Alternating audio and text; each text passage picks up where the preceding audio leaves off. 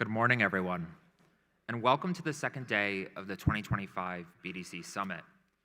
And I'd like to say a very special welcome to our live stream viewers who are joining us for the final day of our summit celebrations. Yesterday, we were privileged to see so many innovative projects, and today is the day that it all comes to a head.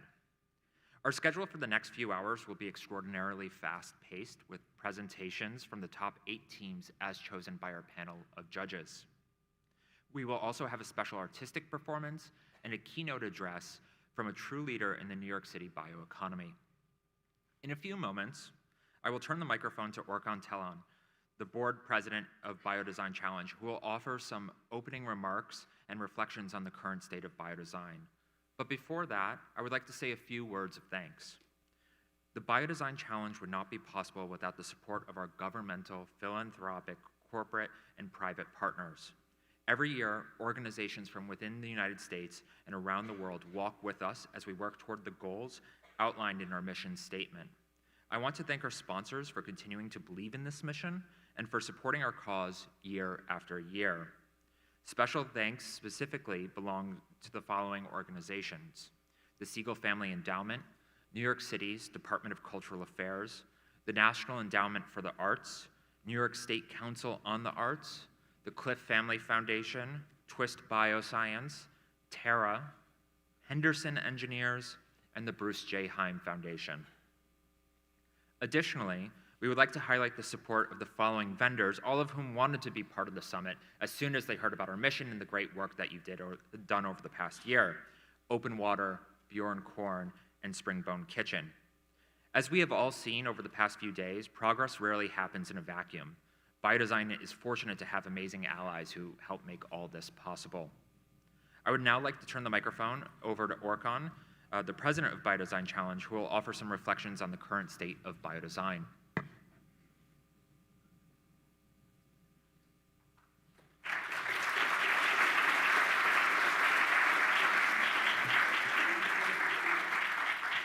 Thank you very much. Welcome to the second day of Biodesign Challenge.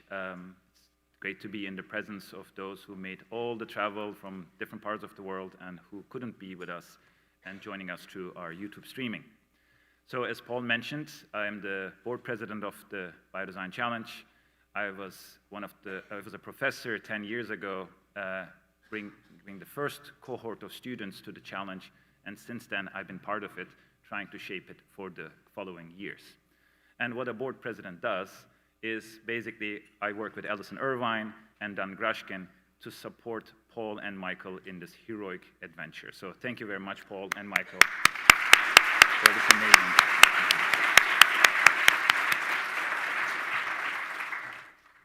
So Biodesign Challenge is not an easy concept.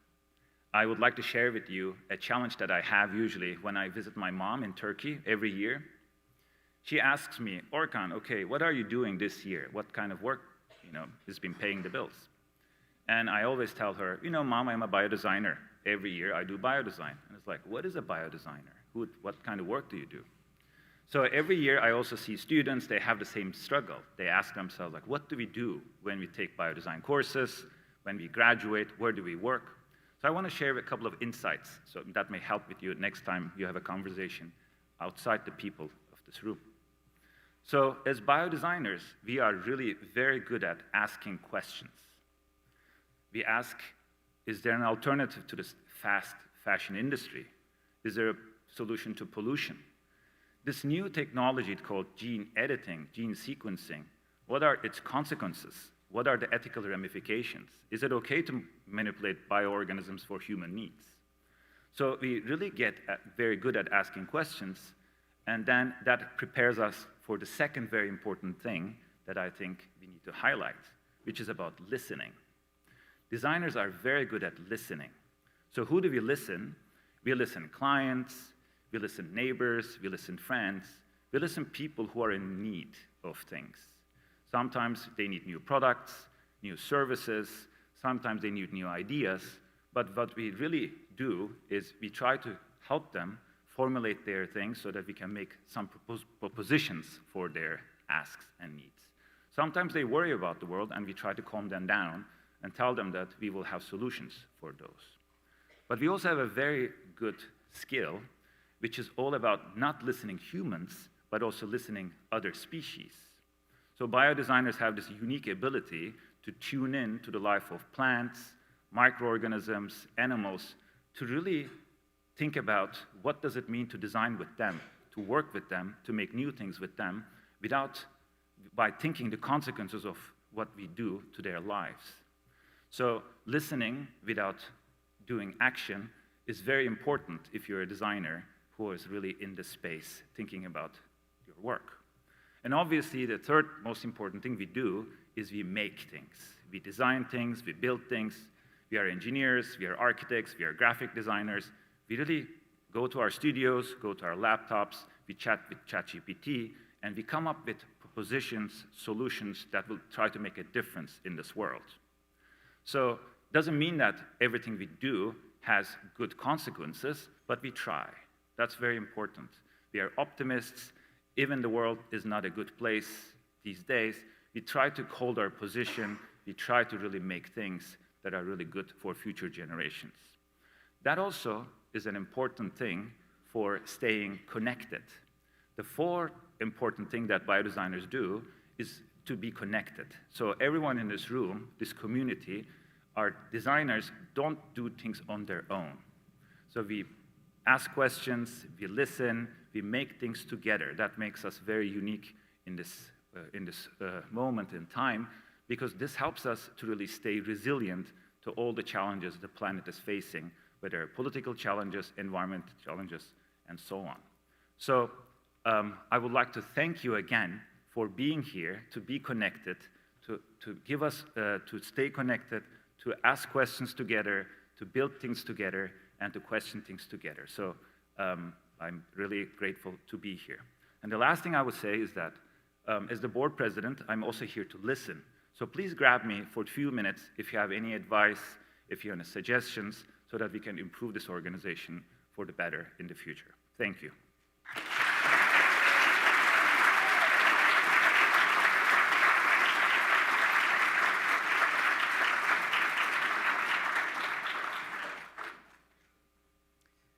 Thank you, Orkan, for all of the hard work that you, Allison, and Dan do for us, and the guidance that you provide to Paul and I. It's really essential, and having those perspectives that have been part of BDC, and really the reason BDC is even here is so key for us. So we really appreciate you all. So we'd like to take a moment right now to thank our mentors, the artists, designers, scientists, and so many more who took time out of their schedules to visit the classrooms during the semester and to help students realize their projects. This year, we had over 30 mentors working in BDC classrooms around the world, many of whom accepted our invitations without hesitation.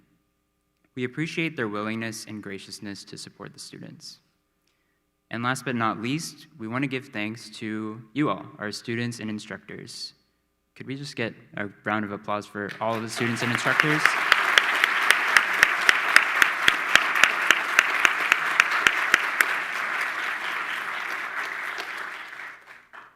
This is a major milestone for BDC, which after 10 years continues to be a beacon of inspiration for so many of us around the world, thanks to all of you who participated. And I think as we saw last night at the gallery exhibition, it truly takes a Biodesign global village.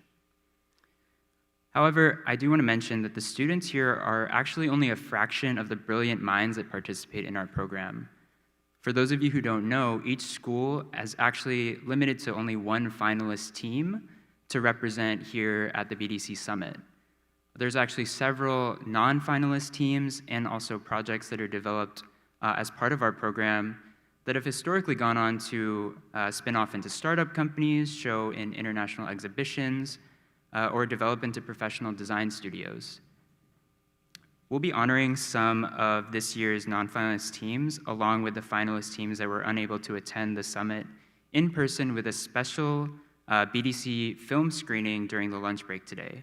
So feel free to step back into the theater and catch some of their videos.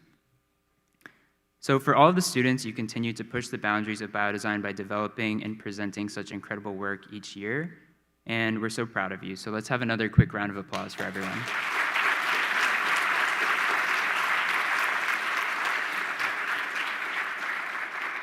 So let's get to what everyone's waiting for now, the announcement of the top 8 teams.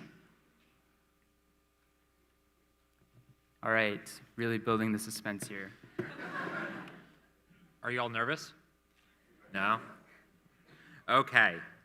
Michael? All right, let's kick it off with number 1, Parsons School of Design, EcoSkin.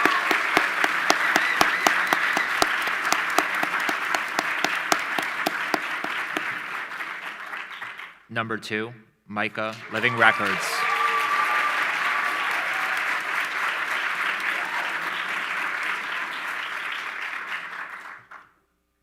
Three, we have UPenn with Bagas Series.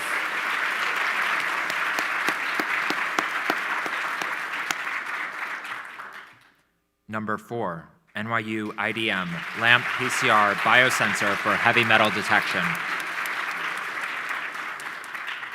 All right, number 5, we have CCA Architecture, UC San Francisco, Maldives National University, sure thing. Number 6, Zurich Chronozem.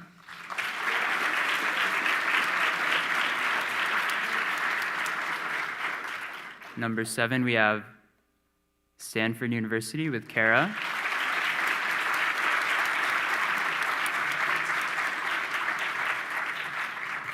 And finally, number 8, Northeastern University, Squid Kids.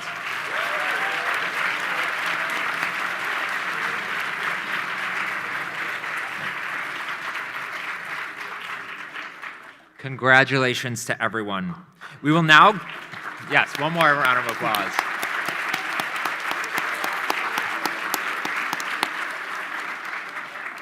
Okay, so we're now going to grant you some time to calm your nerves before the final presentations.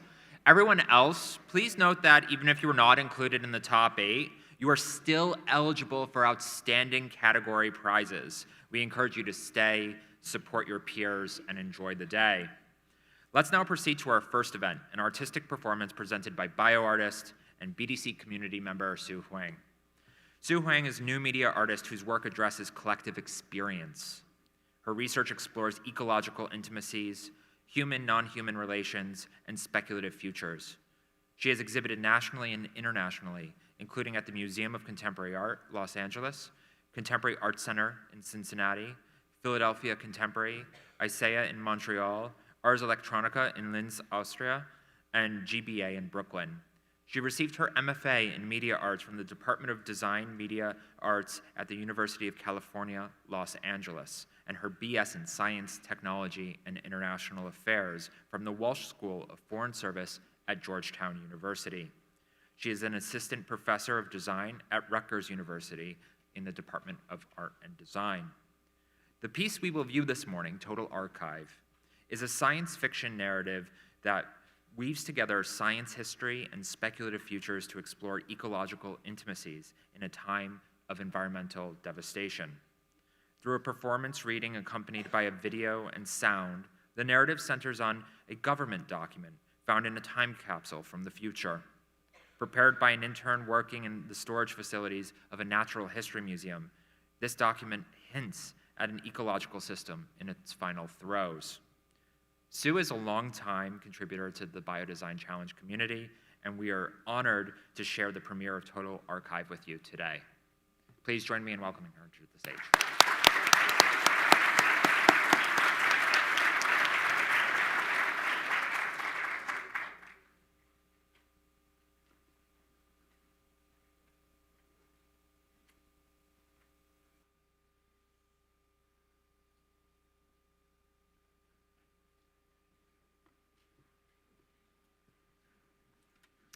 What an incredible performance. Thank you, Sue, so much. We're really honored that you've chosen to debut such a special work at our event today. So now we're going to move into our student presentations. So just as a quick reminder to the students who will be presenting, as well as to our audience and those of you who may be watching the live stream, student presentations will be 10 minutes. We'll give you cues. Paul and I will be in the front row for 5 minutes, 2 minutes, and 1 minute left until you've hit that 10-minute mark. Each team will have 5 minutes for Q&A with the judges, unless they use less time than the 10-minute allotment, then they'll have additional Q&A time with the judges. This time you'll be in front of the entire judging panel, so the judges that were in the other rooms will be here as well. They can also ask you questions. So that's exciting, lots more perspectives. And let's just go ahead and get into our presentations. We're going to kick it off with our first presentation of the day, which is Parsons School of Design, EcoSkin.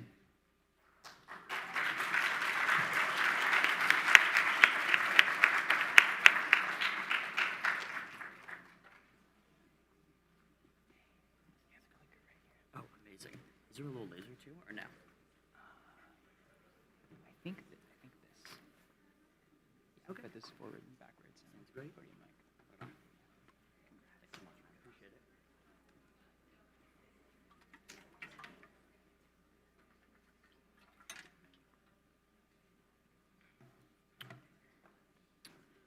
Real quick, you said the green one moves it forward? The big button? Okay, great. Just let me know when. Hi, everyone. Thank you so much for coming to this year's Biodesign Summit. That was a wonderful art exhibition, and I will try my best to follow it. My name is Jonah Goodman, and I am honored to present EcoSkin, the next evolution in wound care. Now, before I get into the science and the design of EcoSkin, I want to start with the why. Why did I decide to spend so much time working on the wound care space? And it's not because 50 million Americans are affected by chronic wounds, or the ways in which the chronic wounds are treated are a bit antiquated, but it's really that the entire medical system needs a bit of a reboot. And I suffer from ulcerative colitis, so I'm a firsthand witness at the lack of innovation happening with wound care in the medical industry altogether. But it also doesn't make sense that in medical space, 90% of the single-use medical products are single-use. Not only that, but 65% of the bandages that we use to treat chronic wounds contain synthetic chemicals, or PFAS, forever chemicals. And chronic wounds are on a rise, and this is primarily due to an aging population, rise in chronic illness, and as such, antibiotic-resistant bacteria is on a rise. And that might not seem like it's scary or something that's going to affect you and me, but treatments are harder to come by, and infections that were once easy to treat will require more aggressive forms of antibiotics. And in particular, Pseudomonas, E. coli, and Staphylococcus are bacteria prone for antibiotic resistance. And I'll reference those a little later in the presentation. But even more staggering, in 164 years, the sterile gauze still remains the gold standard for wound healing. And it made no sense to me with all the advents in penicillin and cancer treatment, why with wound care are we still using the sterile gauze? And like I said, this project means a lot to me. I have ulcerative colitis, and at the age of 17, I got my diagnosis. And I also developed a blood clot in my left leg as a result of it.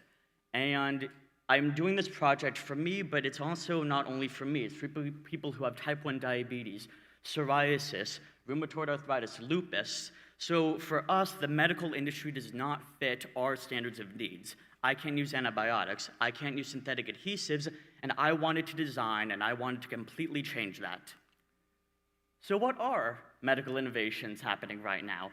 So acetic acid, also known as vinegar, is used in the wound healing space as a natural antiseptic, and they found that at a concentration of 1%, it's efficacious at killing most bacteria, particularly Pseudomonas, a particularly nasty bacteria known for antibiotic resistance. Additionally, Manuka honey has been used for thousands of years. Honey in general is a great antibiotic, but Manuka honey in particular, due to the sugar crystal formation, is really amazing, has really amazing antibacterial properties. And it also, in chronic wounds, aids in autolytic debridement, which is essentially the removal of dead tissue and makes way for the healthy tissue. And bacteriocellulose, also known as kombucha scobies, are used in the burns care space, and they're good because they're breathable, they're cheap to produce, they have high water uptake capabilities, meaning they absorb anything extracted from the wound site, and they have high mechanical strength, and you don't need to keep changing these dressings over and over. So what does this all mean? Why did I just tell you about these three things? Well, when we look at the process at which bacteriocellulose is produced, it's really simple. you take a carbon source, you inoculate it with the lactobacillus bacteria and Acinetobacter, and then you produce this cellulose sheet right here. But my hypothesis was, what if we replaced that carbon source with a medical-grade Manuka honey, and then we fermented it to an acetic acid concentration of 1%, or essentially a pH of roughly 3.5 to 4. This is the foundation of my research, and it became clear that a multimodal treatment of chronic wounds needs to be the norm in the future.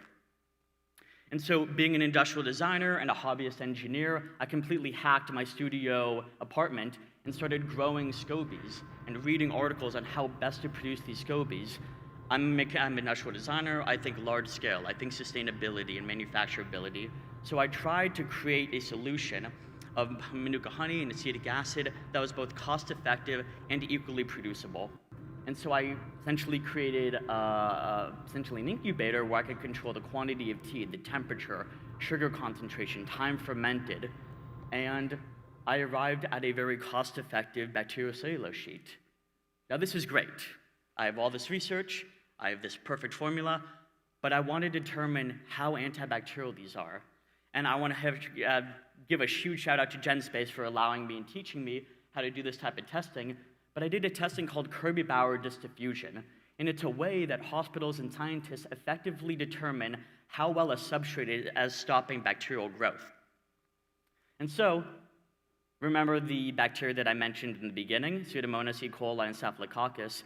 I tested it with these bacteria, because not only are these bacteria commonly found in chronic wound sites, but they're also known for antibiotic resistance. And so the first round of testing were staggering. Not only did my SCOBY show clear zones of inhibition, but in another round of testing that I did where I compared it against Neosporin, hydrocolloid, sterile gauze, wound dressings commonly found over the market, my Band-Aids and EcoSkin showed superior antibacterial properties in zones of inhibition compared to Staphylococcus, E. coli, and Pseudomonas, which I think is pretty amazing. With a little bit of fermentation and a little bit of science and a little bit of design, you could achieve antibiotics that are as powerful as over-the-counter ones, which I think is pretty cool. And of course, Manuka honey is expensive, and I also want to determine what aspect of EcoSkin is aiding in this this antibacterial property. Is it the Manuka honey? Is it the acetic acid? Is it the bacteriocellulose? So I'm doing another series of testing where I sterilize the SCOBY using sodium hydroxide, and then I soak them in varying concentrations of acetic acid and Manuka honey to really determine what is aiding in the superior antibacterial properties. Not only that, but I'm also doing another round of study where I'm using raw honey and cane sugar, because if I could determine that the antibacterial properties aren't coming from Manuka honey, but rather from the fermentation process, that would greatly reduce the cost altogether. And in my perfect vision, I'm also doing another round of studies where I determine how well these scobies are for chronic burns, essentially, as a second skin. Also studying the surface morphology of EcoSkin. I want to give a shout out to my brother who broke me into the Museum of Natural History. He's a researcher there, he didn't break me in. And he allowed me to take SCM images of EcoSkin, where I could actually determine what is the bacteria aiding in this antibacterial properties, and can we replicate it for a cost-effective manufacturing operation. And I also patented this, and I'm currently under the production of getting a non-provisional secured. Now, this is amazing. It works. Great. But so what? You know, I think biodesign's amazing, but as an industrial designer, I wanted to make a product. I wanted to make something that somebody could use, that this could be a replacement for Band-Aid one day or wound healing altogether. So I started designing what are the comforts need? What is skin adhesion, shelf stability, size and shape? What would a product such as EcoSkin eventually look like? Well, I started testing with friends and family and essentially determining what is the optimal way of dehydrating them. Essentially, EcoSkin is fairly sticky, so it has a natural adhesive. And I've actually found that if you dehydrate it at a certain temperature that doesn't kill the bacteria for 12 to 16 hours, you create a very tacky, pliable Band-Aid that doesn't need adhesives. Not only that, but I hate that the way that Band-Aids are packaged. You can never find the tabs. I end up ripping the Band-Aid in half. So I wanted to create the actual the packaging to be super simple. And because I have ulcerative colitis and I have a lot of work with fermentation, a natural solution was to vacuum seal them, to remove the oxygen, to halt the fermentation process. But not only that, there's something really poetic about the transparent nature of vacuum sealed bags. You could see the contents within the bag. And because EcoSkin is a semi-transparent Band-Aid itself, more than that, I'm being very honest in what the ingredients are. And so I decided on vacuum bags, but I was annoyed that it was still single-use plastic. So I moved to a biodegradable PLA resin for these bags. You can actually see some trial and error right there. And then the shape. I wanted a shape that was simple, that was familiar, something that's not too wild. And so I determined a small, a medium, and large shape. And without further ado, I want to reintroduce EcoSkin, the next generation of wound healing. And you could actually see some use cases here. Here's the EcoSkin strip for fingers and toes, the EcoSkin patch for general wound care that's 2 by 2 inches, and then also EcoSkin wrap. And yes, I did test it on very hairy legs, so it works very well. And so you could actually, I'm going to end this with a user sequence, but at the same time you see how EcoSkin is being unwrapped, I want to talk about the bigger picture of EcoSkin.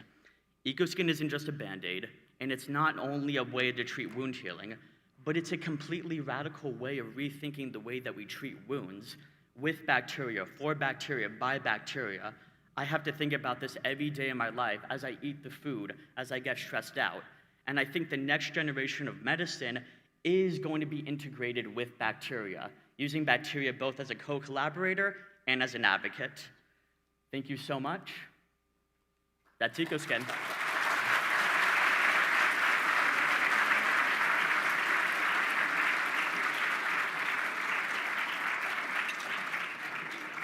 Hello. Check.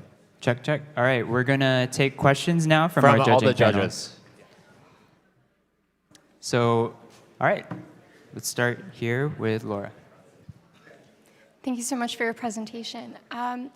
You mentioned diseases like ulcerative colitis, which are internal to the body. So do you see EcoSkin as being an external Band-Aid or also having possibilities for internal wound recovery? And secondly, you talked about antimicrobial properties, but a lot of the research that we've seen shows that there are certain species of microbes that create balance in the body. So how would you selectively choose which microbes to get rid of when using a substance like So that's a really great question, and that's actually the inspiration behind EcoSkin. I was thinking, if kombucha is so good for your microbiome, what about the SCOBY? Could the SCOBY be also good for your epidermal microbiome? And the bacteria that I'm mainly using is acetic acid bacteria, and that's the main bacteria that I'm targeting for wound healing on the surface of the skin. And they've actually found studies that acetic acid bacteria do help with chronic wounds and actually diffusing the skin healthier. It creates fibroblast cells. So for the epidural nature of the skin, it's really good. As far as the internal microbiome, more testing needs to be done to conclusively say that EcoSkin, or maybe a subsidiary of EcoSkin, could be beneficial for the human microbiome.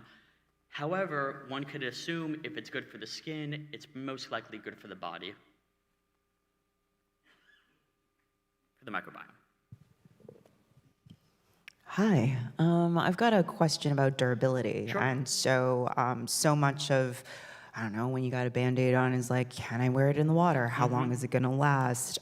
What is the friction? Like, you know, I'm super active. I'm riding my bike all the time. I'm like taking your clothes off, whatever. Like, so how long do these last? And so do you see this as a component of like a Band-Aid?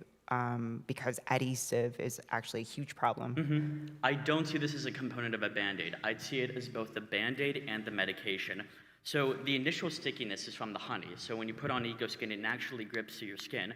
And I think a couple of people got to actually try out and they could attest it's fairly sticky. But the prolonged adhesive nature actually comes from the cellulose structure. It's a super absorbent material. It could actually absorb up to 700 times its weight in water. So as your skin starts to sweat, it'll actually naturally seep into the wound, essentially into the Band-Aid, creating a moist wound environment and also gripping it to your skin. And further testing needs to be done to conclusively say this could be worn for this amount of time or that amount of time, but I've worn these for up to 48 hours. And another question you had is, how does it do with water? Like I said, cellulose is a very absorbent material, so it'll puff up as water gets absorbed into it. But if you wash your hands or take a shower, you just take a paper towel, you blot it, and then you're good to go. You don't need to keep changing this over and over again. It's kind of like a long-term Band-Aid solution. Hopefully that answered. Sorry, it's just like I was trying to understand it in the context of you talking about it being chronic wounds. And so just I have some friends and family who experience that, and like a huge problem is that having chronic wounds, waiting for a long time, you know, it's like changing the Band-Aid is usually like the pain point. And additionally, EcoSkin, because it's not using a synthetic adhesive, so it naturally peels off your skin. So it's new skin tissue that's growing on your skin won't get pulled off in the process.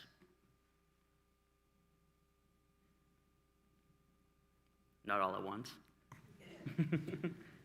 Thank you for your presentation. I was wondering, in terms of other organisms that might be growing on this material. Certainly, you're walking around and getting exposed to environmental organisms. Have you done any testing on that? No, but that's a great question. There are other organisms that live in kombucha, mainly Lactobacillus, Acinetobacter, the bacteria responsible for the cellulose production. I want to get to a point that when these are available for both consumer and hospital needs, that I target the specific bacteria responsible for the antibacterial properties, because I don't need the rest of the bacteria in the kombucha solution if I determine this bacteria is responsible for the properties. So more testing and more conclusive evidence needs to be done.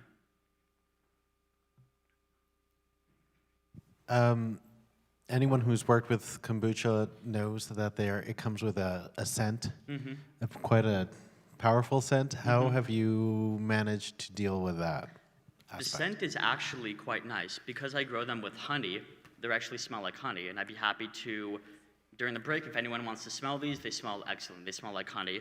And it also has a little bit of like an earthy smell to it. But I've gotten it so that during the fermentation process, essentially based on the amount of oxygen I allow in, you could actually reduce the amount of odor that the bacteria produce. But great question, thank you. All right, I think that's all the time we have for questions, but thank you so much to EcoSkin.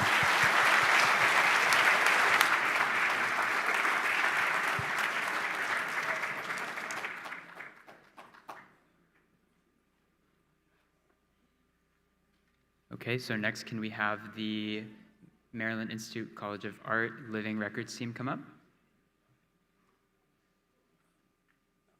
We have a clicker, forward, back, laser. Wait, Sophia's typically do this.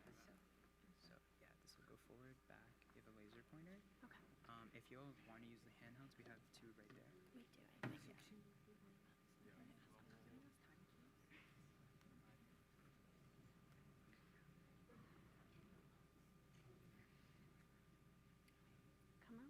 just trying to do too many things at once.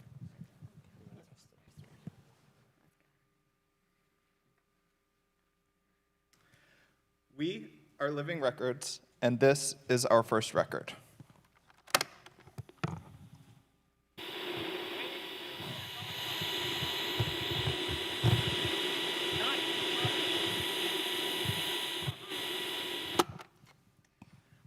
A line from JFK's famous Rice University speech that we have recorded on magnetic bacterial cellulose, a phrase that echoes in our memories even more than in the many recordings of it. The speech was about how getting to the moon was a marker of human progress and technological advancement, which can be considered as a developed understanding of more than human worlds. In 1969, the first human stepped off of Earth. It was a culmination, a marker of technological advancement and humanity's linear and vertical progress. This marker of progress got us thinking, what does it mean to hold information and to preserve that progress, that history? How can we reinterpret old technology to help make data storage more tangible? We started our investigation with one record, the one that you just heard. The tape in the cassette is bacterial cellulose that we have given hard magnetic properties, meaning it can retain its magnetism in the absence of an applied magnetic field. This is essential for encoding data that can be read back. We achieved this by treating a very thin layer of cellulose with a 2% glycerol solution, which makes the cellulose pliable and durable while also adhering Fe3O4 iron oxide particles when they are applied subsequently. Then the tape is dried, cut into strips, and wound into a cassette capable of holding memories. Like the recording of JFK, our first record. And now that we hold the inspiration that pushed us to reach for the moon, what is the technology that sent us there? We got to the moon through core rope memory circuits. Core rope memory is a read-only memory, or ROM, used in early computers composed of woven wires and magnetic core rings to create ones and zeros. This binary is read via a sensor wire woven through the matrix of cores. Sending enough current through flips the polarities of the core, inducing a pulse of voltage that can be recorded as a 1. The writing of each core can be done by sending currents through selectively, and each core represents 1 bit of data. The core rope memory is the precursor of memory storage systems we are so familiar with today, such as the microchips in your phones that store trillions of bits in your pockets. The first core rope memory circuit was created at MIT Lincoln Laboratory and woven by Hilda G. Carpenter. She was an African-American lab assistant and technician responsible for assembling the intricate frames. However, her name and face were rarely ever featured in publications of this breakthrough.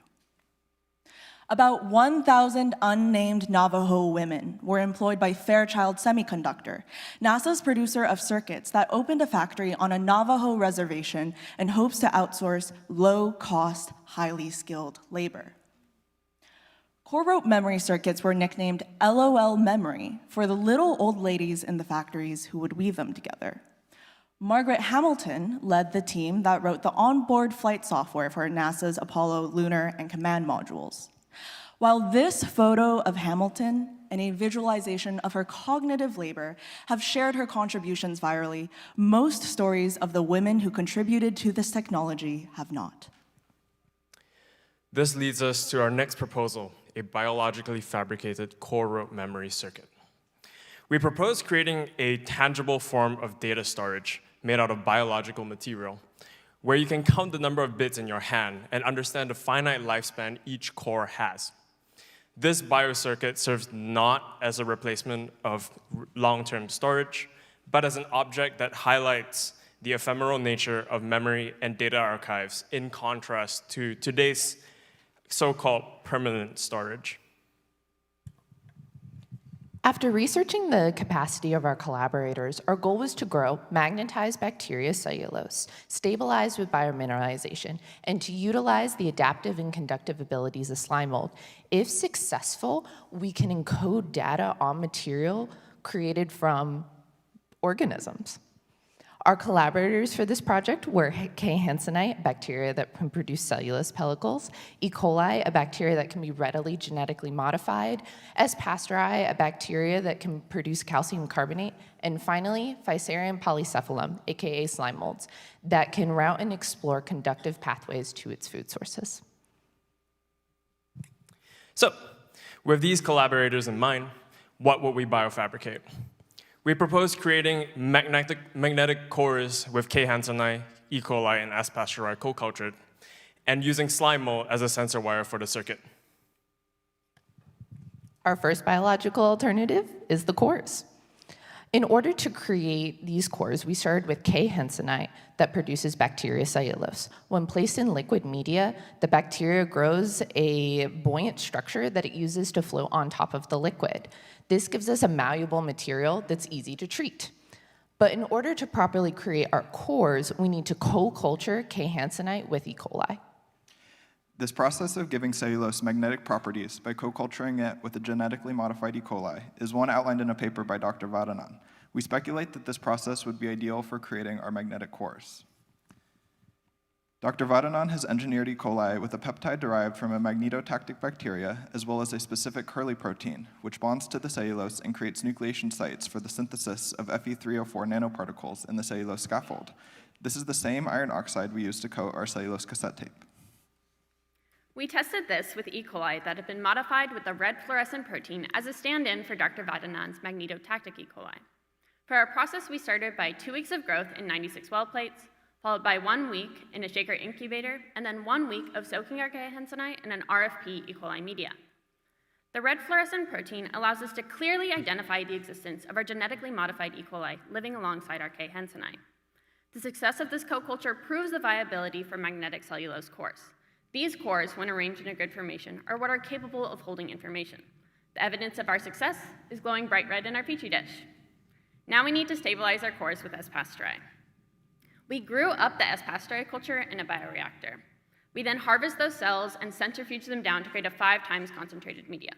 We soak our pellicle in this media to thoroughly inoculate it. We'll then change this media to a mineralization fluid.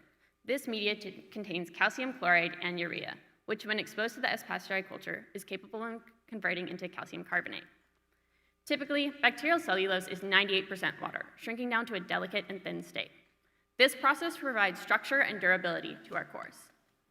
To read these cores, we call upon the wiring capabilities of our Physarum friends. Following Dr. Adamatsky's paper, we were able to route a circuit using slime mold, proving the conductivity of its plasmodial tubes. Recognizing its smart path-drawing properties between chemoattractants, we placed valerian root powder in each of these cores, which the slime mold would then travel through. In our circuit, the slime mold acts as our sensor wire, reading the information of each bit. Creating a biocircuit allows us to understand the transience of memory and what effort it takes to maintain information as we move throughout history, not only allowing us to understand the labor that goes into data storage, but also attempting to protect information that's actively being erased. In our research of the Apollo 11 core rope memory that took humanity to the moon, we were shaken by the recent erasure of information around Artemis, the mission that will mark our return to the rock we see every night. Above is a screenshot from NASA's official website statement of the Artemis mission, taken on March 14th of this year, just a day before it was changed to what's below, the statement everyone can view today online. We speculate writing this biocore as a record unreadable by AI, technology currently being used for erasure, to embody the transience of memory and data storage, as well as the necessity of storytelling as means of preservation. So what information do we choose to dedicate time and effort to? Paying homage to the historically hidden efforts which got us here, we speculate in coding the stories of Artemis and this circuit's predecessors. After all, our legend is our legacy. Everyone here in the audience today is also an active record. Engaging with this project that asks us how we choose to hold the irreplaceable contributions of those often unwritten in our histories. We do not have to travel to the moon to mark progress when we can commit more curiosity and care for the human and more than human universes already on our planet. Today, like how we choose to go to the moon, we choose to record lost legacies. Not because it is easy, but because it is hard.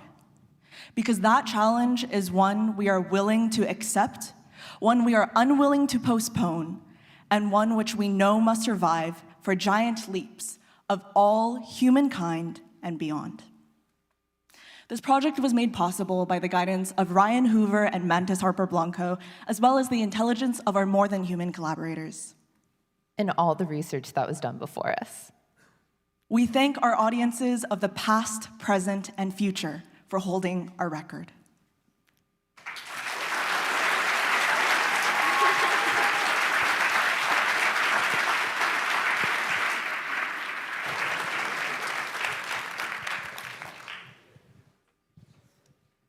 All right, we'll now take judge questions.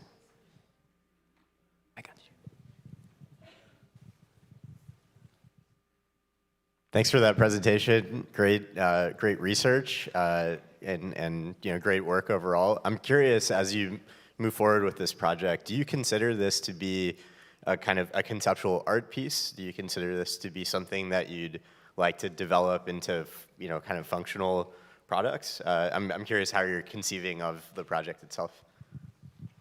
Thank you so much. Oh, is it okay? Thank you so much for that question. This is a speculative design art piece, and in terms of what the future of this project looks like, I think that really exists in our conversations. I think that the Biodesign Challenge as this incubator space where we are constantly working with so many collaborators, we use this language decisively because we want to recognize the contributions of these organisms, try to understand them, be curious, care about them. And we share this with everyone in the audience in the BDC today, anyone who might be watching the live stream, these audiences, so we can recognize the labor not only of the histories that we are referencing, the conversations that we are actively engaging with today in terms of erasure and this contemporary subject, and pose these questions to the audience to think about how are we recognizing labor or not. And just to add to that, I think our project is also very much a tool for understanding. So not necessarily a project or a product, but we would hope to develop it to try to find even more gaps in knowledge and where can we fill those. So it's really a tool for understanding as well.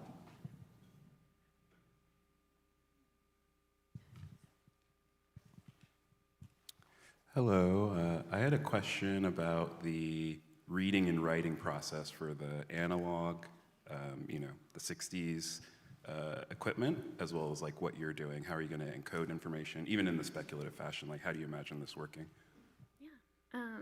The way that core rope memory circuits are sort of coded, they use an X and Y axis of wires to send 50% currents into one specific core at a time. And you code that with a 1 or 0 or a north or south polarity. And so that's how you write the cores. Our sensor wire or our slime mold wire is what is used to read. And so you send like a pulse of electricity through that wire. And when you notice that there's a flip, you can tell if it was previously a 1 or a 0. And so that's sort of our method of reading and writing.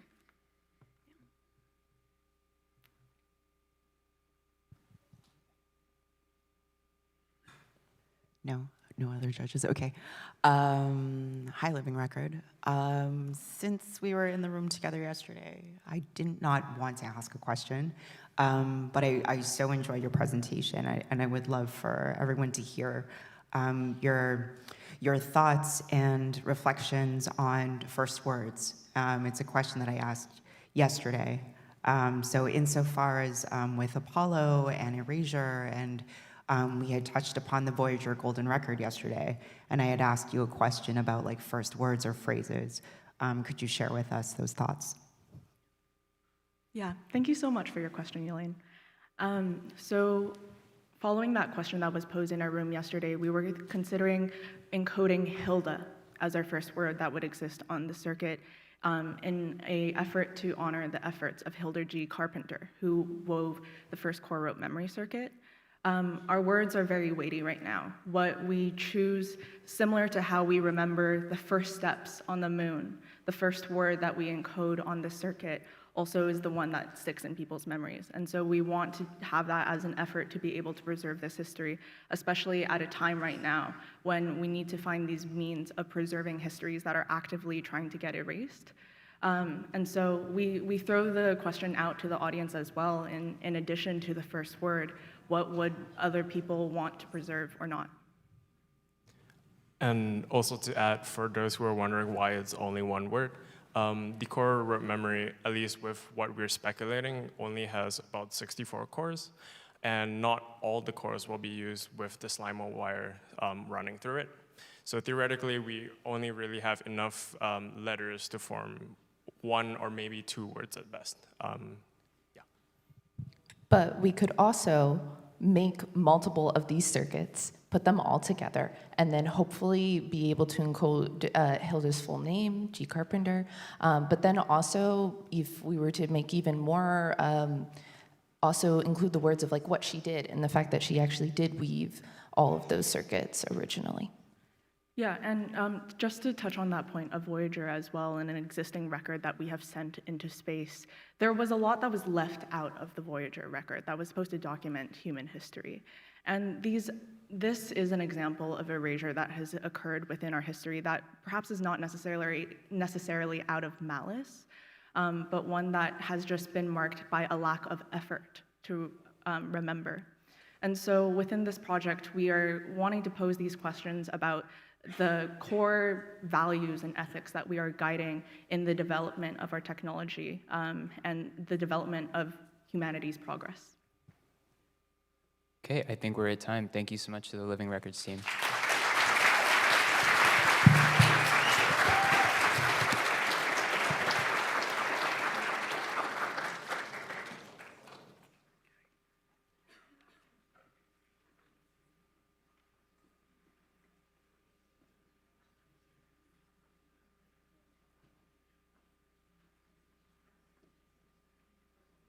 Okay, next, can we have the University of Pennsylvania Bagasse series come up to the stage?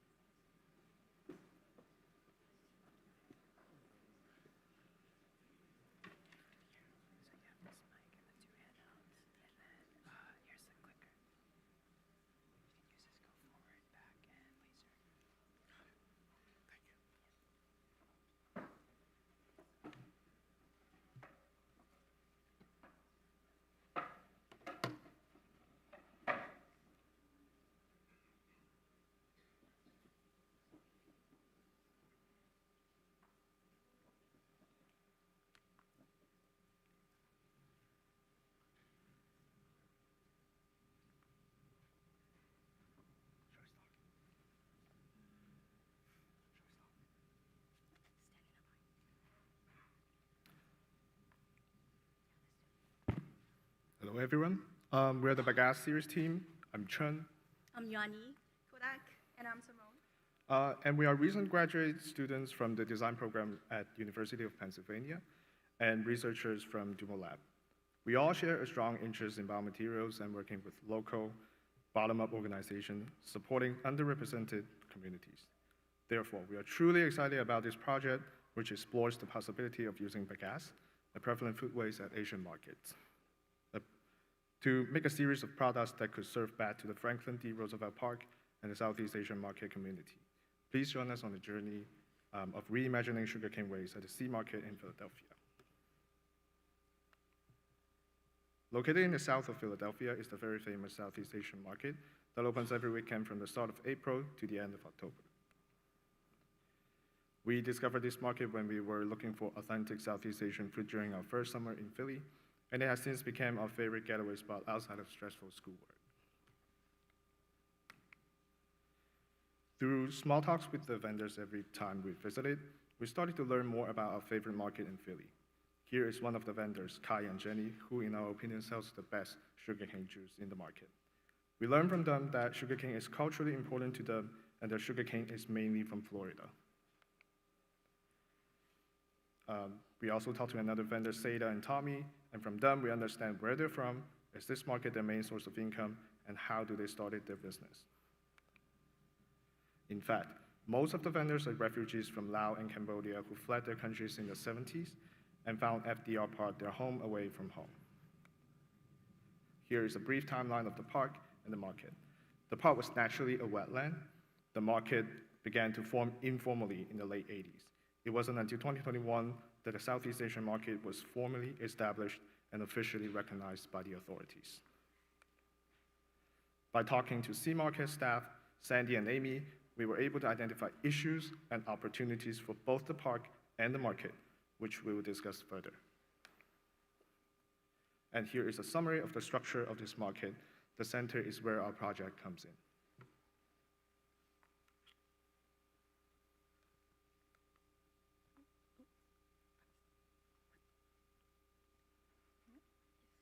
The first issue we noticed at the park is that the certain part of the market floods during rainy season, and the vendor would lay out bagasse to absorb wetness on the ground. We learned from Gina, the coordinator, that though it was a smart idea, it takes a long time for the vendors to clean up every weekend. Second, we learned that the compost system at the park is overwhelmed, and most bagasse goes into the trash instead of the compost. Third, there is a lack of seating at the park, and although permanent seating is not allowed, temporary and portable seatings are welcome and needed. And so that leads to our next part of the project. So with all these inspirations, we start to explore more with bagasse. We first studied the lifespan of the sugarcane in the FDR market, and the vendors sourced their sugarcane from Florida. They peel off the green skin on site and squeeze them with juicer to produce juice. The waste is called bagasse and contains core in the middle and the long fibers around it. We explored this bagasse through 4 different ways according to their properties, which results in our series of bagasse products. First of all, bagasse mat is an upgraded system to the vendor's breading method to prevent muddiness. The resulting product can be made within 5 minutes with open weaving techniques and rolled up very quickly to help with the cleanup process, which is the responsibility of the vendors association. And we brought it back to the market to test its strengths and the performance. Our second product is bagasse paper. The shape and the property of the sugarcane reminds us of the bamboo, a traditional material for paper making in ancient China. And we tried to repeat the paper making process to our bagasse, and the result was quite successful. The bagasse paper is good for writing, printing, and paper folding. We also brought another airplane here today. Let's see who can catch it. Oh.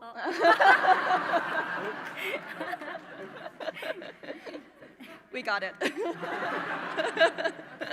it doesn't want to make to the audience. And we also brought it back to the market. Tommy and Seda were very surprised to see what their sugarcane can do. Also, bagasse ink, as a byproduct of the paper making process, was a surprising outcome. Gina loves this product a lot. Because she's a huge fan of calligraphy, she also brought some samples back home to test it out. To resolve the seating issue, we created 2 prototypes of the seating. The first one is a bagasse cushion, which we can use a quick stuffing method using dry bagasse and using the bagasse to lay it out and sew it into 2 layers of burlap. The whistle is a simple yet functional piece that people can stack and use quickly at the park. The second is the bagasse seat, a more durable design with a modular system inspired by an intricate Southeast Asian tile patterns. And the first pop-up installation, we brought it back to the market for feedback and showcase what we can actually do with the waste that they see every day at the market and turn into a functional piece of furnishing. Lastly, the bagasse board is using the same formula as the bagasse seed, but be made into advertisement board for the vendors and the market itself. It can be customized and engraved for specific use.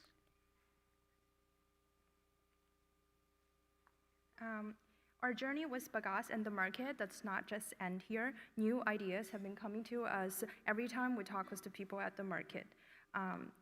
These 2 products, the bagasse arch and the bagasse stand, can make use of existing methods to treat bagasse to turn them into desired products at the park. The process of being inspired through site visits, interviewing people, exploring the design in lab, and returning with products to get feedback has been so important to our project that we have been continuing the circular timeline till now and into the future. From our latest feedback at the market, we imagine several outlooking steps with our existing bagasse products. Our second pop-up stand is going to be about paper making, where we want to invite visitors and vendors to come experience making paper out of fresh bagasse on site in the market. We also imagine that the bagasse board being turned into the vendor's wall, where each board represents 1 vending stand. The vendors can install their board on the wall at the beginning of the day so that visitors know who is open today, and the wall starts to serve as a legend and map to visitors. We plan on making more bagasse cushions with the market logo so that visitors can borrow them from the manager's stand and sit on the grass to enjoy delicious food and drinks. As for bagasse mat, they will be shared with vendors on rainy days to be deployed in front of each stand to help with the slippery problem and cleanup problem. Here is a final scene where we imagine all of our bagasse products brought back to and being used at the market. The wonderful result of this project is not just through us, but through the whole market community in deep collaboration. As there are food markets and underrepresented communities around the world, we imagine this highly collaborative biodesign process to be decentralized and be replicated in its unique way, serving as an alternative possibility to how researchers around the world can work with biodesign. Our project not only reimagines local waste materials to create a more sustainable future, but also celebrates the livelihood of migrants and refugees where they call America home. Thank you, and please come sit with us in our Bagasse living room where we can have a conversation about this project.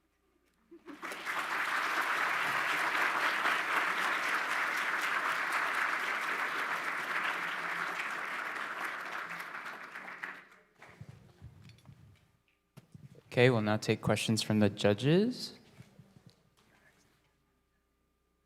Hi, thanks so much for the presentation. I think it's really beautiful how you've integrated a biodesign process in a really in a community that you're so integrated with, and it's really beautiful to see those types of representations.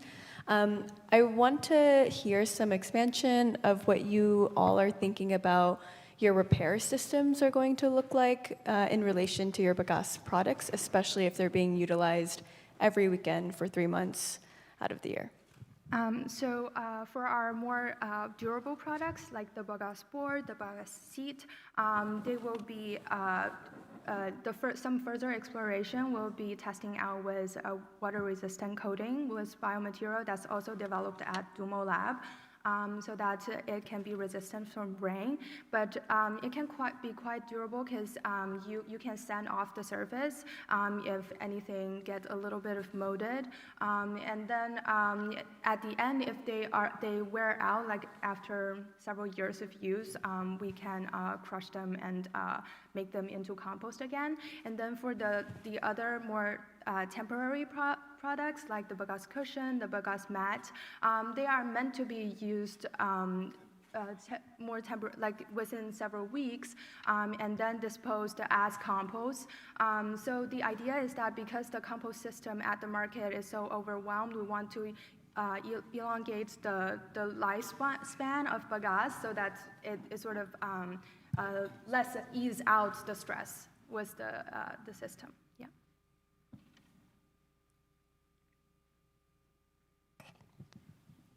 Hello. Congratulations on a fabulous, I always love a garbage to gold product, or not product, but project. But I'm wondering how you're envisioning, you speak of collaboration. I love this project. That's why I'm asking this question. There's a lot of work involved here where I'm not really clear on when you graduate and go on with your lives, who's doing that labor for this to scale, and scale's a corporate word, for it to expand and affect more people and help more people. Yeah, so we are aware of the scaling problem, and that's why we collaborated with a lot of community members having pop-ups. It's not just to showcase our products, but also to teach them how these are to be made. And there's very simple method of creating, and also there's more elaborative methods. So the whole system is to be decentralized and hyper-local focus on this specific market, and maybe another food market that have a different type of waste system. And then they would be able to do similar projects like we did here in the Southeast Asian market in Philadelphia. And also, I feel like although we will be graduated or are graduating, the market is still there and the people are there, so the material will constantly be produced, and they also always have the need to like compose them or recycle them, or let them to, like they have the needs in the park.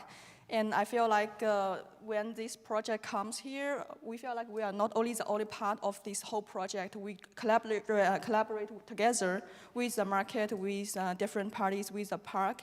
So the project will continue as it is. And also, we're also looking for like a long-term relationship, collaborative relationship between Dumo Lab and the park, so that continuing students coming into Dumo Lab taking Lai's class, interested in biodesign, they also got great food and drinks there. So like each visit is just a vacation.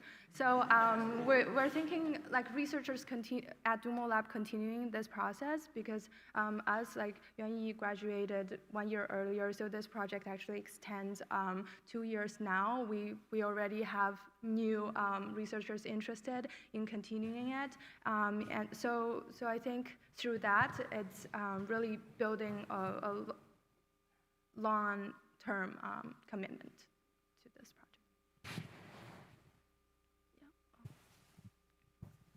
It sounds like the intended route for end of life is for composting. Have you spoken to compost or waste management municipalities about whether they would take your product? Because some of them, for example, only take food waste, right? Yeah, so from the latest feedback that we got from Gina, who is the park coordinator, and she worked with the waste disposal system. So she told us that for the bagasse mat and the bagasse cushions, like the company are totally fine with taking them. And for the more durable products, we will have to test out the compost timeline for that first, and then consult with specialized people. So it won't be turned into to the market, but rather with a collaboration from lab and another institution.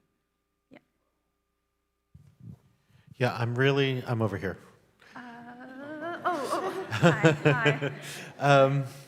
I'm struck by just how hyperlocal this project is, and it sounds like there's a sort of a deep long-term commitment to this particular community and this space. Can you take us maybe a decade into the future? How does this project and this community evolve 10 years hence? I think the market, because they're actually pretty new, newly established, like formally established. Previously, they work like food trucks on the street, but unregistered, so that they get chased away by cops a lot. So they really want to build this community, and the way that they sustain it is that they have the original community, the permanent vendors, who needs to pay $500 for a whole year to be able to secure space, and also pop-up vendors.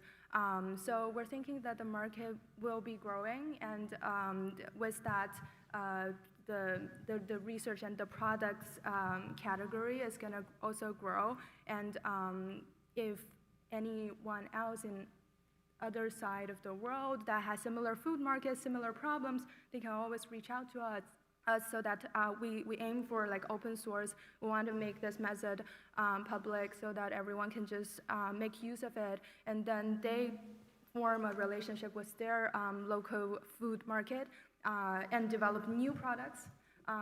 Yeah, so it's looking into the future, we're thinking something like that. And to add on top of that, the market is actually officially part of the FDR Park development plan, which means the park will kind of coexist with the park from now on. And then from what we've heard from Gina is that they are actually planning a space to create a more permanent space for the market, because for now the market only occupies a certain area of the park, and then they only operates from April to October. So I think in the future, like if we think of it optimistically, they will have a permanent space, and then if we continue to develop our products, maybe this permanent space would turn into a bio-design, like a hub or a biodesign. Like everything of it is designed like with biomaterials. All right, I think that's all the time we have for it. Thank you so much to the Bagasse series team.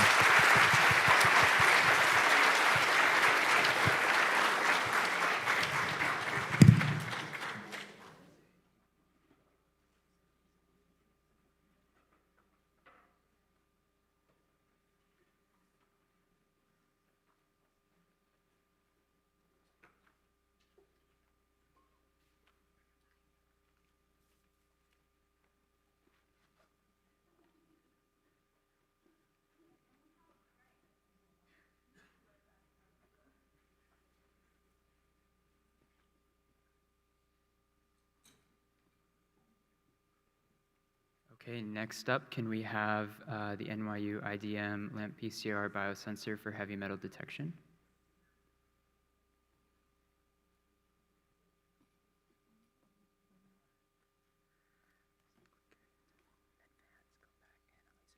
Okay, cool. Hi, my name is Carolina Sulich. I'm representing IDM. I'm a recent graduate, and also I'm a researcher at Dr. Elizabeth Hennaf lab, who was advisor of this project. I would like you to take a moment and just like close your eyes for a second and imagine that you're kneeling down and placing your hand on the earth beneath your knees. Now imagine that that soil could speak. What stories would it tell? I'm standing here because I've learned to listen to the soil that screams. This is Gowanus Canal in Brooklyn, a place where the earth quite literally glows with over 150 years of industrial pollution. What lies beneath the surface is sediment, essentially soil that has been washed into the water and settled at the bottom. In Gowanus, sediment lead levels exceeds 20 times the limits set by Environmental Protection Agency. And it's not just lead. It's mercury, cadmium, arsenic, copper, cobalt, zinc. They all suppress safe threshold for life. Their release in the environment through industrial processes presents a serious and persistent threat due to their impact on humans, animals, and plants. Once introduced into ecosystems, they can accumulate in the food chain, and when absorbed by the human body, tend to concentrate in the brain, liver, and kidneys. Their presence is associated with a range of health effects, including developmental impairments, neurotoxicity, carcinogenesis, and mortality. But here's what blew my mind. The soil at the Gowanus Canal wasn't dead. It was alive with microbial witnesses, bacteria that evolved to survive humanity's worst environmental mistakes. And they were trying to tell us something. They were telling the story about contamination, which is everywhere, yet invisible. The cost of heavy metal contamination from industrial sources worldwide is substantial, potentially exceeding 10% of the global GDP, which in 2023 was $106 trillion. This includes increased healthcare costs, reduced agricultural productivity, and the expenses of the environmental remediation. Here you can see contamination with arsenic around the globe, and 3 billion people, according to Shaji et al., live on the contaminated land. In their synthesis, they also revealed that 107 countries are affected by arsenic contamination in groundwater.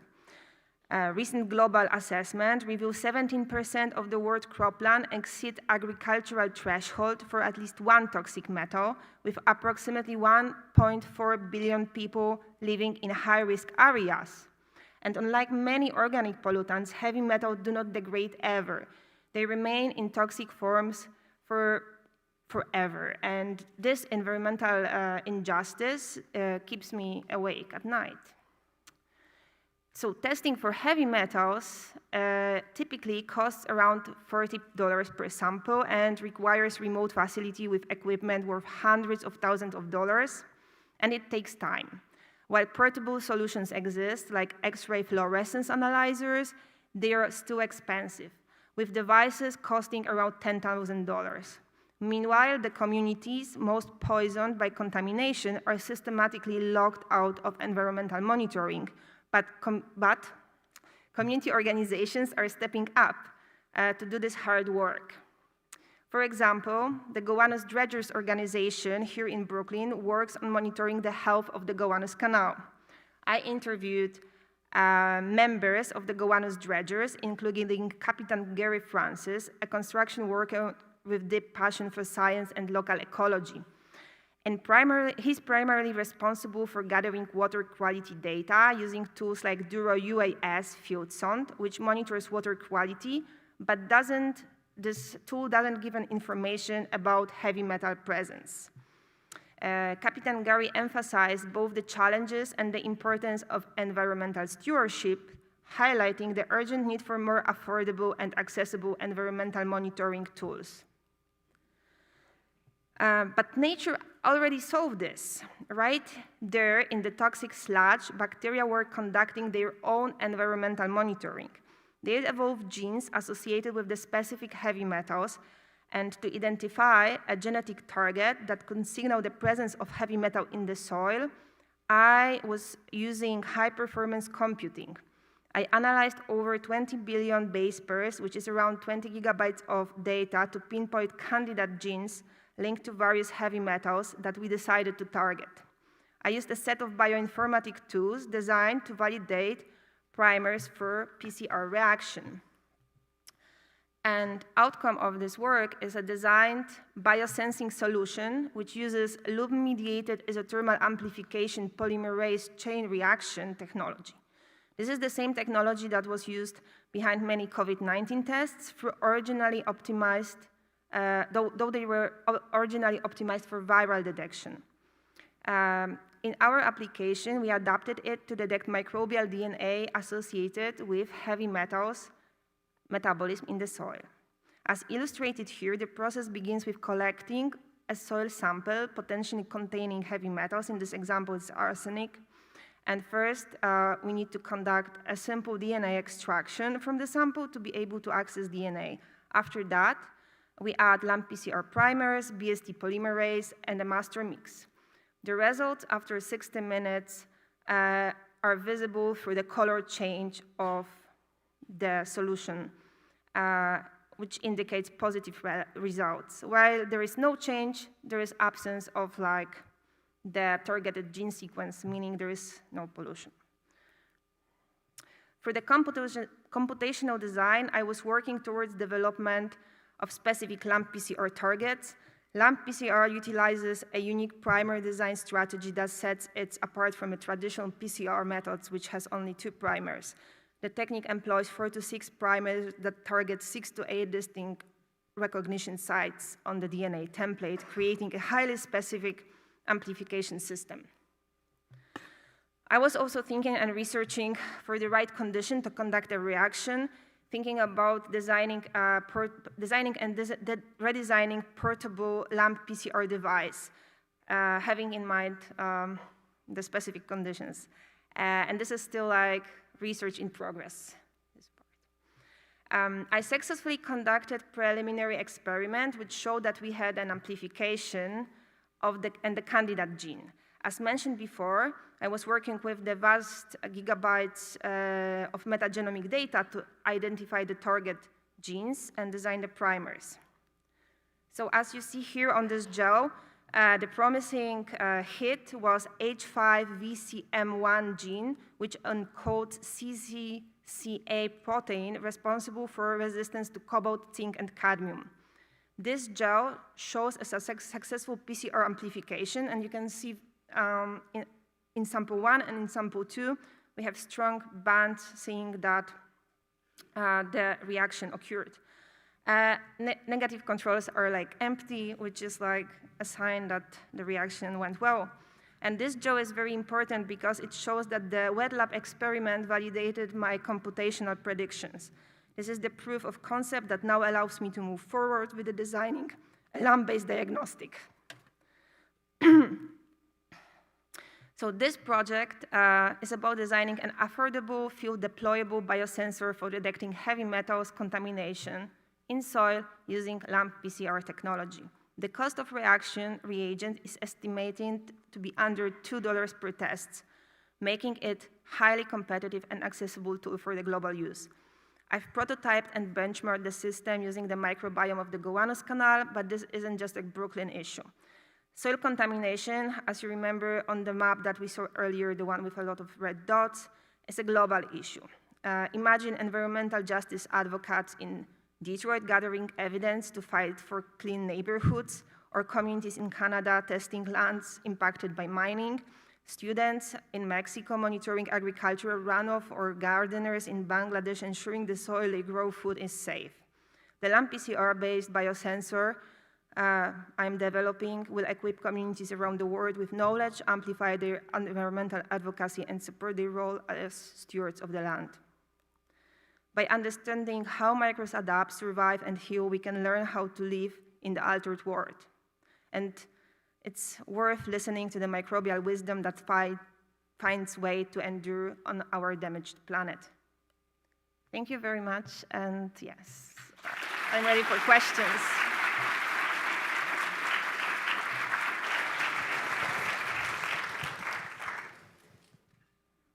Thank you. Great science, great field work. I have a question about your community involvement, because you will ask people to work with soil that's potentially contaminated, arsenic, heavy metals. What are the safety implications? How are you educating those people in terms of being exposed to these heavy metals they might be while they're doing the field testing?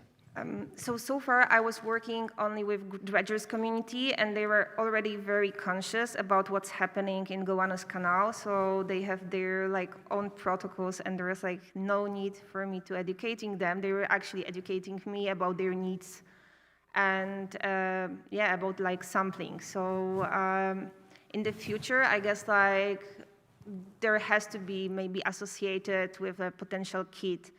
A sort of protocol to clearly state what are the dangers of being exposed to contaminated soil.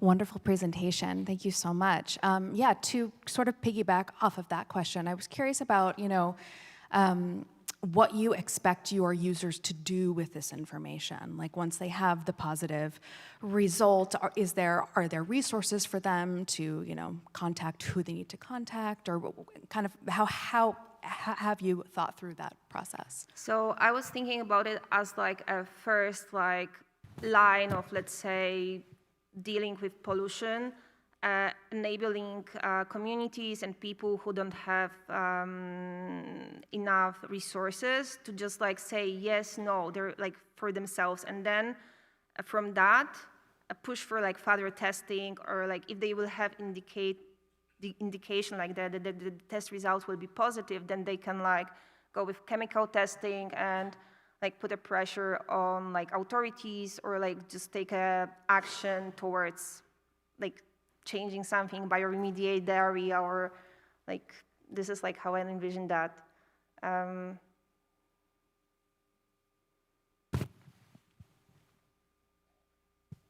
Hi, good morning. Thank you for your presentation. I was wondering if you could talk a little bit about the team and how you think designers might participate in the work, just in terms of thinking about a field kit that others might use, and how it's maybe the samples kind of builds on previous questions, I guess. So how I imagine gathering samples and...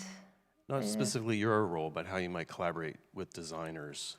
Yeah, I think the role of design here is very important, because the end, let's say, product can take few ways. It can be just something you can assemble yourself, through the DIY protocol that can be accessible online, but it would be great if that would be a very low cost device that you buy, and then you can just buy the tests separately. And for the device, it would be awesome that it will have a small ecological impact, so that it will be sustainable designed. So the materials from it had to be well thought through, and I think one of the challenges here is that it needs to be material that's temperature resistant, so it needs to sustain 65 degrees Celsius for around an hour. And I think in this, having this constraint, designers' input to think about best solution, most optimal solution for being it affordable at the same time functional and sustainable will be very needed. So I would really like to work with a designer on that further.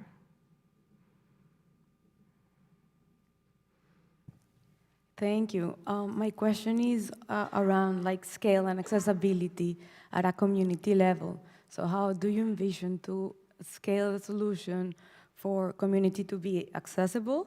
And also, can you deep dive a little bit on the specific conditions that the product has to have? You mentioned climate, weather, it has to be in a specific temperature. How do you envision that to scale? So about scaling, I didn't think about it so deep how far it can scale.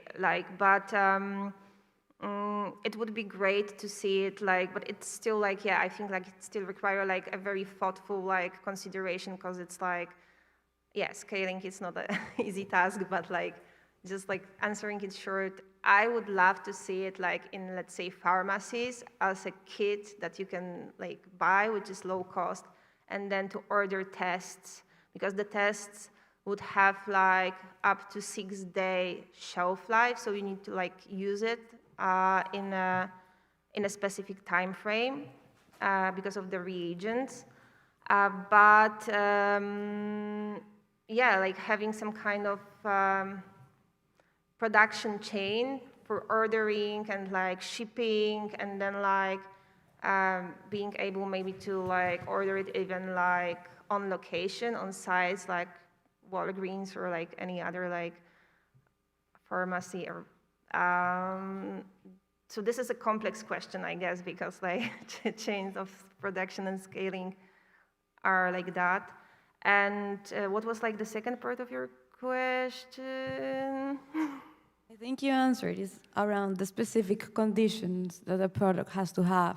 So you mentioned shelf life, temperature. Temperature, yes. The reaction happens over 1 hour in 65 degrees Celsius.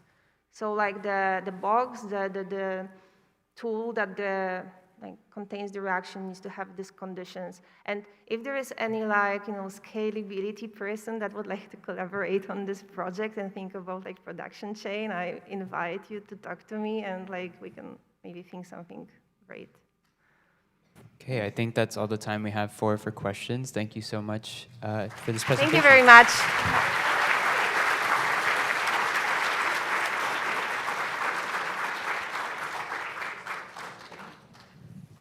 Okay, so now we've moved through the first half of the top 8 teams. Thank you all again to the first 4 presentations for your wonderful work. It was so great to be able to share it with the whole audience. We're going to move into a 10-minute break. Please be back here by 11 for the next 4 presentations.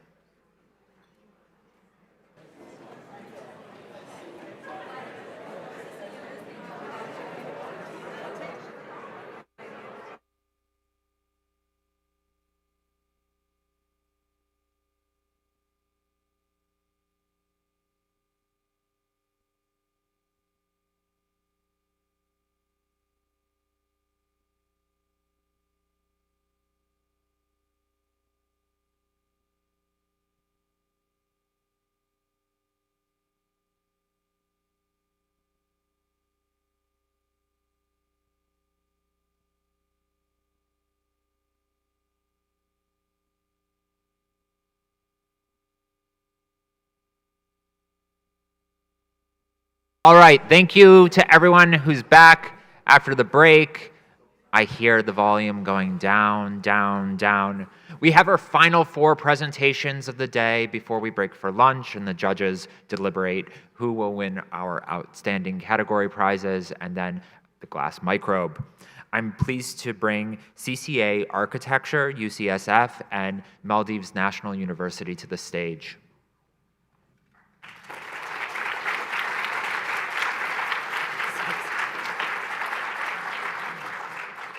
Hello, I am Asa, a biophysicist at University of California at San Francisco.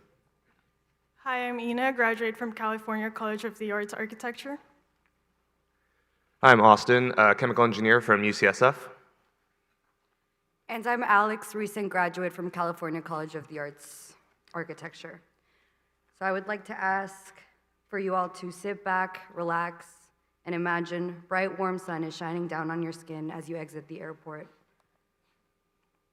A boat then takes you to an island covered with fine white sand. and it settles between your toes. The rhythmic waves are background to children playing and making sandcastles on the beach. We are in the Maldives.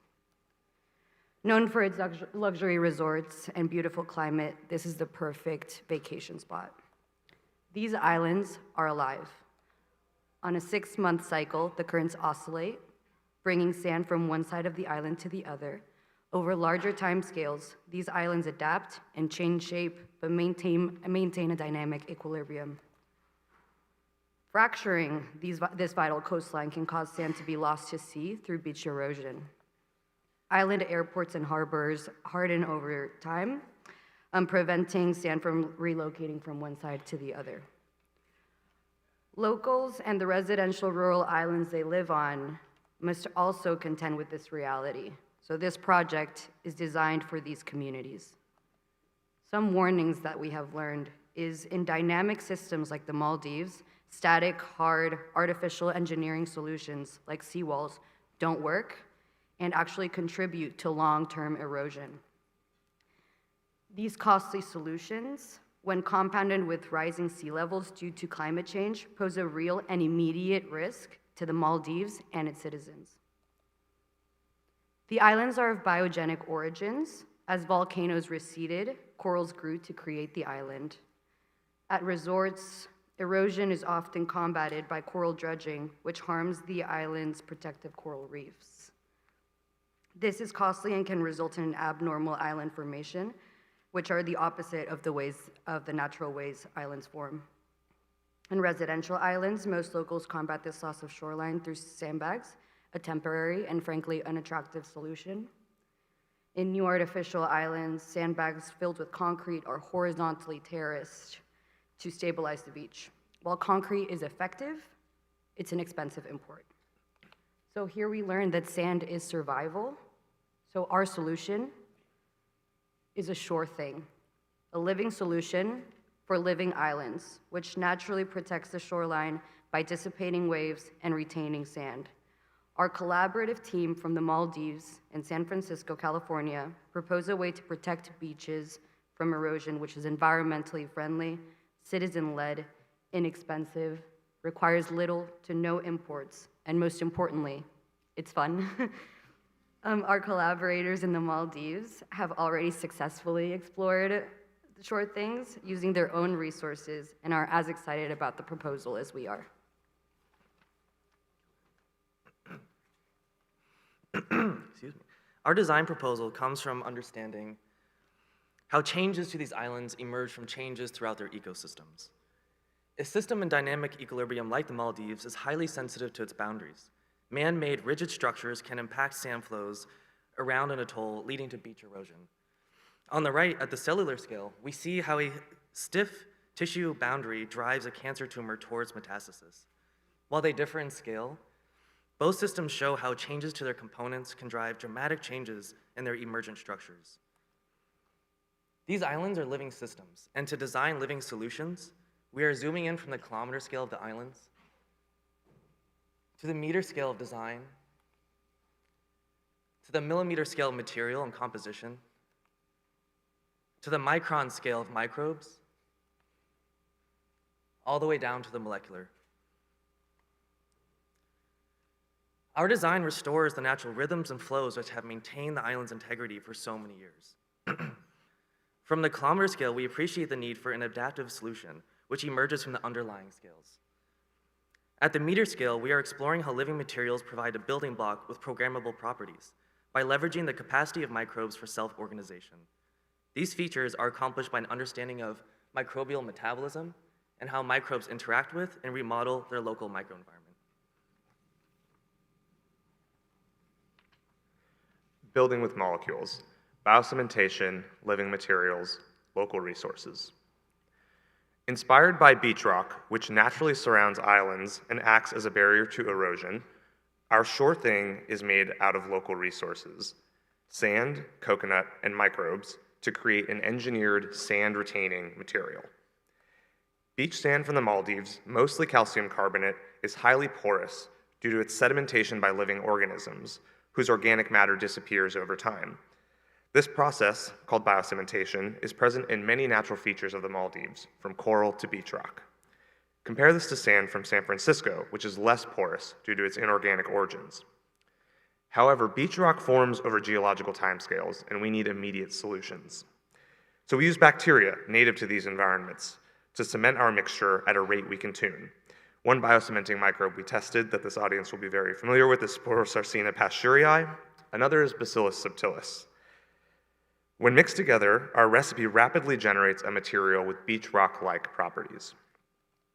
Microbes like B. subtilis are found in bread, kimchi, and marine ecosystems like the Indian Ocean.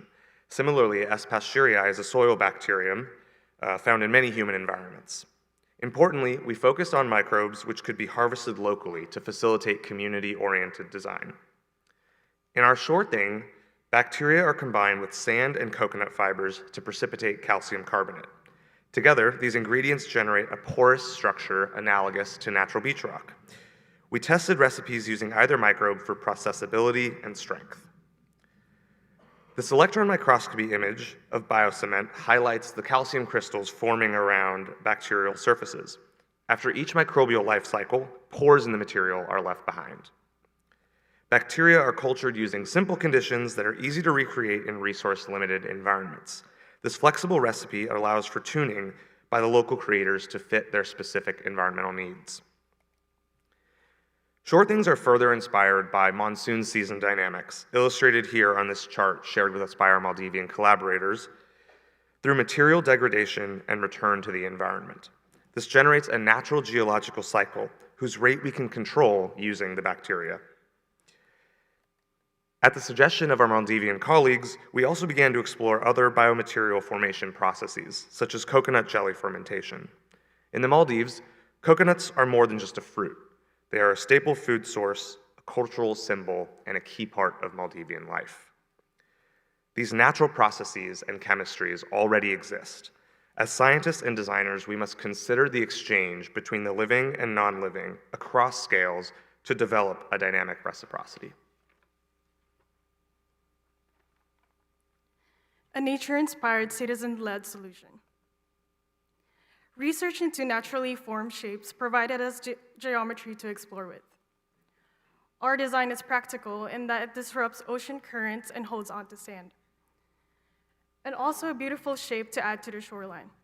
Similarly, like sand dollars, which remain secure, even in dynamic, wave-exposed environments, the sure thing allows water currents, both incoming and outgoing, to flow over it with openings that favor stability. We explored a variety of methods to cast with sand, and settled on the simplicity of mounting sand using the angle of repose along a flat panel.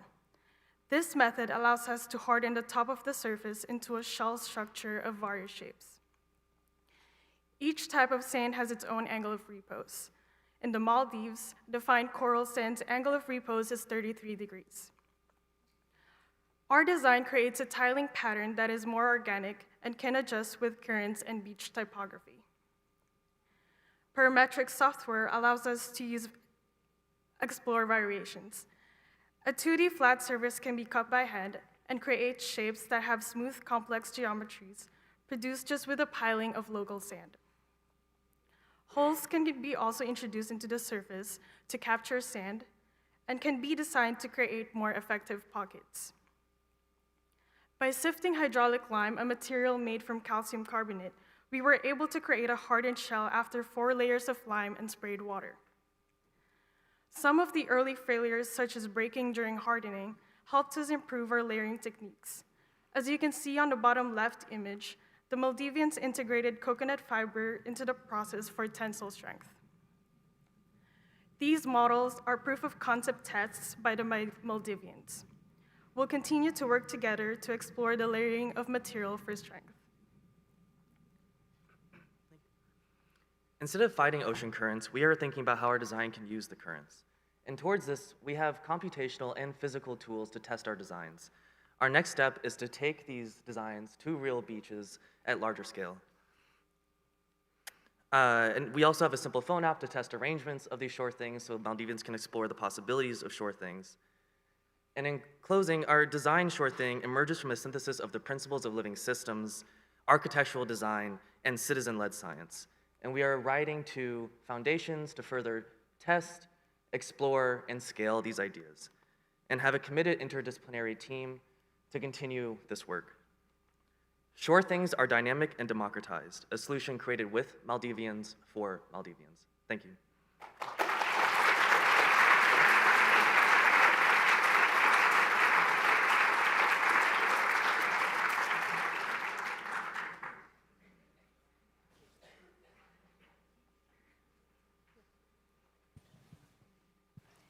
Thank you guys for the beautiful proposal.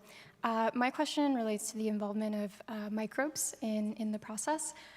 Since you are incorporating mineralizing microbes, how are you thinking about containment and waste processes? How do you mitigate potential eutrophication that could be caused from the urea waste product? Yeah, thank you for testing. Cool. Thank you for your question. We have thought about this and have a couple mitigation strategies. So luckily, microbes, especially microbes like Pasteuria and Subtilis, which are commonly used in labs, are quite engineerable. So you can think about engineering a genetic toggle switch. So if they leave the particular microenvironment we create for them in the sure thing, they wouldn't survive beyond that. In terms of waste production, one of the exciting things about these materials is we envision them being created locally on site. That gives us some flexibility in terms of how we deal with processing afterwards. So you could imagine building them on the beach, away from the water line, and subjecting them to some simple wash processes to get rid of some of those waste products before actually placing them on the shoreline.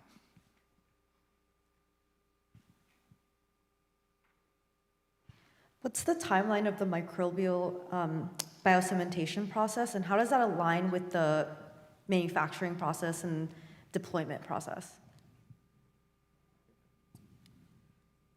We still have to test overall the lifespan of these sure things, but overall, depending on the layering and how many layers you want to achieve, it can take up to 2 days to actually make them, just due to letting it harden.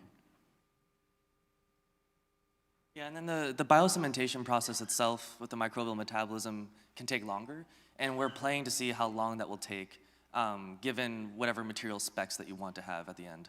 So that's still in progress. Thank you.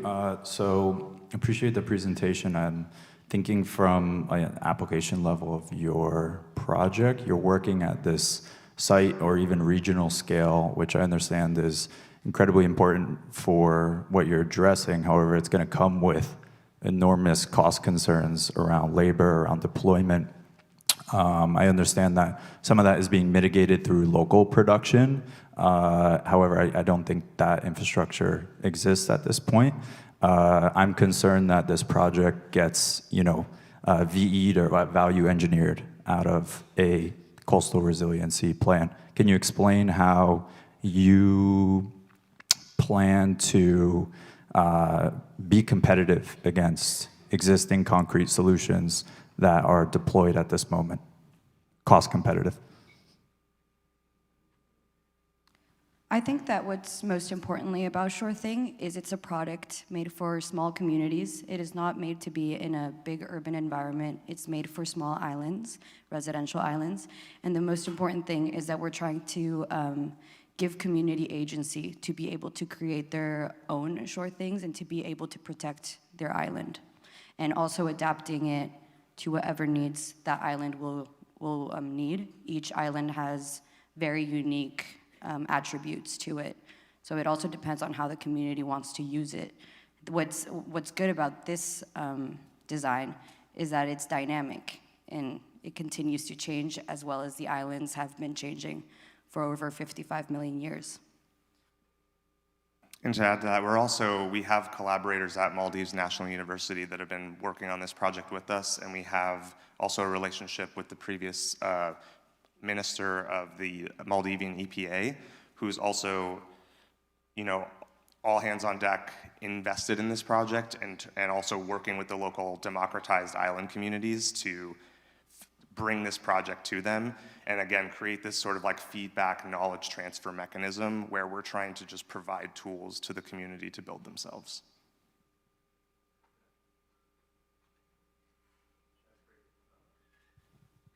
Is it off? Oh, it's on. That's great to hear. I appreciate that answer. Just quick follow-up, if you can elaborate on why those organizations are finding this so of value. I think that would help understand the impact of Sure Thing. So I think that it's also important to mention a little bit of like the politics of Maldives. So Maldives, it's basically a large complex of islands, and each island technically has a leader. So even though it's one single republic, it still has basically one head. And that really helps with kind of this design, adapting it to different islands, since they're very small communities in residential and rural islands. So what we're thinking is just giving agency to these communities in a way.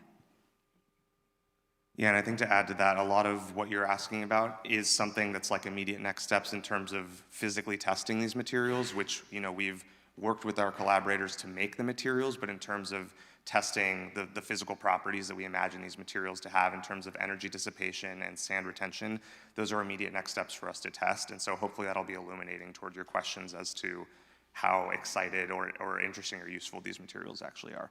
But we're hopeful.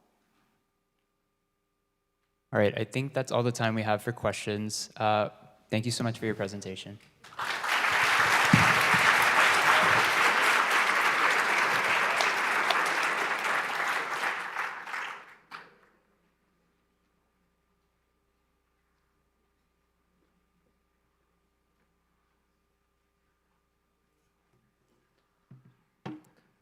All right, next on stage is Zurich University of the Arts, Kornzheim.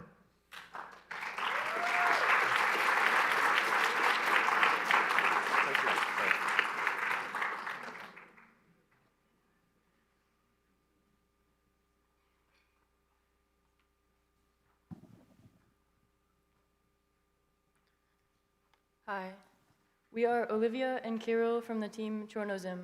The project we are about to present is developed in a team of 3 people. Unfortunately, Yaroslava was denied a visa due to her Ukrainian nationality. But without her, this project would have never taken shape. We are developing an environmentally and computer vision assisted method to detect heavy metal contamination in agricultural soil on post-conflict affected territories. This project addresses the consequences of ecocide. Ecocide is the widespread destruction of ecosystems caused by human activity. It can be used as a military tactic aimed at deliberate, long-term ecological destruction in order to destabilize regions.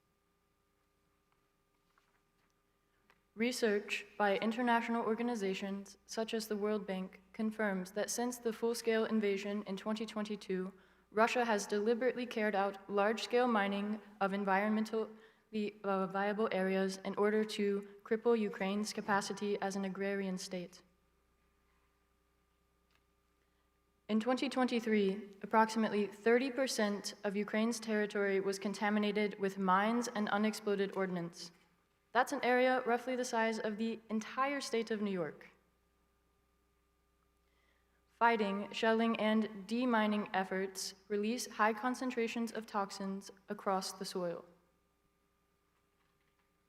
In the eastern and southern regions, concentrations of heavy metals in farmland exceed safety thresholds by 5 to 17 times.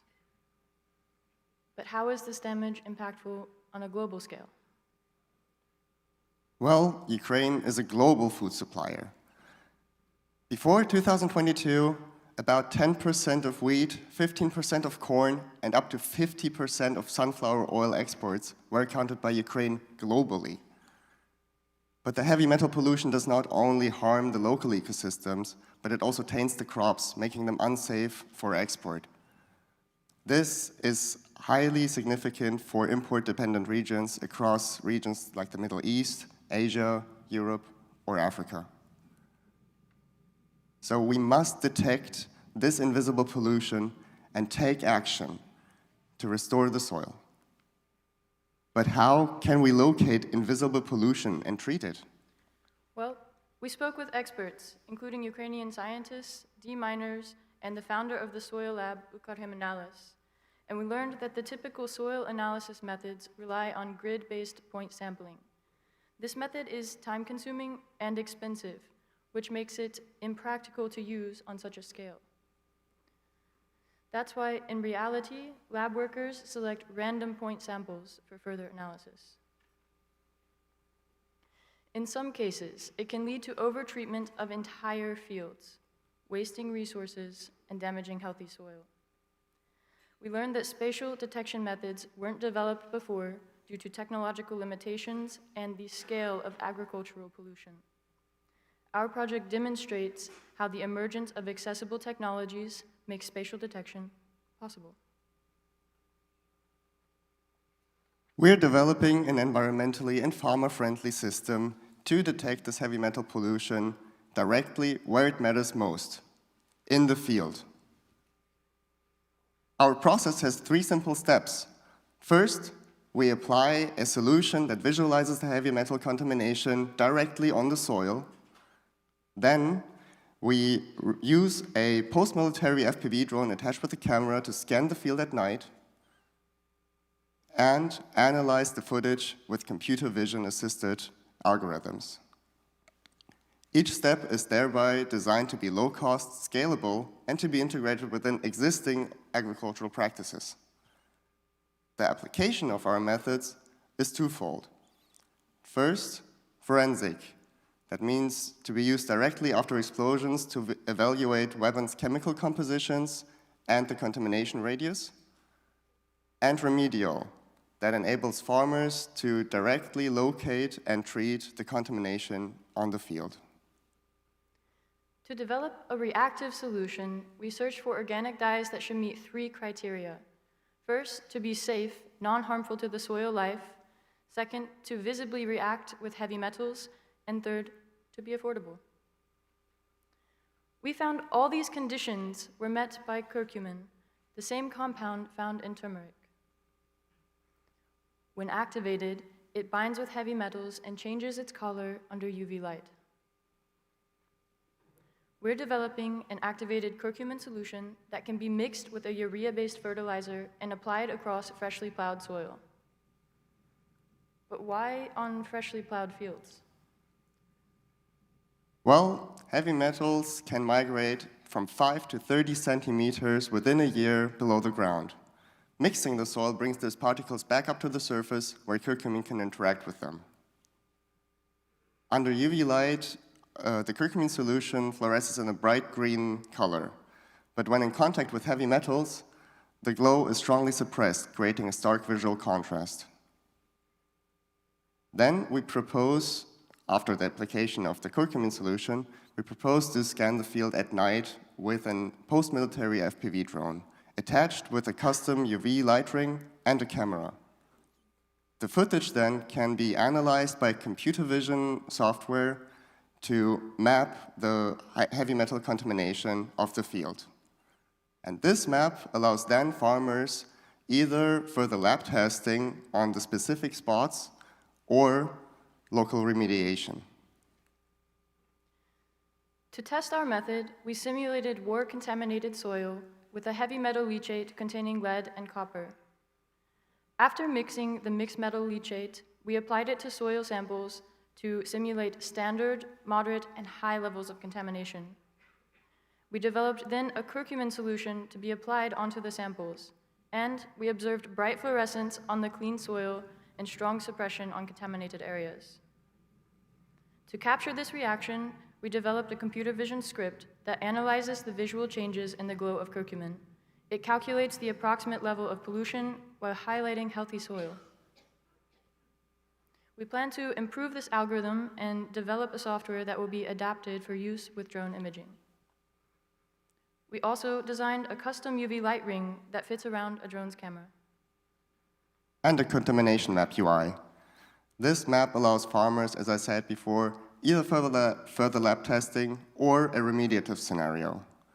For example, in the contamination with high lead contamination, it is possible to apply a mild citric acid to the soil directly to change the metal bioavailability of the lead. What does that mean exactly? Mild citric acids have carboxylic acids, which are metal binding sites. And when lead ions come in contact with these carboxylic acids, they're exchanged, making them bioavailable. We then propose to remediate the soil with mild fertilizers to change the pH level and plant phytoremediative crops like sunflowers. They extract heavy metals, which are made bioavailable before, through their root system and store them inside their biomass. This method was also used after the explosion of the Chernobyl reactor in the mid-1990s to remediate the radiation pollution.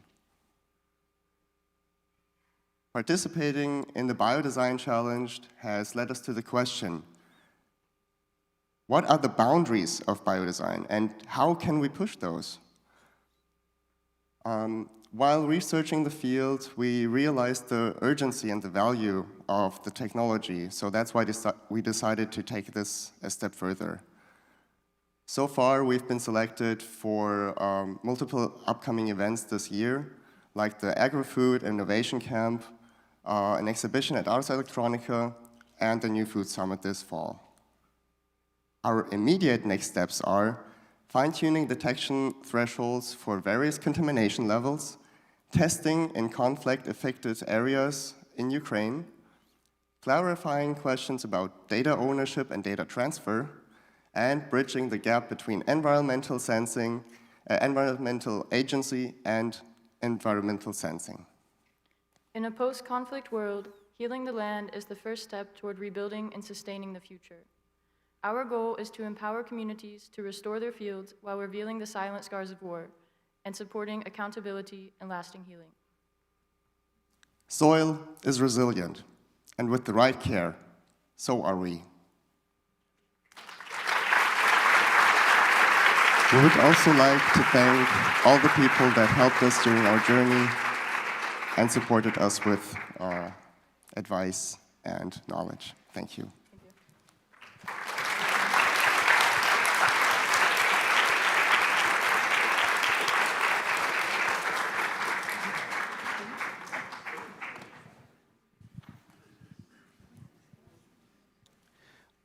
Over here. Yeah, thank you for that wonderful presentation. Curcumin has some broad spectrum antimicrobial activity that might potentially negatively affect the soil microbiome, which is certainly very important for the agriculture itself. Have you thought about those implications and ways to address that? Yes, thank you for your question. That's an excellent point. So by the research we did, we found that the concentrations of curcumin needed to actually have these antimicrobial effects are much, much higher than the amounts that we would need to apply onto the field. And curcumin is right now unstable in certain conditions, which is actually something we need to improve. So this curcumin would actually degrade rather quickly in about 24 hours on the field.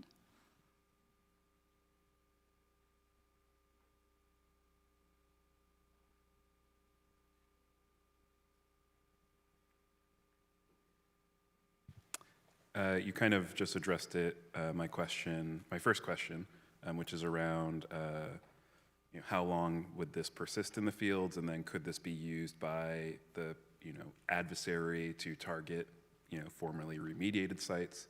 So I guess the new question or next question is, if you are to engineer the timeline, the stability, like what would be the ideal in your vision? Okay, and also when it comes to the stability, we think this timeline is pretty ideal. So about 1 day to 3 days is the ideal range, and we actually propose to scan the field at night just 8 to 12 hours after the application. This also brings up issues of data ownership in a post-war country, which is something that we aim to develop next.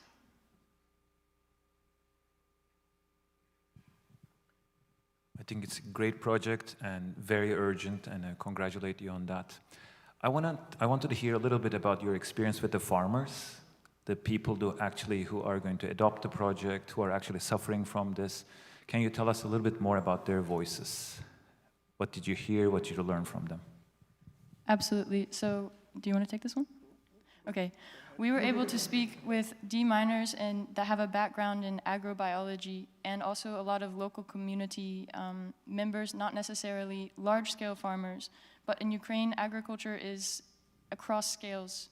So we want this to be something that can be used by the little guy and the big guy.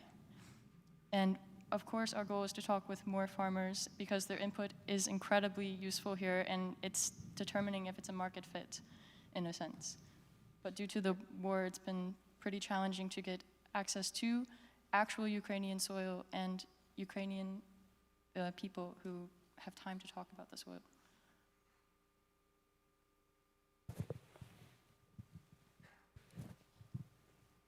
Great presentation. In the images in the presentation, the spray step looks like there's some pretty large machinery involved. That might just be, the image you chose. So I'm kind of curious who is going to be applying the curcumin in that first step, and what equipment is required, that kind of thing. Yeah, no, the imagery was deliberate. Hang on. Now it works.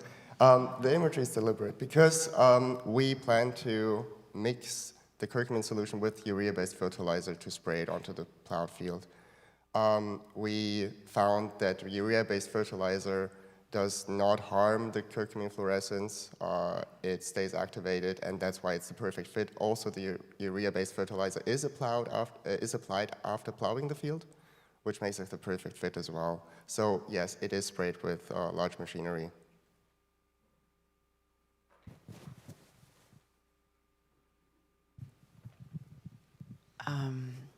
Thank you for your, it was mentioned, timely project, and timely and yet urgent. You had mentioned, so there's twofold. You had mentioned Chernobyl earlier in terms of people that you had spoken with and trying to sort of gauge people's attitudes and what can be done. Can you speak more to how that research informed how you're thinking about our current situation? And then the second thing is, I might have a contact for you for Ukrainian soil. So, yeah. Want to get it? So yes, this situation is timely and urgent, and despite how things are looking, we can only approach this topic with optimism, and we can only approach violence with resilience. And we see that the Ukrainian people have consistently done this throughout time, and we plan to encourage this and showcase this behavior of this nation. Also, choosing the sunflower, for example, is a deliberate choice because they were used before, and also culturally, they are a symbol of hope and fertility. So that's why we took this insights from this research and also chose this as our closing remediative step. All right, I think that's all the time we have for questions. Thank you so much for your presentation. Thank you too.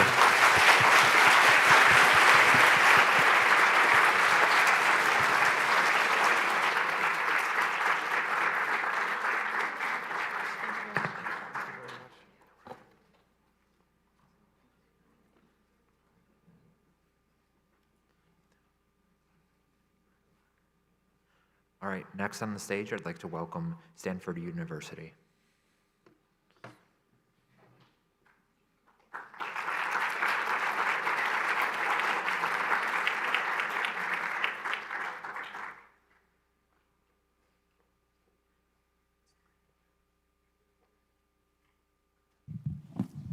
Okay, wonderful. Oops. Can you take this out? Try to take this out. I can also just pass you this. Yeah, sorry. No worries. All right. Who here today, can I get a quick show of hands? Who here today is wearing underwear? All right, that's most of you. Honestly, it's better than yesterday. There were some folks. So let's actually talk about what's going on with your underwear and with a lot of the other clothing that you're wearing right now. So on average, you're ingesting about a credit card's worth of microplastics every 3 weeks just by wearing and washing synthetic clothing. And considering where those microplastics are leaching from, I don't know about you guys, but I don't want microplastics anywhere near that part of my body. So we've been asking ourselves, what if the materials closest to our skin could both be high-performing and completely free of synthetic polymers? And this is what's led us to develop a completely novel, ultra-fine, biodegradable textile that sheds 0 microplastics. Hello everyone, we're Team Kara, and we're engineering keratin-based textiles from reclaimed wool. So this microplastics problem is just one small part of a much larger issue. It's one that doesn't just hide in our closets, but it impacts entire communities as well. So let's take a step out of New York for a second and head back home with us to Northern California. So just an hour and a half northeast of San Francisco, in the Montezuma Hills of Solano County, lives a farmer named Ian.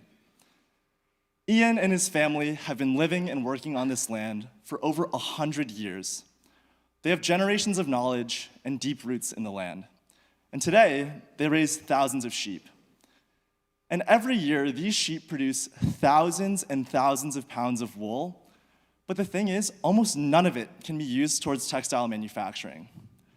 The wool is considered to be too coarse, it's not the right color, or there just isn't the infrastructure nearby for that wool to be processed. So it just sits there, or gets burned, or buried. And for Ian and his wife, this is more than just wasted wool. It means they struggle to cover basic costs.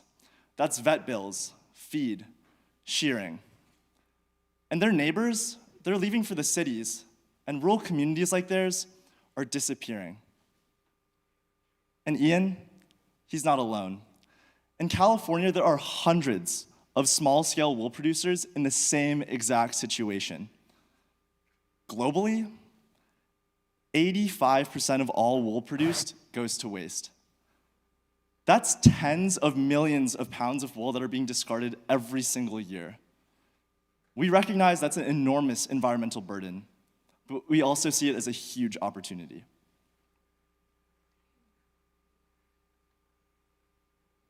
So let's talk about the part that really excites us, because our story, it doesn't end in waste. It's actually just the beginning with science. See, wool is made out of keratin, a protein built from alpha helices, these naturally elastic and stretchy structures. They're almost like nature's version of a slinky. When you isolate them, you get a material that's both stretchable, soft, and durable, almost like synthetic fibers. We're able to unlock these characteristics. We've developed a process to first isolate the keratin, then reform its bonds, and finally spin it into an ultra-thin fiber. This is a picture of a scanning electron microscope picture. In it, you're able to see just how thin we're able to get our fibers. Thinner than silk and also stretchy like spandex, which means we're getting something closer to like leggings made out of 100% discarded wool with absolutely no microplastics. We want to establish roots both in regenerative agriculture as well as green chemistry. Okay. So what we're especially excited about is the potential that there is to scale this up. So at the moment, we're electrospinning dense nanofibers, as you can see here on the left side of the screen. But this is just the beginning. So our goal is to use wet spinners instead of electrospinners. And this would allow us to produce very different materials. So these fibers using a wet spinner would be longer, flowier, and then could be woven into textiles more like that could replace synthetics. And so these wet spinners are the exact same machines currently used to produce synthetics such as rayon. And so the scalability, it means that we don't need to reinvent a whole new system. We have this drop-in solution. It's a natural, biodegradable alternative to the current synthetics that are used as an input. And right now, we're the only group currently tapping into this potential of waste wool to create a keratin-based textile. And so for farmers like Ian, if we could take even a fraction of his wool, We estimate that we could add tens of thousands of value to his small farm per year. And suddenly, that pile of wall behind his barn is no longer waste, it's an opportunity. And this is what biodesign looks like as it scales. It's good for the environment, it's good for farmers like Ian, and then of course it's good for all of us too. So we've talked about the vision, the scale, the science, but to be honest with all of you guys, it wasn't exactly smooth sailing getting here. We had wool that we might have dissolved a little bit too well to the point where it vanished, and smells, oh gosh, the smells. Lab chemicals and greasy wool, those two will really stick with you. Then came the electrospinning. We were hoping for these consistent and fine fibers like the ones that I showed beforehand, but then we got this. Looks less like a textile and more like quinoa. Crunchy, disappointing quinoa.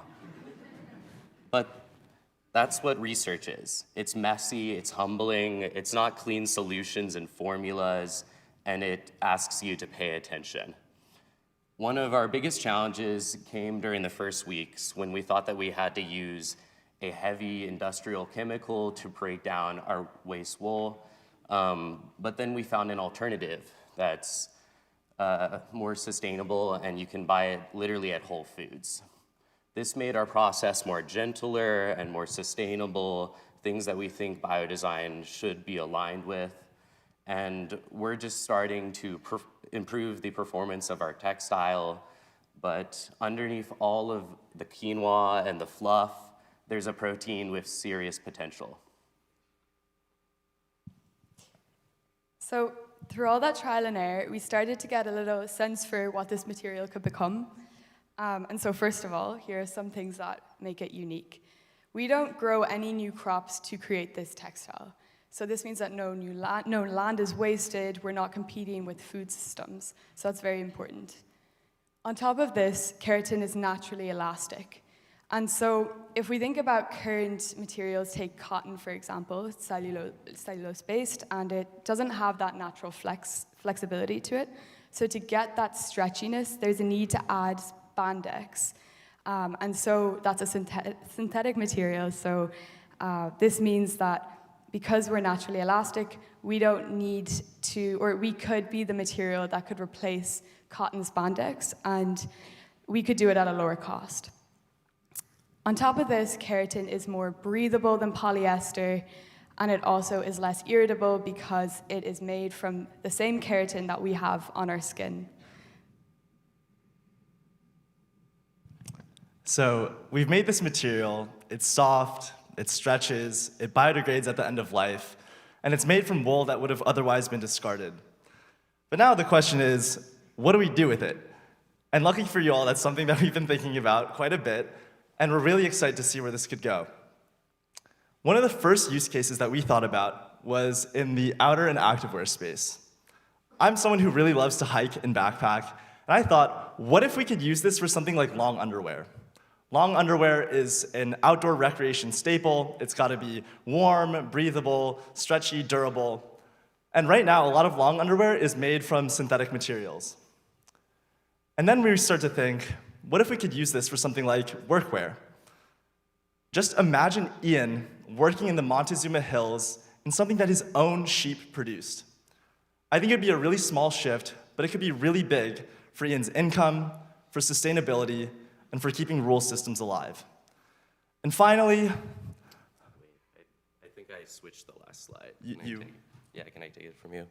Okay, guys, this is a surprise, but I think perhaps our third use case scenario could be a Snuggie, something warm and comfortable. I like hiking and working and stuff, but I also like the couch, so maybe something for this use. Does that sound good? Honestly, yeah, that sounds fantastic. I mean, we're still trying to see just what we can do with this material, but the possibilities truly seem limitless. Whether we're outdoors, on the farm, or I guess now on the couch, we're really just excited to see all the different places that our material could replace synthetics. And honestly, who knows? If we somehow manage to use up all of the waste wool in the world, I think we could even use our process to degrade and reuse woolen garments that already exist. So all of this, it started with a pile of wool that nobody else wanted. But for farmers like Ian and farmers all around the world, it's more than just wool, it's their livelihood. And for rural communities around the world, this could be another reason to stay on the land instead of going to a nearby city. And so when you wear this material, you're not wearing this new textile, you're actually becoming part of this system that is circular and regenerative. And so this whole project that we've been working on, Kara, it's not just about sustainability, but it's also about reconnecting the clothes we wear every day to the places and to the people that it comes from. Thank you very much.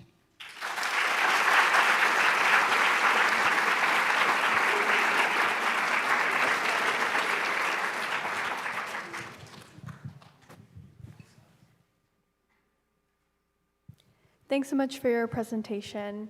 I wanted to talk a little bit about the technology. When I came to visit your booth yesterday, I was able to look at some of the samples, and there was a self-characterization from your team that the samples you brought were actually quite brittle. So can you take me through what you've produced now and how it gets to the stage of flexibility, breathability, the silk-like texture that you guys are describing in the presentation? Sure. So the samples that we have right now are about the size of my palm, and they're made out of nanofibers, so they're very delicate. But if we're able to get access to a wet spinner, as well as improve some of the cross-linking that we have, we're expecting to see very impressive performance metrics just based upon literature that we've read. And I think illustrated by the scanning electron microscope image, we're able to get these to be very fine, which in result means soft. Over here, a little quick question. So yeah, great presentation. I like how it all came together. My question is around your inputs. You're using these waste stream materials that I believe have some contamination, or otherwise can't be used by existing processors currently. So my question is around quality, like what can you all take in? How do you make that selection for your process? And yeah, could you use 100% of the waste, or are there certain wastes that you cannot use? We're currently using 100% of the waste, and we're seeing no issue. So we're getting directly from local farms. Yeah. And just to add to that, 95% of wool is keratin, and that's the key to us. So.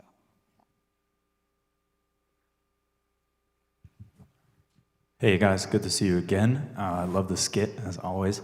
I think I really appreciate the waste stream utilization in this space. I think that's novel and excellently well told. However, I think that the way you're framing small-scale wool farming in California is fragile, right? These are perhaps failing businesses, or maybe they're on their way to. So from a commercialization hot seat perspective, I think that that will be interpreted as risk down the line, risk in your supply chain. You're the most critical part of your supply chain, it sounds like. So maybe that risk can be mitigated by finding other keratin-driven waste products. Can you speak on plans to address that in the future and how that might integrate with your immediate next steps in research? I can take this. Yeah, so we're not just focused on specific Bay Area farms. This is a very global issue, and so, for example, I come from Ireland, and actually none of our wool, so we have a massive industry for woolen garments, none of that is actually coming from Irish farmers. And so there are many, many sheep. I don't know if you've ever been to Ireland, but if you have, you know there are many, many sheep. And none of that wool is being used for production. So there is a very large supply chain there. And then if you think about other systems that exist around the world, then there's a lot.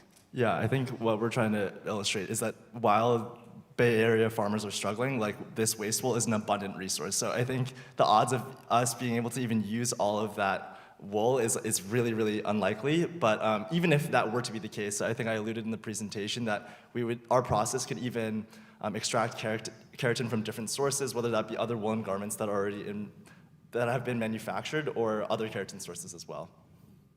Just to build off of this commercialization kind of question, you mentioned that this is a global solution, and you're thinking about commercialization. So I'm curious about your philosophy around kind of centralization versus decentralization. Are you thinking about starting a company and building supply chains to get this waste product from all around the world? Or are you looking to maybe open up your protocol and allow people to use your process anywhere that this wool is being waste product? Yeah, so this is something we've been thinking about a lot recently. And in a scaled up version of this project, we would love to centralize it, maybe have multiple centralized systems. But in this system, we'd have to consider the wool supply, also the contract manufacturers. So where are these wet spinning factories? Because as I mentioned, it's the same machine used to make, say, rayon. And then also, where are the factories that the brands then produce those garments? So to reduce transport and make this as sustainable as possible as early as we can, then we'd want them all to be centrally located. Yeah, and I think to add on to that, I think what we're thinking about is starting small scale, given that we are in California and have been developing relationships with farmers and a network of people who have access to all of this waste wool. I think we're thinking about starting locally, seeing what we can produce, and makeshifting our wet spinners, or we've been in contact with people who are making them. So I think starting on that smaller scale, and then thinking about how we can scale much larger to much larger waste streams, whether that's internationally in Asia or in Europe, and thinking about our production that way. All right, thank you all. I think that's all the time we have for questions. Thanks for your presentation.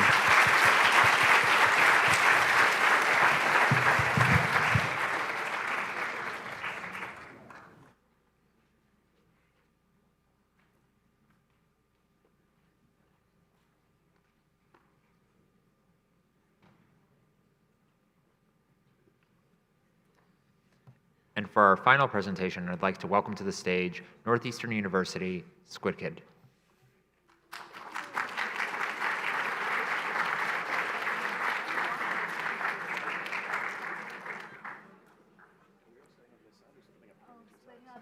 Splitting between the two sides, so stay on the side you were previously on, or not.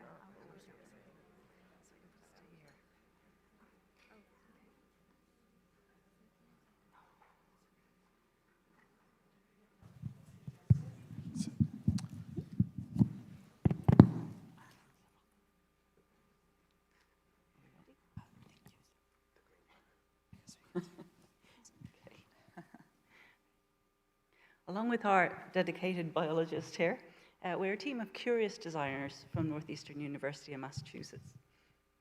I'm Esri. I'm Aza. I'm Sophia. I'm Deirdre. I'm Kaya. And I'm Moto. And we're the Squid Kid. In a world flooded with pixels and instant gratification, today's toys are slick, smart, and fast.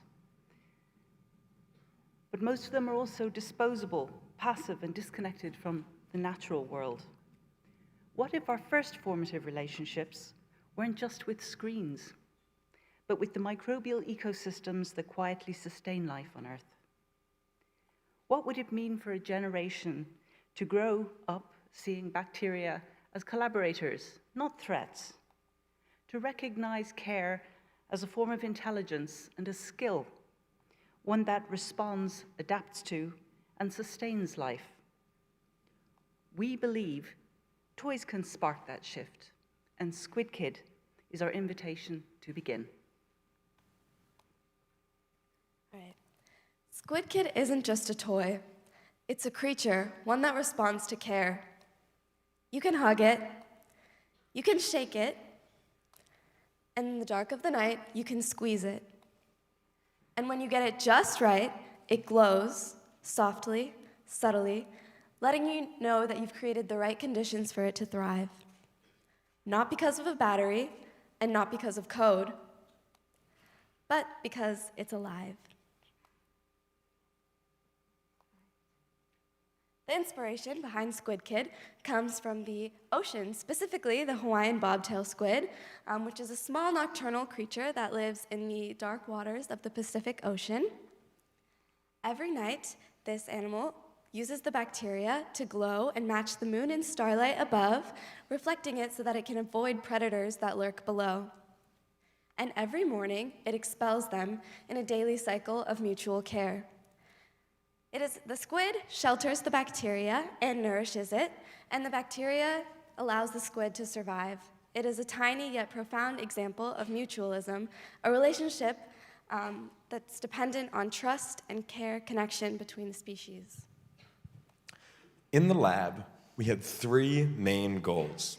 The first was to create an easy classroom workflow to scale a frozen tube of Alivibrio fisheri to 30 milliliters, enough to fill our Squid Kid. The second was to test the longevity to see how long they could stay bright. And the third was to prove that we can generate enough light to be seen by the naked eye. To research these goals, we surveyed the relevant literature and spoke with experts, like Luciana, an ecotoxicologist, who's used fisheri extensively in some of her assays, and like Helen, who runs the biomakerspace at Northeastern, who has used fisheri for educational purposes. We also tried a lot of different conditions, homemade and pre-mixed media, the amount of frozen inoculation culture, solid and liquid culture, aiming to optimize for simplicity. While the liquid cultures were able to grow for 7 to 10 days, we found the bacteria on plates glowed for up to 17. Our protocol in 3 simple steps involves plating defrosted bacteria and harvesting those bacteria onto concentrated liquid culture, which then can be put inside the Squid Kid or a tube. Using this method, with just 1.5 milliliters of frozen culture, you can get 30 milliliters to fill up the Squid Kid the next day. And then you can go into the dark and observe the magic of bioluminescence by adding just a little bit of oxygen. And this glow is easily seen with the naked eye. So Squid Kid was born from a question. What if a toy could teach care, not just play? So at the heart is a living light, a colony of Alivibrio fisheri, a bioluminescent bacteria that's safe and only glows when nurtured just right. In order to make it happy and keep it alive, we had to design with intention. So we created a friendly, tactile toy that uses a clear, reusable container that is around 20 to 60 milliliters, that is liquid tight yet gas permeable. It disassembles easily for cleaning and tucks safely inside a soft and friendly exterior that was designed to keep the friendship and mutualistic relationship between bacteria and us at the forefront of our minds. Our friends, Alivibrio fisheri, need 3 things in order to glow. They need oxygenation, they need movement, and they need a home that again is liquid tight, yet breathable. Because this isn't just a science kit, it is a living creature, one that only glows with care. Squid Kit comes with the Squid Toy. It comes in an educational curriculum which is sent to the schools within 24 hours of ordering, housing the Alivibrio fisheri in a CO2 chamber, which freezes the bacteria and keeps it happy. Now we can... Here, there are 3 components in the Squid Kit. There's the Squid Kid who is waiting for life inside. Then there is the curriculum guide, guiding the microbial journey for teachers and students. And lastly, we have all the necessary lab equipment. As Squid Kid, we see a future in allowing us to give schools all access to microbial learning. From here, we want to be transparent about creating a product and its pricing. Sold for $24 with a refill kit at $10, we allow us to create a small buffer for us to subsidize low-income schools, as long as allowing us to keep wages at a fair wage for workers and including designers, scientists, and researchers. The life cycle map, we want to look at material sourcing, such as looking at dead stock fabric, looking at manufacturing that we could use, algae-based injection molding, and going into streamlined distribution for the squid kit. The squid kit is a legacy item within the classroom, which will be passed down from year to year and classroom. Once the squid's 10 days of the glow is over, the kids will be able to unscrew the lid and pour the bacteria into their classroom plant, which ends the microbial life cycle but nourishes a new one. So we interviewed 4 bright and opinionated 10-year-olds to see what they thought about animals, bacteria, their interests, and their reactions to our idea. They shared that they were all very interested in owning animals. However, allergic or busy parents were kind of scuppering their aspirations on that front. They seemed very keen on our idea and also suggested that it reminded them of a previous classroom experience growing butterflies. So their desire to care for something lives on in Squid Kid, where children take turns nurturing it, squeezing its tentacle, watching it glow, and drawing their discoveries on journal, turning everyday play into moments of curiosity. And the teacher will be holding the setup process so students can use Squid Kid right away. And our toy fosters a consistent habit of daily care through 4 simple steps: squeeze, shake, observe the glow, and draw on journal. And we envision our service design to be schools subscribe through our website, and we manage the operation from promotion, packaging, to delivery. And we support the classroom with printed journals, an app for daily care reminder, and online and local customer service support. At the end of a culture cycle, they sterilize the bacteria chamber, and we offer clear instructions and fast refill deliveries to keep Squid Kid active and easy to maintain. And our Squid Kid app serves as a main platform for service support, offering daily care reminder, a space for community sharing, and a simple way to order materials. We began our journey with a childlike fascination with bioluminescence and a large-scale dream of using it to replace electric lighting and reducing light pollution. However, we soon realized that facing these global-scale issues required more than just technological solutions. It required a fundamental shift in humanity's mindset towards the environment. So as designers, we saw an opportunity to influence how people, starting with children, relate to the natural world. The same level of care that is taught regarding other human life in school, like towards other humans, we thought should also be applied towards caring for even the smallest of organisms, including bacteria. As designers, we wanted to center the project around bacteria themselves. So we grew Aloe vibrio fisheri and discovered how delicate yet powerful their light could be. And from our research spawned Squid Kid. We've come a long way, and through trial and error, we've learned a lot. In the future, we would like to develop a more analog approach to replacing the media inside the Squid Kid so they can last for more than the 7 to 10 days we tested. And next, we plan to do more like classroom research and testing with children and teachers. And further our research with biodevelopment and eco-friendly manufacturing. So, we invite you to join us in a future that cares about all inhabitants of our biosphere, big and small. Thank you. Thank you.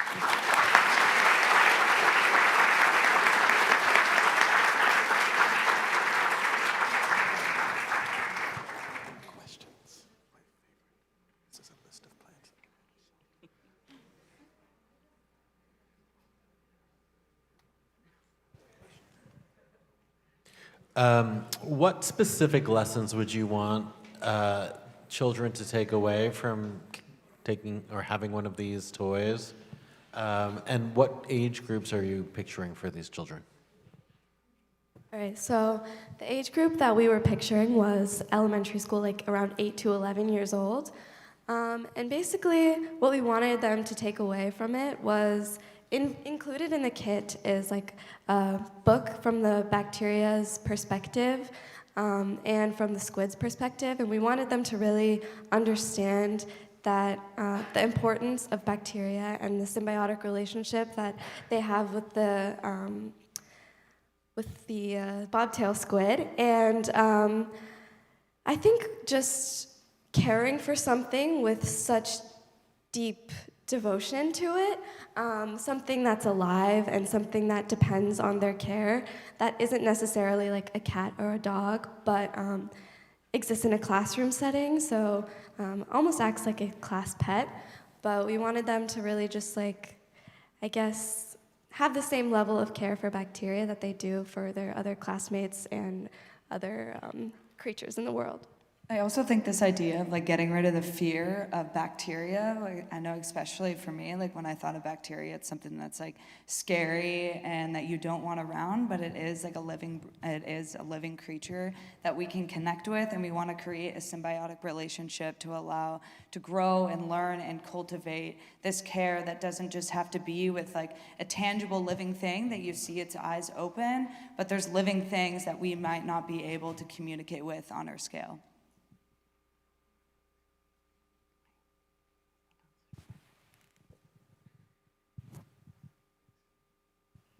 Love the presentation. A couple questions. First one real quick. What does it look like during the day? And then second one is, I think you included a mobile app in your flow towards the end, and on the screen you had some questions that looked like they were aimed for the kids. So just curious, like given that a lot of the motivation is to kind of move away from screen-based interactions, why did you include a mobile app? So the first of like what it looks like during the day, I think what's kind of magic about this squid kid, unlike other pets, is if you have the squid kid, you can take it home for a day from the classroom or for a weekend. It's not going to do anything if you don't touch it. You can leave it on the couch and it'll look like a nice kind of like soft animal that a kid would like to play with. But if they interact with it, if they shake it around, if they squeeze the tentacle to add oxygen, and they take it into a dark room, then it glows. It's teaching children that they can interact and communicate with these bacteria and the animals that exist around them. And the idea of mobile app came from our idea of we want the students and from each classroom, from each different cities or countries, they get to communicate or share their thoughts, kind of connecting different ideas and their thoughts towards the Squid Kid. So at first we want to build a place for community sharing. And then we are also thinking about integrating our service into somewhere purchasing materials and having some daily care reminders just easily on your phone, to get all the services at one place, which will help them to use the Squid Kid better and in a easier way.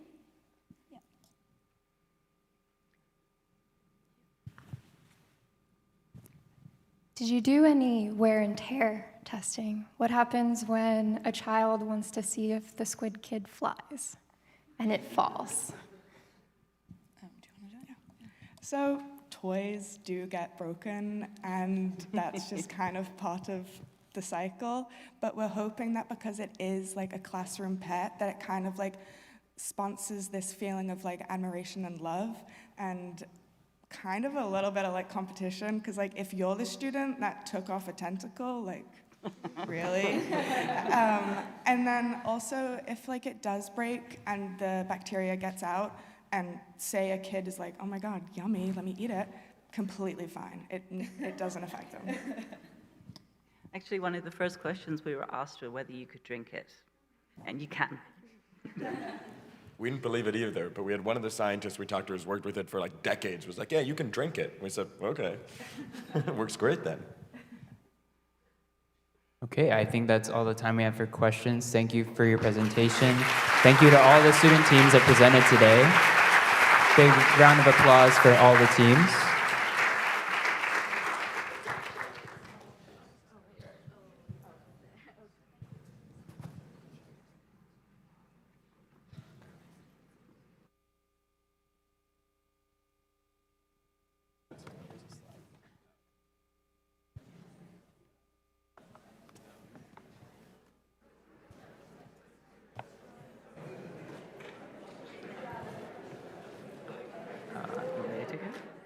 doesn't matter. Okay, so, but one thing I wanted to mention, so I mentioned this at the beginning of the day, we really want to honor the BDC teams that couldn't be here today, both digital submissions from teams around the world who couldn't come due to cost or visa issues, as well as the whole suite of non-finalist projects that have come out of our program. As I mentioned before, they are just as brilliant and just as strong conceptually in a lot of ways, and I know our instructors have a lot of trouble with picking which team will really represent the school. And so during the lunch break today, we will be playing some of the videos from this year as part of our BDC film screening here in the theater as well as on the live stream. So for those of you watching online, we hope you'll tune in, maybe catch your video.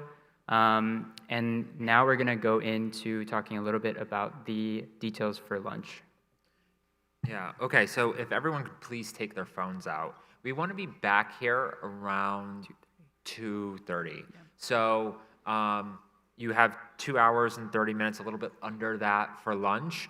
We have provided lunch today, so same protocol as always. However, a very, very important note, you cannot eat lunch on site. We've provided a QR code. Please scan this on Google Maps for a link to locations where it's not only permissible to eat, but like really encouraged and lovely. Yeah. And so one thing we wanted to mention is that as part of today, everyone here also has access to the MoMA galleries. During the lunch break, feel free to explore. What we'll ask is that when you leave to go grab lunch, you'll have your lunch outside somewhere else. When you come back, please make sure you have your badge because that will allow you to pick up your ticket to access the galleries, which you can explore during lunch and then also after the programming. So please be back by around 2:30. We'll have a special commemoration of our 10th anniversary and then our keynote talk from Evan Baer before our award ceremony. So, and judges, please stay here for more information. Thank y'all.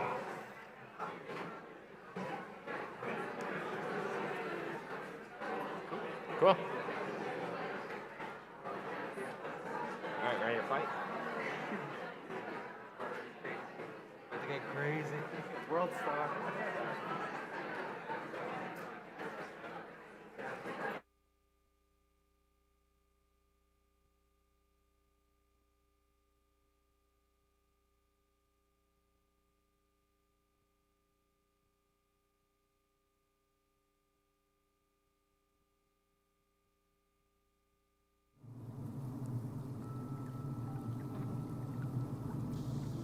We are CBL, a brand dedicated to developing innovative cellulose materials that form the foundation of our product range.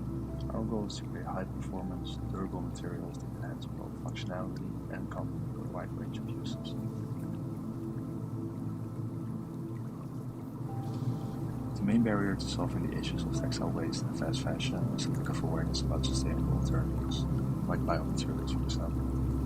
Many people are unfamiliar with these materials and may feel hesitant due to their unique smell, texture, and touch. This lack of understanding leads to doubt and reluctance in embracing these innovative options. Additionally, the fast fashion industry thrives on overproduction and disposable clothing, which makes it harder to shift towards more sustainable practices. Without better education and systematic changes in production and consumption, these challenges will continue. Our values: innovation, continuously advancing material science to develop cutting-edge sustainable solutions; quality, offering products with exceptional durability, performance, and reliability, including water-repellent features created with beeswax; and lastly, sustainability, committing to environmentally responsible practices in material development and production.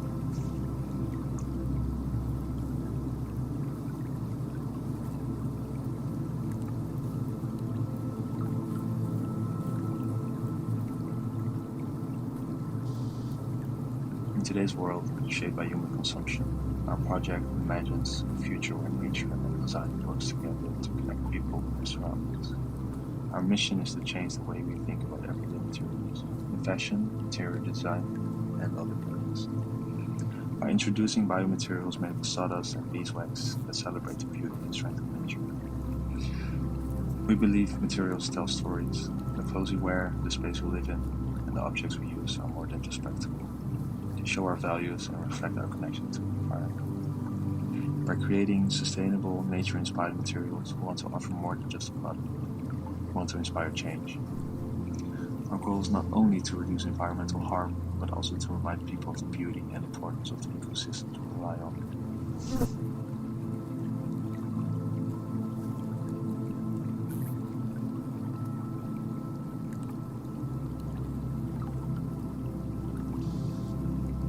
Our biomaterials, made with sawdust and beeswax, are designed to give people a unique sensory experience. They engage touch, sight, and even smell to help people feel closer to nature. Imagine surfaces that feel like soft moss, colors inspired by bright flowers, or patterns similar to tree bark. Every piece tells a story about the connections in nature and proves that innovation does not have to harm the planet. In the end, our goal is to inspire a movement. By choosing materials like sawdust and beeswax, we can reduce our impact on the earth and build stronger connections to the natural world.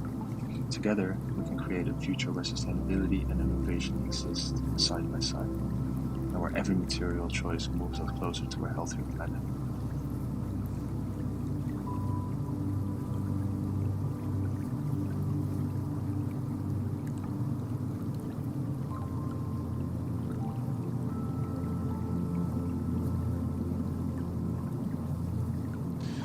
At Celio, we are a brand built on the idea of turning waste into opportunity. Our journey began with a personal connection to the two key materials, beeswax and sawdust. Finette's mother, being a beekeeper, inspired us to use her beeswax, and Daniel's father, who works with wood, gave us access to sawdust from different kinds of trees. These materials became the foundation of our innovative cellulose leather, combining sustainability with functionality.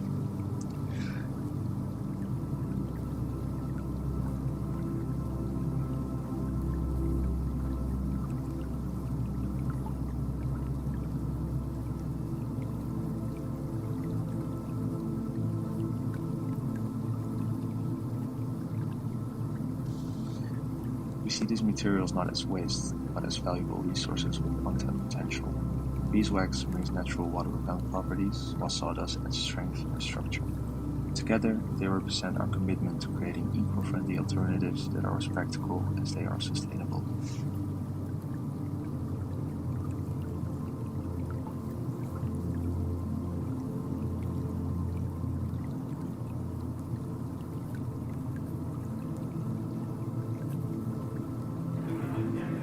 All right, everybody.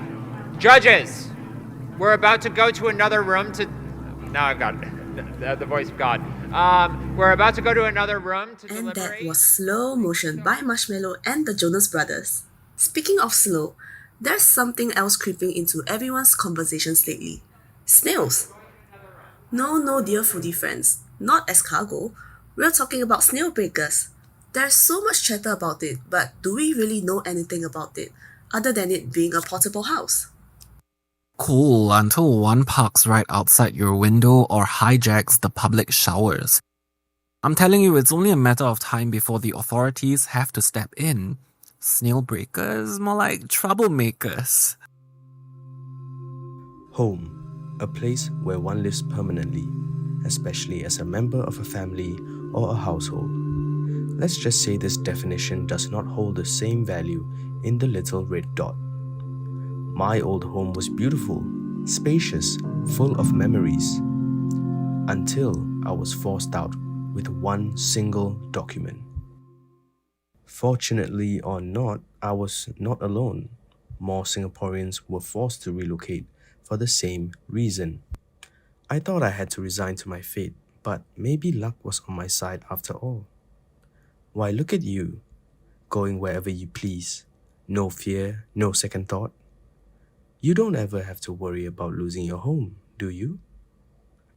I mean, it's literally, why aren't you lucky? to have your house on your back. I had this eureka moment where I thought, what if I could have a portable snail house, a place I could call mine? So I started ideating, sketching, reiterating over and over again, designing a house exactly the way I like it. What if my house could stick onto buildings, just like a snail? While researching whether this was viable, I stumbled across this mind-blowing article. A shape memory polymer adhesive capable of holding 6,000 kilograms in a single sealing hook, detachable just by heating it up. How would I make shape memory polymers? I could add road sweepers equipped with smart sensors. As they navigate roads, they could sweep up waste, plastics, and electronics, which would be treated separately. They would be broken down, processed, and solidified into these shape memory polymers. I could attach solar panels harvesting sunshine during the day. Rainwater would flow along the spiral design of the house, channeling into the storage compartment where waste gets treated at the same time. This snail house needs a shape, something like a wireframe, to house all these technologies. Aesthetics-wise, I thought, why not use what the city already throws away? Materials I can gather, source, and give a second life to, right on our streets. E-waste, reclaimed wood, plastics, just to name a few. To move around more easily around the city and even scale buildings, I thought why not add conveyor belts to the wheels? This would allow the whole structure to maneuver a variety of surfaces, just like a snail. To keep the interior stable, especially when the structure is climbing up buildings at a full 90 degrees, it needs a system that can adapt to a difference in gravity in real time. I was thinking of a gyroscope. Just like how a gyroscope maintains balance while spinning, the inner core of the house could rotate or pivot, keeping the living space level no matter the angle. Well, with everything considered, the next step would be build it, live in it, and move with it. I could park and stay wherever I want to, from the side of the Marina Bay Sands to the rooftop of the National Stadium. The sky was the limit.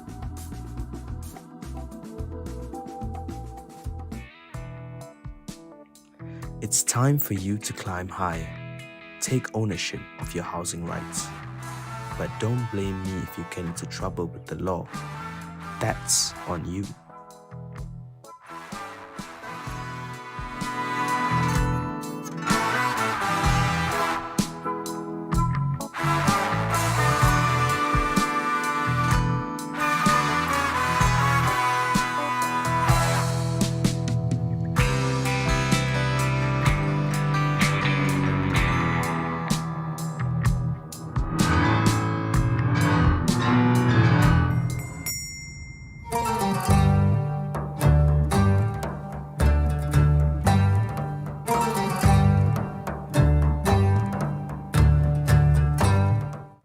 This project develops a semi-living fragrance grounded in the ancient Greek concept of pharmakon, both poison and cure, and the Arabic notion of it cuts and it heals. It draws upon the composite antidote traditions of Teriak, where healing was not purity, but the careful calibration of toxicity. Zahra was born from questioning a fundamental shift. In the face of ecological destabilization and widespread pollution, what does responsibility actually look like? Rather than seeking to erase toxicity, we asked what would it mean to design for coexistence with toxicity, not its elimination. We envision Zahra as a semi-living fragrant cream that uses genetically modified Staphylococcus epidermis, a bacterium naturally found on human skin, to bind and sequester airborne pollutants before they penetrate the skin's surface. Our design speculates a strain capable of interacting with atmospheric toxins while remaining surface-bound, preventing systemic absorption. Materially, Zahra is also deeply rooted in the healing traditions of Kitab al-Tiryak, a 12th century Arabic medical manuscript cataloging teriaks, which are basically potent mixtures of healing and toxic ingredients designed to negotiate between harm and healing within the body. We chose a cream format over a spray to preserve bacterial viability, to create a tangible barrier layer, and to encourage slower, more intentional use, transforming fragrance into a ritual of stewardship rather than a casual habit. Scientifically, the cream prototype is based on engineering Staphylococcus epidermidis to express pollutant-binding proteins on its surface. The genetic construct integrates a SARA promoter for constitutive expression, a SPA signal peptide for sec-dependent excretion, and an LPXTG motif to anchor binding proteins to the bacterial cell wall. Two functional domains are incorporated: metallothioneins for chelation of sulfur and nitrogen oxides, and synthetic hydrophobic binding peptides for adhesion of particulate matter, such as PM2.5 and PM10. Due to technical limitations in modifying S. epidermidis, our proof-of-concept experiments reference precedent work in E. coli. Studies have shown that adapted E. coli strains enhance particulate capture through exopolysaccharide overproduction, and that wild-type E. coli naturally adheres to airborne dust via surface adhesins and biofilm structures. These findings validate the plausibility of microbial pollutant capture. The final cream formulation suspends the bacterial phase in glycerol hyaluronic acid gel to maintain viability, emulsified with a fragrance oil phase using natural glycide-based emulsifiers, and buffered to a pH compatible with skin microbiota. Importantly, Zehr is designed not as a permanent shield, but as a cycle of stewardship. The cream must be carefully removed each night with an antibacterial wipe to prevent long-term pollutant buildup. In this way, protection becomes conditional on responsibility. The daily ritual of care becomes the essential cure. To accompany the product, we created a brewing diagram inspired by Kitab al-Diryaq's visual manuscripts. This diagram acts both as a conceptual map and a speculative instruction manual, converging around the human body as its center. It details the steps of bacterial engineering, fragrance composition, and formulation, while preserving the ritualistic, mystical aesthetics of ancient teriyaq recipes. Zehr is not a consumer product. It is a speculative artifact asking how healing might involve discomfort, repetition, and negotiation rather than purity or relief. It invites reflection. In a world of irreversible ecological tipping points, what forms of healing remain possible? It proposes that cure and poison, life and toxicity are no longer opposites, but interwoven, and that healing today may require embracing complexity, balance, and ongoing care.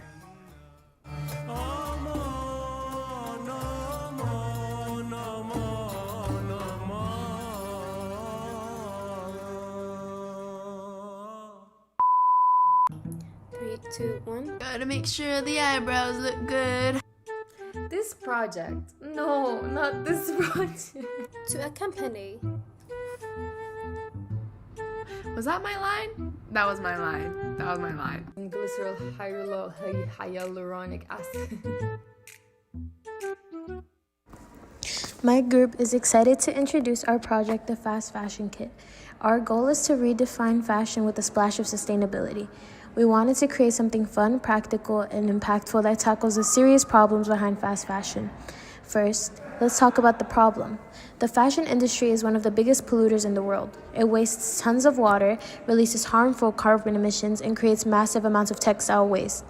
Fast fashion encourages people to buy more clothes than they actually need, and most of these items end up in landfills. This overproduction also contributes to climate change and heavy water pollution. We believe that raising awareness is the first step to making a change. So what's our solution? We created the Fast Fashion Kit, a fun and easy-to-use guide that helps people repair and upcycle their clothes at home instead of throwing them away. The kit includes a variety of sustainable materials and tools, not just your average sewing kit. We made sure everything inside supports eco-friendly practices, encouraging users to give their clothes a second life.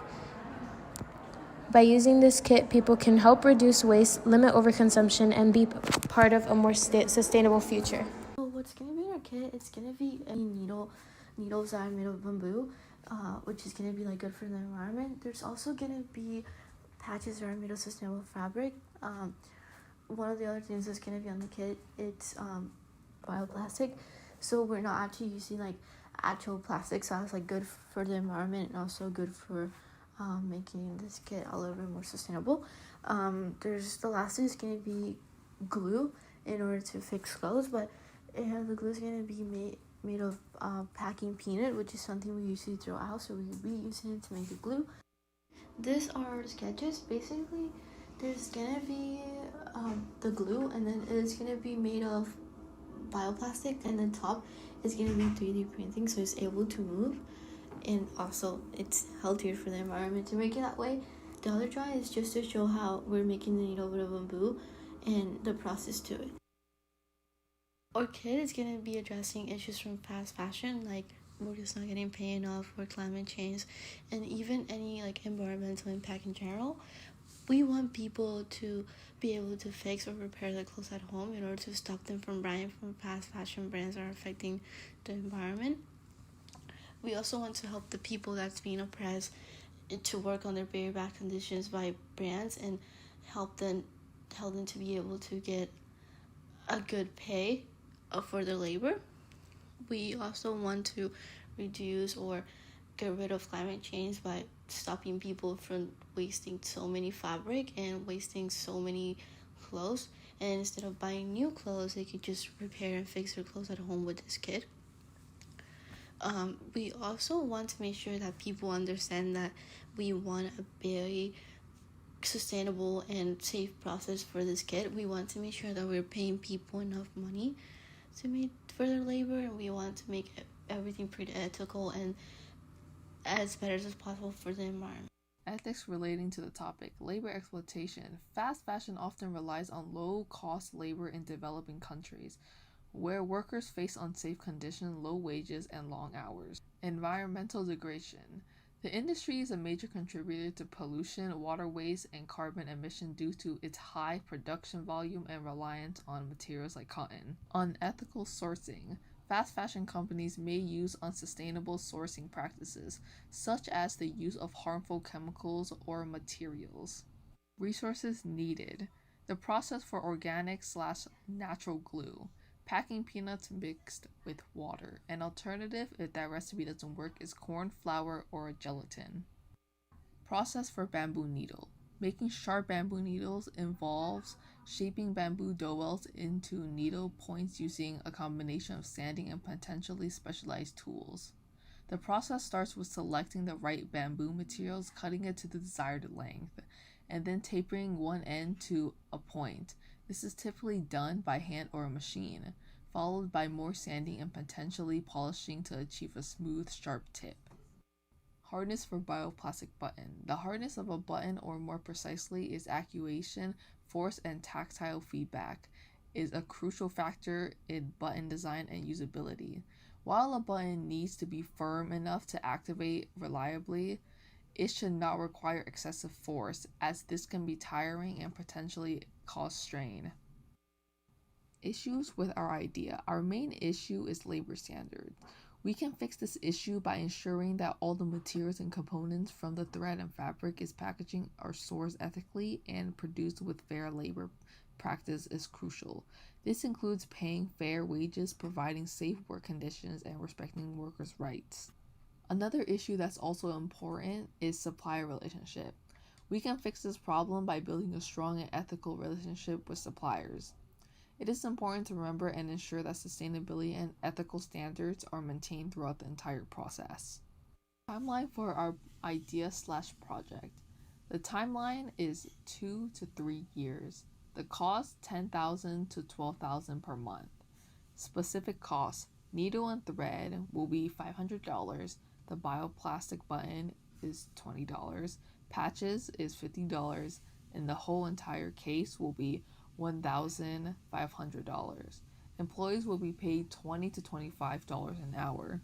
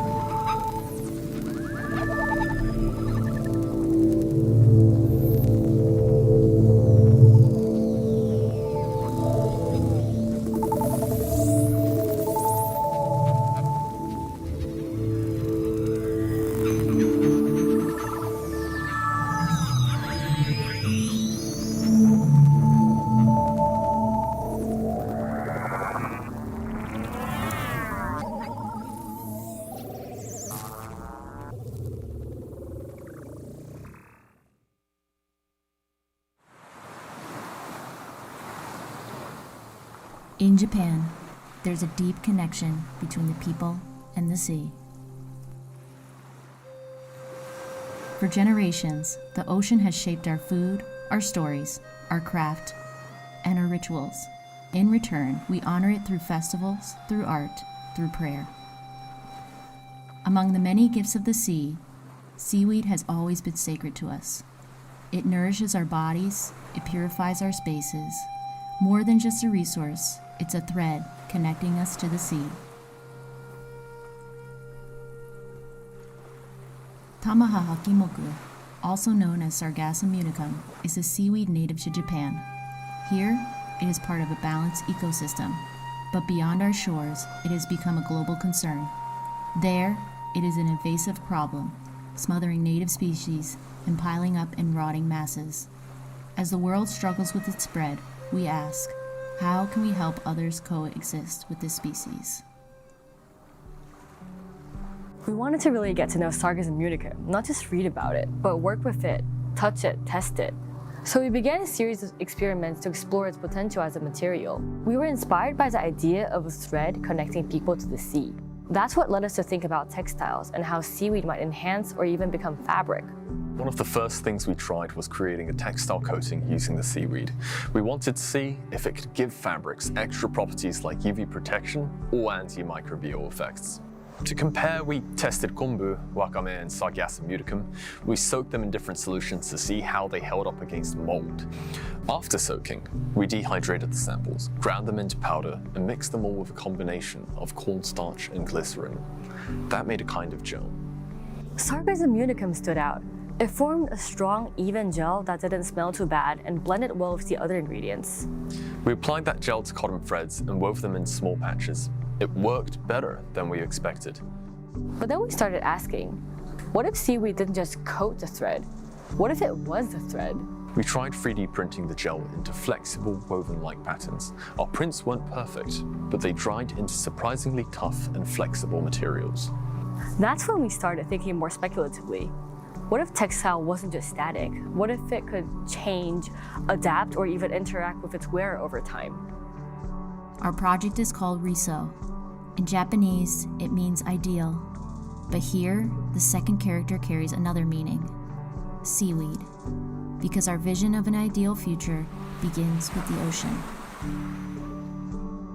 Riso is a living uniform made from seaweed, turning our responsibility to the earth into something we wear. These garments protect us from intense sunlight, designed to respond to temperature in the environment, darken under polluted air, and shift color in acidic water. Each uniform monitors the wearer's environmental impact and adapts accordingly. By 2100, the Earth has changed. Decades of unchecked climate change, rising seas, collapsing ecosystems, and resource scarcity has left lasting scars. The places we once called home are disappearing, and the planet is no longer forgiving. To continue living here, we must enter into a new pact, not with governments, not with corporations, but with Earth itself. In this future, clothing is more than a necessity. It forms a treaty between us and the planet.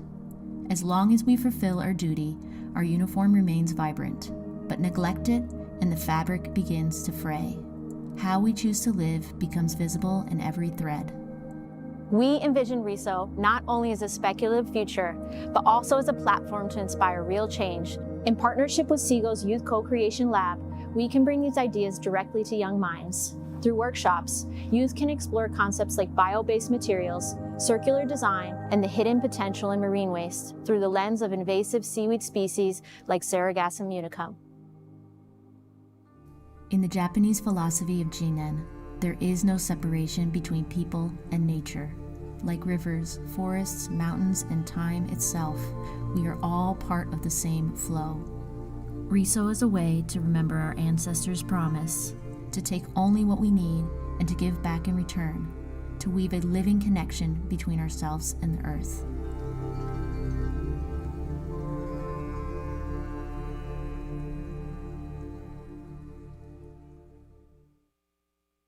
Welcome to the Purple Silo Project. My name is Eleanor Granger, president of the project. Congratulations on joining us in this vital mission to rebuild Iowa's farming culture through sustainable practices, community conservation, and generational knowledge. In this video, we will give you an overview of the Purple Silo Project by exploring Iowa's agricultural history, the challenges we face today, and our shared commitment to the soil that sustains us. Iowa's farming story begins long before European settlers arrived. The native tribes of Iowa, including the Iowa, Sauk, Meskwaki, and Dakota, practiced sustainable farming long before it was common. They grew corn, beans, and squash together using nature's design to maintain soil health. These practices included crop rotation, intercropping, and natural fertilizers, principles that European settlers would eventually adopt, though not without disruption.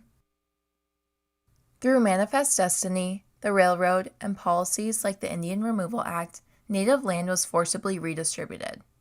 A uniform grid of 1 by 1 mile sections replaced natural landscapes, laying the foundation for industrialized agriculture.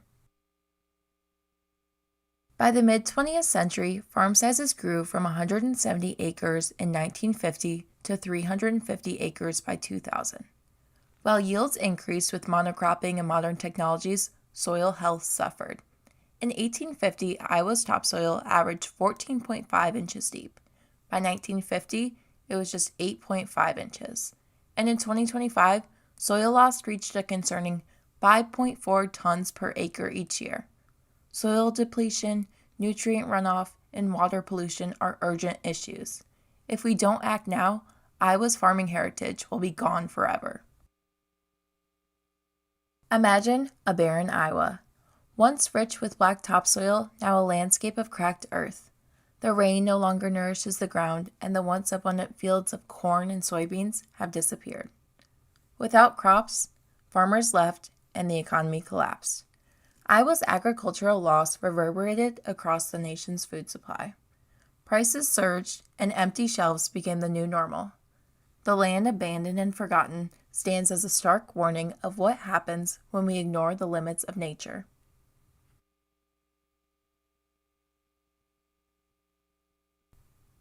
In 2020, the Purple Silo Project was founded to address these issues. My original vision for the Purple Silo Project was to be a farming tech company.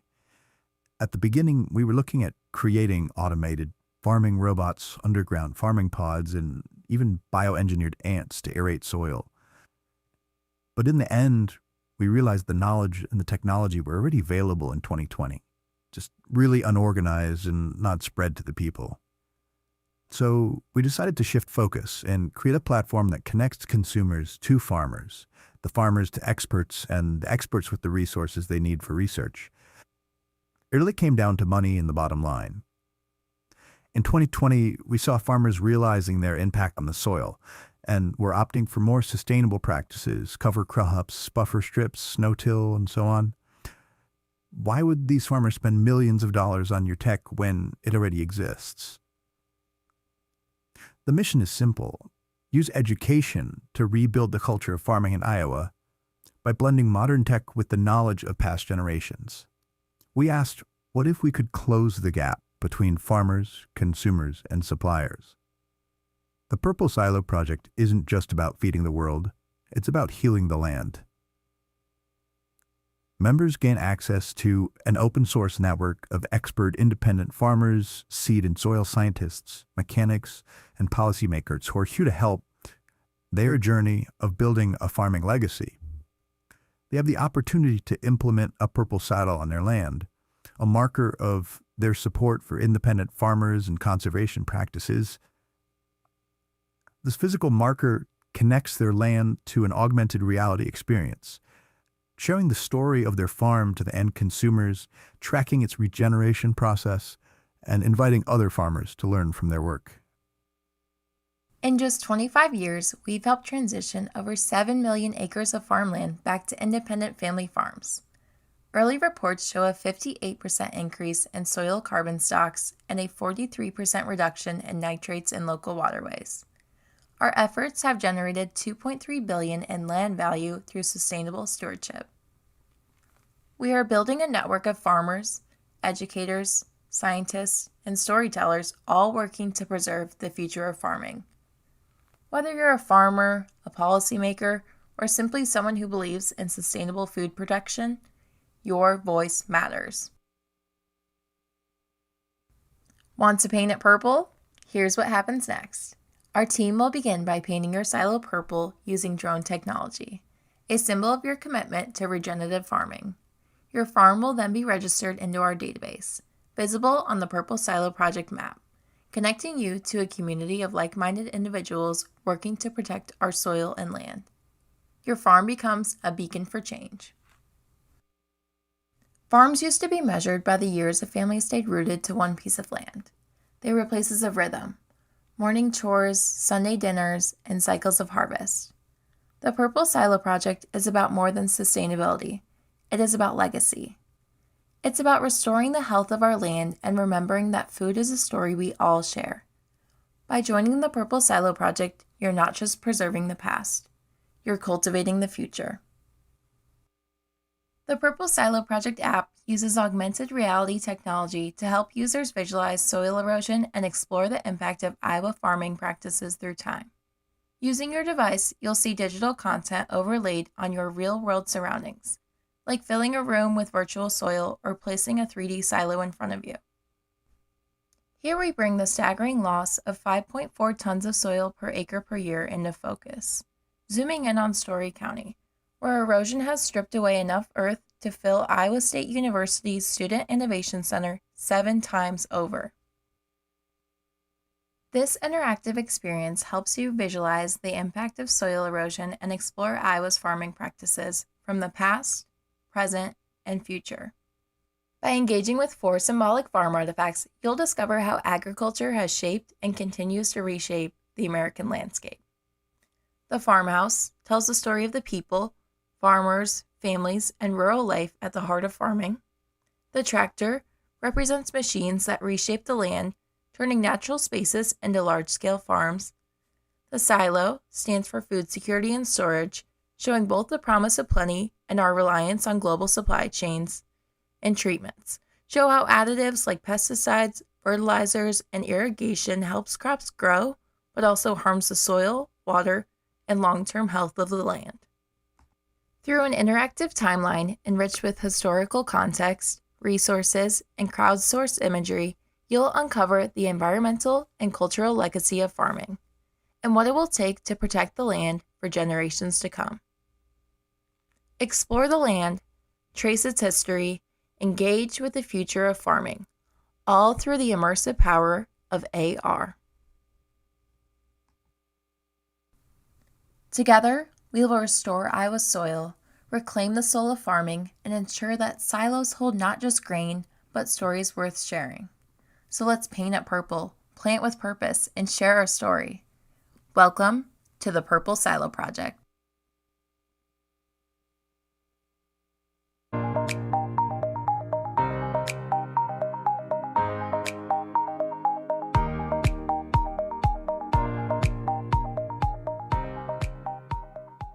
Macau Special Administrative Region, located on the coast of southern China, is famous for its unique geographical location, rich history and culture, and diverse economic activities. This special administrative region, with a land area of only 33.3 square kilometers, is one of the most densely populated regions in the world, with a total population of 686,600 as of the end of the third quarter of 2024. Macau has a subtropical monsoon climate. It is humid all year round, with an annual average relative humidity of 80% and an annual precipitation of 2,031 millimeters. A humid climate has a certain impact on health. Humid environment is prone to the growth of bacteria and mold, which may cause respiratory diseases and skin problems. In addition, a humid environment may increase the breeding of mosquitoes, thereby increasing the risk of infectious diseases. The seafood catering and related industries in this area generate a large amount of shell waste every year. These catering wastes take up a lot of landfill space and cause resource waste. At the same time, the shellfish farming industry also faces the problem of lack of marine calcium. To address this problem, we proposed an innovative solution, transforming shell waste from the catering industry into functional products. Shell powder has the function of dehumidification. Our project is to grind the shells into powder and use biocement technology to develop a recyclable product. This product uses shell powder to replace traditional ceramic raw materials to make a hyperbolic dehumidification box. After use, these dehumidification boxes can be used as shellfish attachment beds in the aquaculture industry. Our design concept is based on 3 core principles: circular economy, sustainable design, and social value. In terms of circular economy, we transform catering waste into functional products so that they can continue to serve the fishery after use, forming a complete resource recycling chain.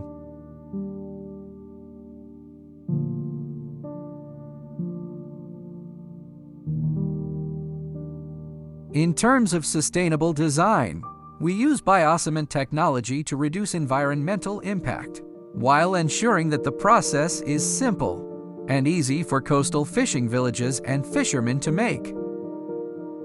In terms of social value, we are committed to creating new economic value for fishing villages and enhancing the enthusiasm of fishermen to participate in environmental protection.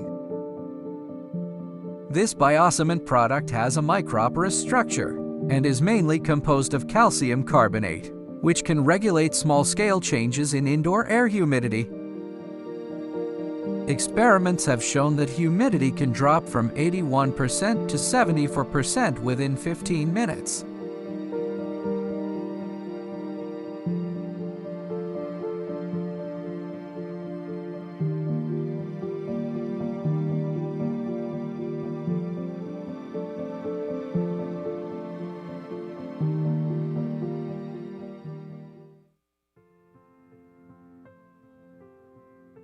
It's the year 2025. I've lived on this earth for 21 years now. My whole life, I've lived here, in an artificial farmland, 3 meters below sea level, enclosed by man-made dikes. As I grew up, I started wondering, what lies beyond these walls? I study in the city of Utrecht. This city is a place full of change, people, public transport, and large companies. Despite being one of the greenest cities in the Netherlands, I am confronted with how this modern Western world is shaped only around the well-being of humans. As a society, we place ourselves above everything else, drifting us further away from nature. I grew up alongside the internet. It showed me all the chaos in the world to the point that it's overwhelming. It gives us the urge to take action, but we often feel helpless, unsure where to start. How can one person make a difference? Maybe if we start small, we can begin locally instead of globally. What have we missed? What do we forget? Let's look closer around us. As a kid, I loved to draw, dance, and play in nature. It's so precious how the imagination of a child could turn a simple backyard into a forest full of adventures. I've spent countless recesses in primary school looking for insects and water salamanders. All these memories of my hometown are etched deep into my heart. I'm grateful for growing up here, to have a house with a backyard, to live only a minute away from the forest, and to have a primary school next to a lake.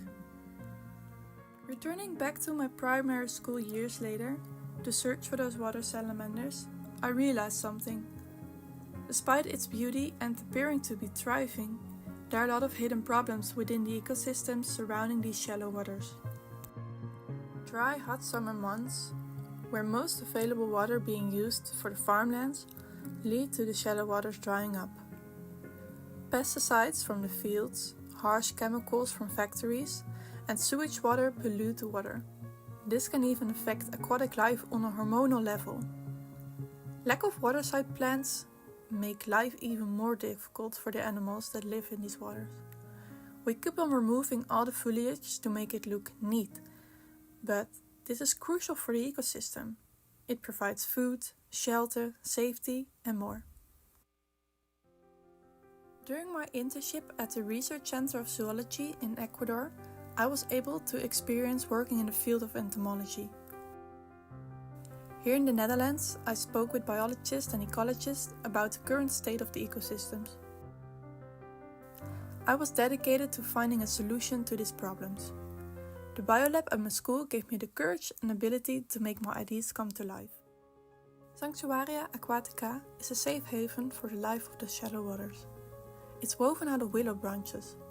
These cuttings came from the willow trees that grow next to my primary school, the same trees I passed every day on my way to school. These willows, nodding willows, are native trees from Dutch waterlands. Once planted in water, these branches will sprout again and blend in with the ecosystem. The woven pattern creates plenty of nooks and crannies for insects to hide in. These are some examples of different shapes that could provide shelter for different types of aquatic animals. The top raft stays above the water and provides a place for birds to nest and for indigenous plants to grow. I am still researching the long-term effects of mycelium on water quality. Could this break down the harsh polluting chemicals? Smaller Sanctuaria Aquatica can be made by anyone with a do-it-yourself kit. People of all ages can create an aquatic insect hotel. Get inspired by the styling magazine to fill the rooms with specific organic materials to attract specific types of animals.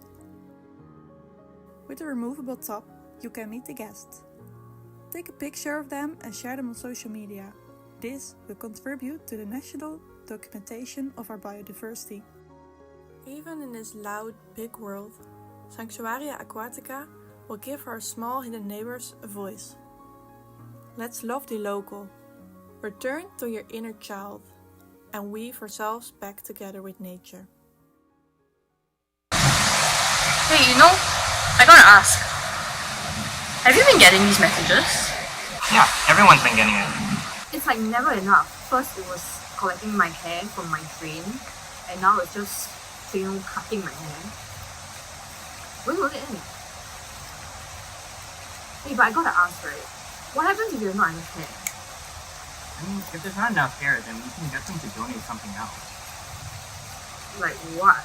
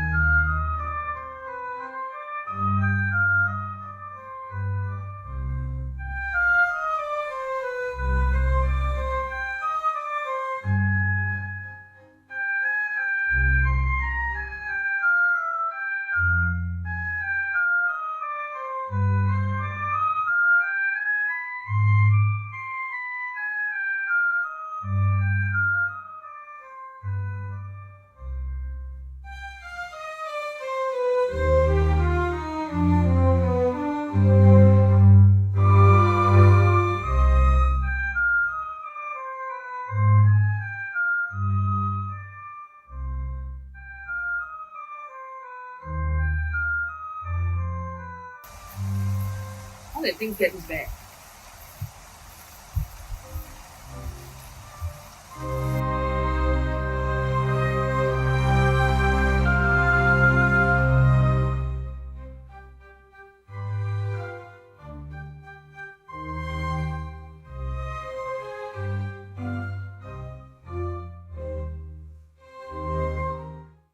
Modern day claw clips. What could possibly go wrong with this harmless hair accessory? Hi, my name is Courtney and we are Team Shatter Clips. We are reimagining the design of a common claw clip.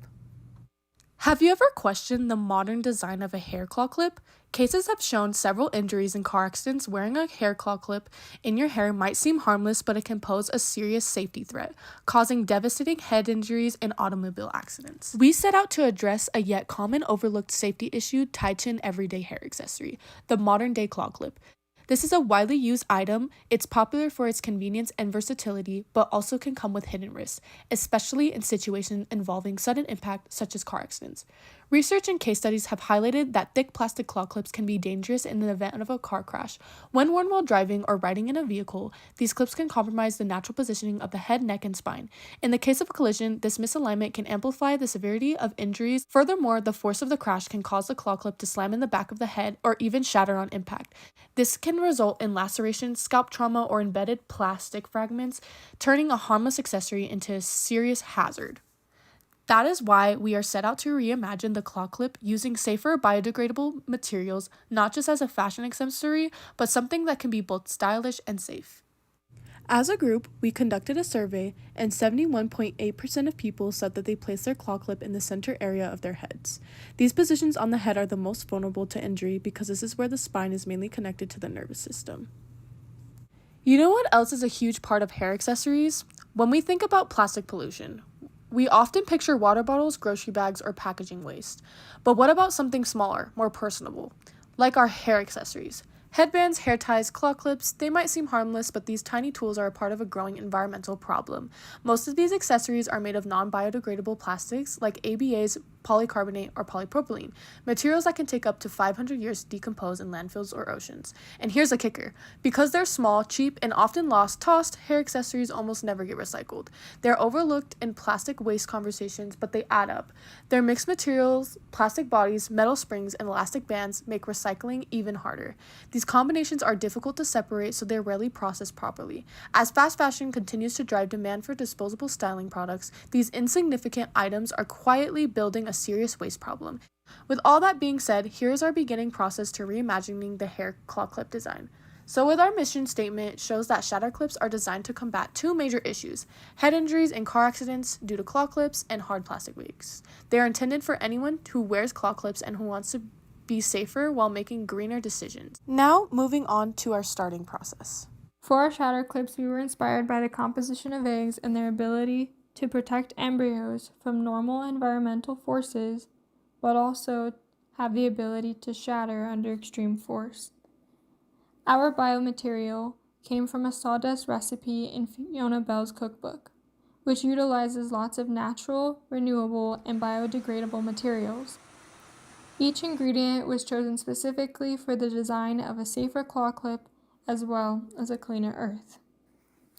This recipe utilizes the foundation of a filler, the sawdust, a stabilizer, the eggshells, binders, which were methyl cellulose and xanthan gum, and liquids, which was vegetable oil and water. To start our experiment, we began in week 1 with creating our biomaterial.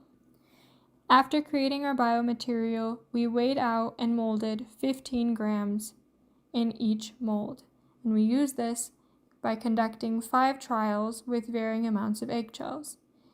Each mold increased by increments of 3, upwards to 12 grams. So for trial 1, we had 0 added eggshells. For trial 2, we had 3 grams of added eggshells. For trial 3, we had 6 grams of added eggshells. For trial 4, 9 grams of added eggshells. And for trial 5, we had 12 grams of added eggshells. We did this process to test the durability and the shrinkage of each trial. Going into our second week, we evaluated the shrinkage of our material and conducted crash tests on our biomaterial and normal plastic claw clips. We found that the normal plastic claw clips, when shattered, tended to break into larger, sharper pieces that were more dangerous for your more vulnerable part of your scalp or head. And our biomaterial broke into smaller, more even pieces with more rounded edges, which was safer for your head. After these tests, we decided to utilize trial 3 with the 6 added grams of eggshells for our shatter clips because of its added strength and durability in comparison to all other trials. For our third and fourth weeks, we attempted to use a silicone mold to try and make the process of molding our claw clips simpler. But this mold proved to be unsuccessful because it broke a normal claw clip when trying to remove, and it just wasn't going to work with how tough the material was for our biomaterial. Following this, we decided to explore other ideas and techniques for hand sculpting our shatter clips. For our final weeks in 5 and 6, we attempted to add 4 grams of about 1 inch long of hemp fibers to our shatter clips. When adding to the recipe and it being fully mixed out, we found that it was a lot more difficult to work with and try and sculpt, and after it dried, it had accumulated mold. So we decided that we would need to find a different way to redesign our claw clip. In this, we came up with some new techniques and designs for our claw clip, which resulted in our final design containing recycled cloth and perforated wooden rods in the clip prongs for added durability. This was our weekly process from weeks 1 to week 6, and now we will talk about our final design. In 6 weeks, we have worked with multiple clips and continue to make adjustments to make strong yet safe claw clip. Our first claw clips were not properly shaped to fit into one another and had weak joints. This is because for the first week we were experimenting with material and we didn't know the weak points of the material yet. After realizing that it had weak joints and smaller, more detailed parts were difficult to create, we tried creating a new claw clip and completely redesigning it. This redesign, while very interesting and useful, would have required us to have bigger machinery to pull off. For the new design that we had after that, we added strength to the joints. First, we added strength to the teeth by adding a perforated rod within the center of our material. These perforated rods were made so that they added strength with small pieces of wood, but they also would not harm the person wearing them and would break before they went into the wearer's head. On top of that, we added cloth into the handle to reinforce the handle when you were using the clip, so that the clip didn't break when putting pressure on it. For future design, we also want to work on adjusting the hinges so that there's more strength there. To do this, we would like to use wooden discs with a small hole so that we can put the spring and the small rod through to line them up easier and add strength to that part of the claw clip. These small discs will be small and will also not harm a person's head if there is an accident. On top of that, we would like to use silicone molds to create a more uniform design so that the jaws fit into each other and we can make the claw clips more efficiently. And our next step that we want to do is adding a clear coat on the outside so that our claw clips are waterproof and reusable. Finally, we worked on the aesthetics of our claw clips. For the aesthetics, we used watercolor to color the claw clips, and we also used cloth to create a nice outer layer of our claw clips. We would like to continue to experiment with the aesthetics of our claw clips, but are having a lot of fun finding new and biodegradable ways to decorate our clips. Hello, this is Jasmine, and I'm going to be talking about the future development and feasibility of shatter clips. Shatter clips is a handmade luxury claw clip designed for people who prioritize safety and sustainability. Our target market includes claw clip users who are eco-conscious and want to feel safer while wearing hair accessories in cars. We conducted an anonymous survey to better understand our market. The data revealed that 80.9% of respondents have replaced their claw clips 1 to 5 times, showing a consistent demand for claw clips. However, 81.7% of people do not feel safe wearing a claw clip while driving, and many are aware of the potential hazards. This highlights a clear market opportunity for shatter clips, a product designed with both safety and sustainability in mind. While there are eco-friendly claw clips on the market, none focus on the safety aspect in car accidents, our unique selling point. Shattered clips are priced higher than mass-produced plastic clips, but lower than high-end luxury brands, striking a balance between affordability and quality. We believe people will pay a bit more for a safer, more sustainable option. For manufacturing, we recycled materials like eggshells, fabric, and sawdust, which not only reduce environmental impact but also keep costs down. By sourcing eggs from restaurants, we can further lower expenses. After calculating materials and equipment costs, producing 100 shatter clips will cost about $1,843, making each clip about $19. If sold at $35, we'd earn a profit of about $17 per clip. Selling just 32 clips would cover our initial equipment investment. We also conducted a life cycle analysis to assess Shatterclip's environmental impact. The results show that our biomaterial has a lower environmental burden than common claw clip materials like bioplastics and polycarbonate, thanks to its organic composition and minimal processing. In summary, Shatterclips offer a dual solution to a growing market: safer, more sustainable claw clips made from recycled materials. We're not just making a product, we're making a difference. Thank you for listening.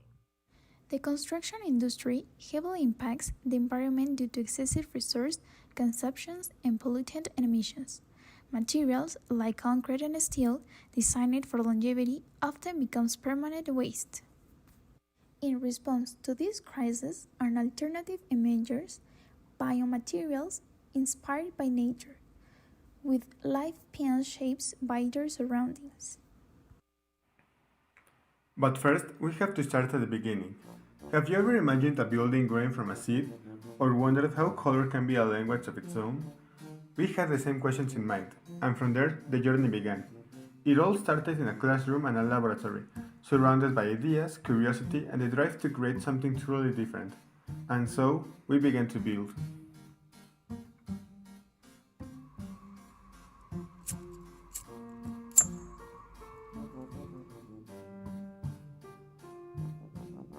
Mycelium is grown using agricultural waste such as straw, helping reduce reliance on non-renewable materials. For this process, we incorporate eggs, cartons, and sawdust, combining them with white and gray mushroom spores to encourage natural development.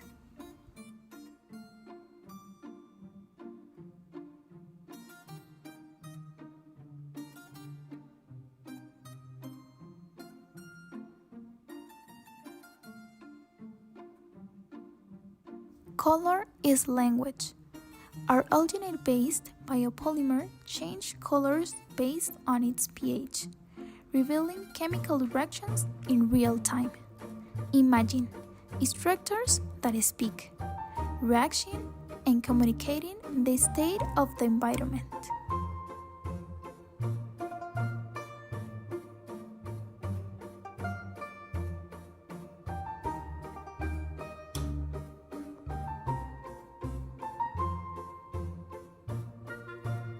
We harness the versatility and integrity of mycelium and alginate, allowing their unique properties to shape innovative approaches to the construction.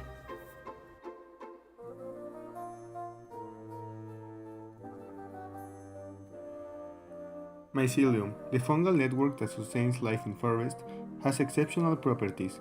It is lightweight, strong, and completely biodegradable. At Ecofusion, we use it as the foundation for an architecture that is not built, but grows.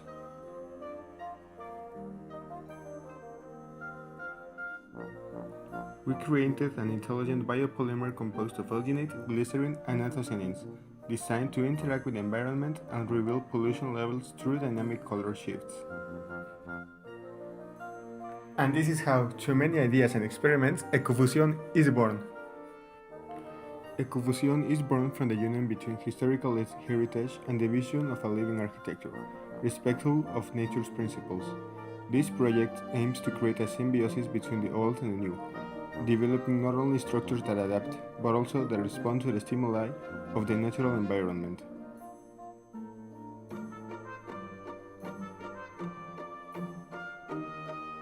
Biomaterials are elements that can be discarded at any time and will biodegrade, but they can also last as long as users need them to. These materials have the flexibility to take on different forms, from the growth to the drying process, With this idea, we plan to open up the space today to create materials that can communicate and fulfill indefinite lifespans.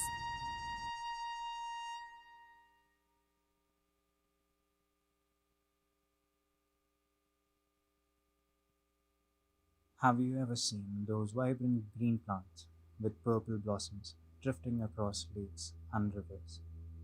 That's water hyacinth, a plant both admired for its beauty and feared for its rapid spread.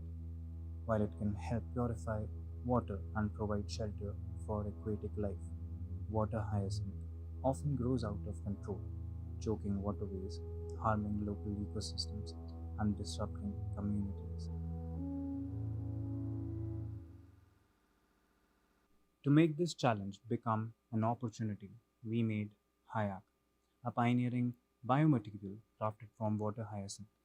Hayak is more than just a material, it's a design initiative rooted in sustainability. By transforming an invasive plant into a valuable resource, we're not just cleaning up our waterways, we're creating new opportunities for communities, promoting circularity, and championing a greener future.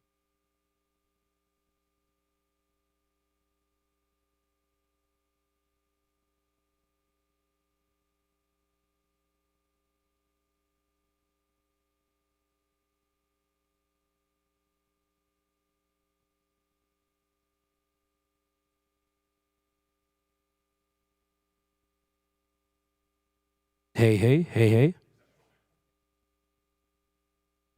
Hey, hey, hey, hey. What if you shared your kitchen with a living being? A quiet presence that Hey, needs hey, care hey, hey. and in return Hey. changes the way you think about food. Koji has shaped the flavor of cultures for centuries. Now, it becomes a companion, helping us waste less and care more. Hey, hey, hey, hey. Fermentation is one of the oldest forms of food transformation. Hey, it's a natural hey. process where microbes, like bacteria or fungi, break down food components into simpler, often more flavorful and nutritious substances. Hey, Koji, hey, a hey, hey. filamentous fungus, is a master of this art. It releases enzymes that unlock sugars, amino acids, and deep umami flavors. The result? Complex, aromatic pastes, sauces, Hey, or marinades. hey. Ingredients that can enrich broths, glaze vegetables, or add depth to any dish. Meet the Koji Companion, a living organism that transforms your food waste into something delicious. Like a pet, it depends on you. Like a kitchen tool, it helps you ferment, preserve, and rethink what is edible. It grows, reacts, and creates a relationship between you and your leftovers. Designed as a semi-organic glass capsule, the Koji Companion is both kitchen object and microbial cohabitant. The Koji Companion is a living fermentation object that thrives on your food scraps. It encourages experimentation, personal care, and sustainable behavior through daily interaction. It's designed to live in your kitchen, like a pet or a plant, and invites you to feed it with care. Cooked rice, steamed vegetables, old bread, or potato peels, as long as it's clean and plant-based, Koji will turn it into something new. But it's not a compost bin.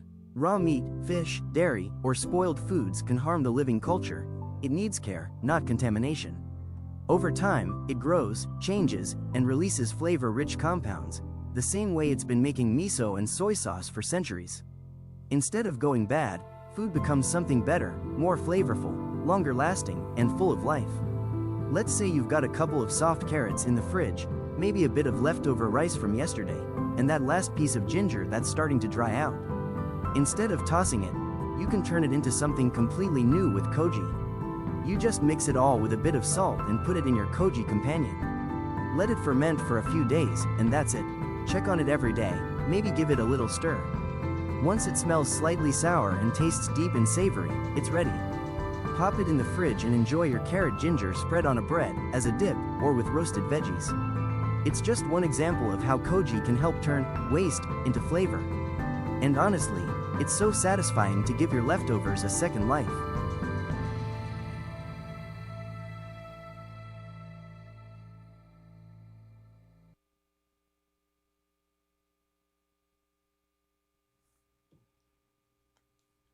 The Charles River is a ubiquitous symbol of Boston. Everyone knows that you probably shouldn't swim in it. But why?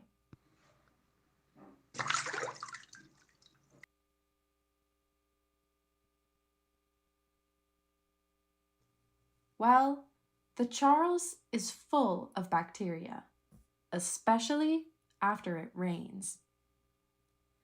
That's because in Boston, the stormwater and the wastewater go through the same pipe. And this means that when it rains a lot, it overflows out into the river. And something is inside this overflow. From the fertilizers we use in our yards, from industrial and commercial activities in and around Boston, from our sewage systems, and even from the poop of your dog, if you have one. What is this mysterious element?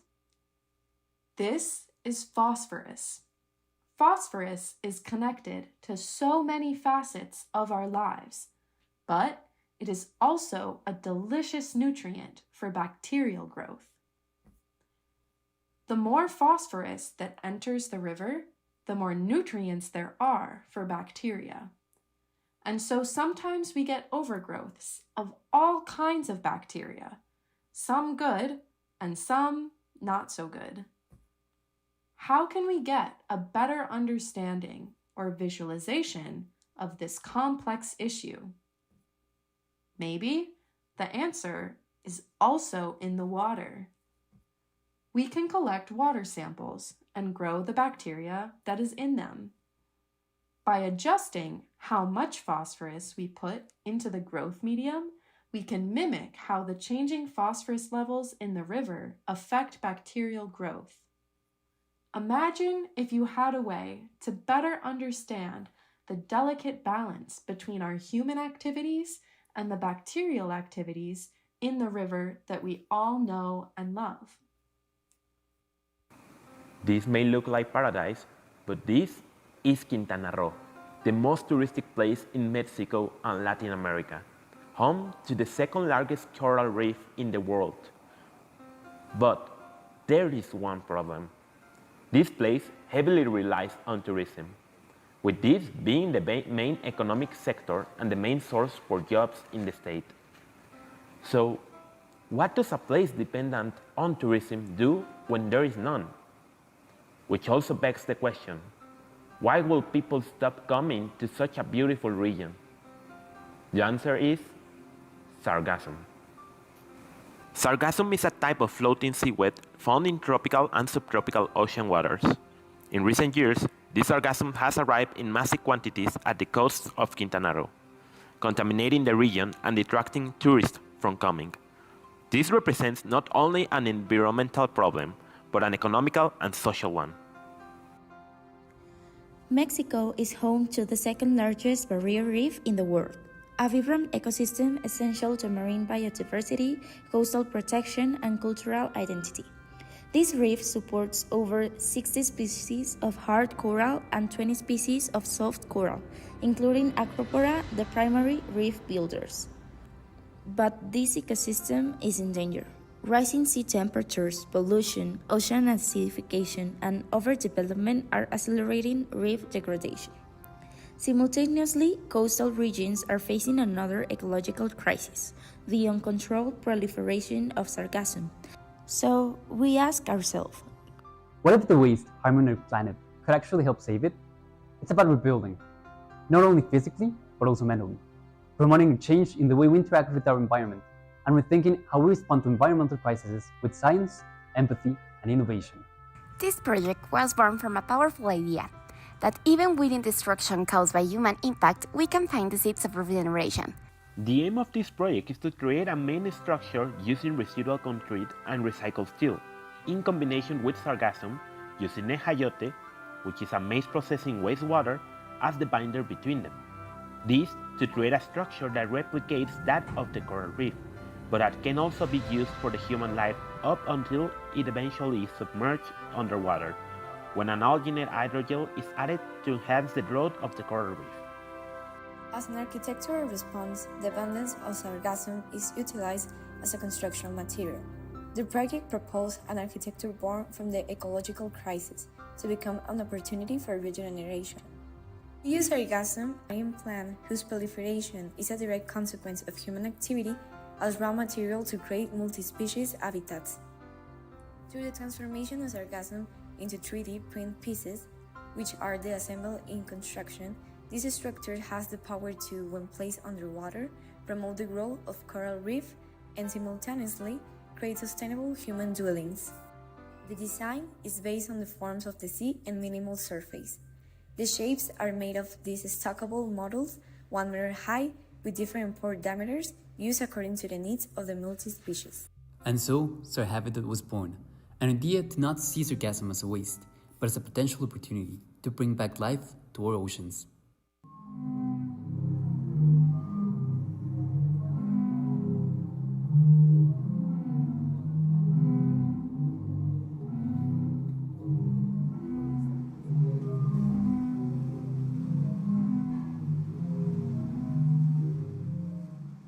Globally, millions of tons of polystyrene end up in our oceans. It breaks into microplastics, infiltrates marine food chains, and remains in the environment for centuries. It's virtually impossible to recycle effectively, and once it's in the sea, it stays there. But the problem doesn't stop there. Along the Slovenian coast, more than 20 cubic meters of seagrass are collected and incinerated every day during summer. Cleaning it is labor-intensive, and disposing of it by burning releases carbon dioxide back into the atmosphere. A major threat to the Adriatic Sea is nitrogen pollution, primarily from agricultural runoff via the Po River. Excess nitrogen feeds algal blooms, which choke marine ecosystems, deplete oxygen levels, and block sunlight from reaching seagrass beds. But what if the algae causing these blooms and waste seagrass could actually help solve the problem? Introducing CPAC. Our biodegradable packaging material made from locally sourced seagrass waste, algae-derived gelatin, and glycerin. Developed by our student team, CPAC is designed to replace polystyrene in secondary shipping packaging. It's compostable, ocean-friendly, and made from materials that would otherwise go to waste. By integrating local natural cycles and reducing reliance on petroleum-based plastics, CPAC offers a tangible, scalable step toward a more sustainable shipping industry. The sea has given us a signal. It's time we listen and respond not with pollution, but with design. CPAC. Grown by the sea, returned to the sea.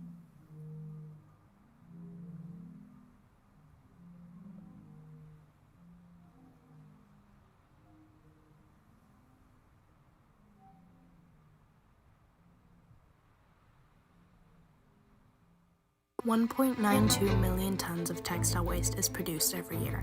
Textile production is responsible for 20% of clean water pollution. On average, Europeans discard 11 kilos of textiles per year. The fashion industry. It's massive, overwhelming, and sometimes feels impossible to change. So, how can we make a difference? Well, maybe the answer is simple. We can start with our own community. Are you conscious of the amount of textile waste created at Amphi? At Amphi? Yeah. It's something that annoys us a lot. Definitely. I feel like there's probably more than what we know, Yeah, I think there is quite a big problem. Yeah, there is. There is for sure. We never talk about what to do with the fabric that's left over, like at all.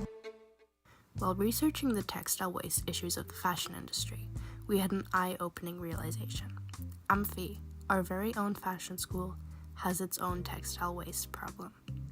As with any creative institution, we use a lot of materials, and with that comes an inevitable amount of waste. But here's the thing, how much waste is created here at Amphi? And more importantly, what happens to it? Turns out, no one really knew. Not the students, not the teachers. So, we set out to find the answer. What we discovered was more disheartening than we'd expected. Okay, I'll tell you, but you can't tell other people. The trash gets incinerated. They don't want people knowing that because we're trying to stay sustainable. Let that sink in. Students are essentially throwing away their money on fabric, only for their scraps to go up in smoke.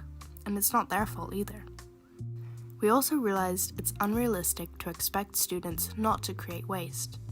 Mistakes are a crucial part of the design process, but walking through the hallways and seeing the mountains of textile scraps piling up every week, we knew there had to be a better solution. After observing and speaking with other students, we identified the biggest culprit: calico fabric. Students use it for testing and prototypes, often making several versions of their designs before committing to their final fabric. This led us to a big question. What if we could transform this waste into something new? And that's where our journey began. We started experimenting with biomaterials, specifically combining different ingredients with shredded textile scraps. Our goal?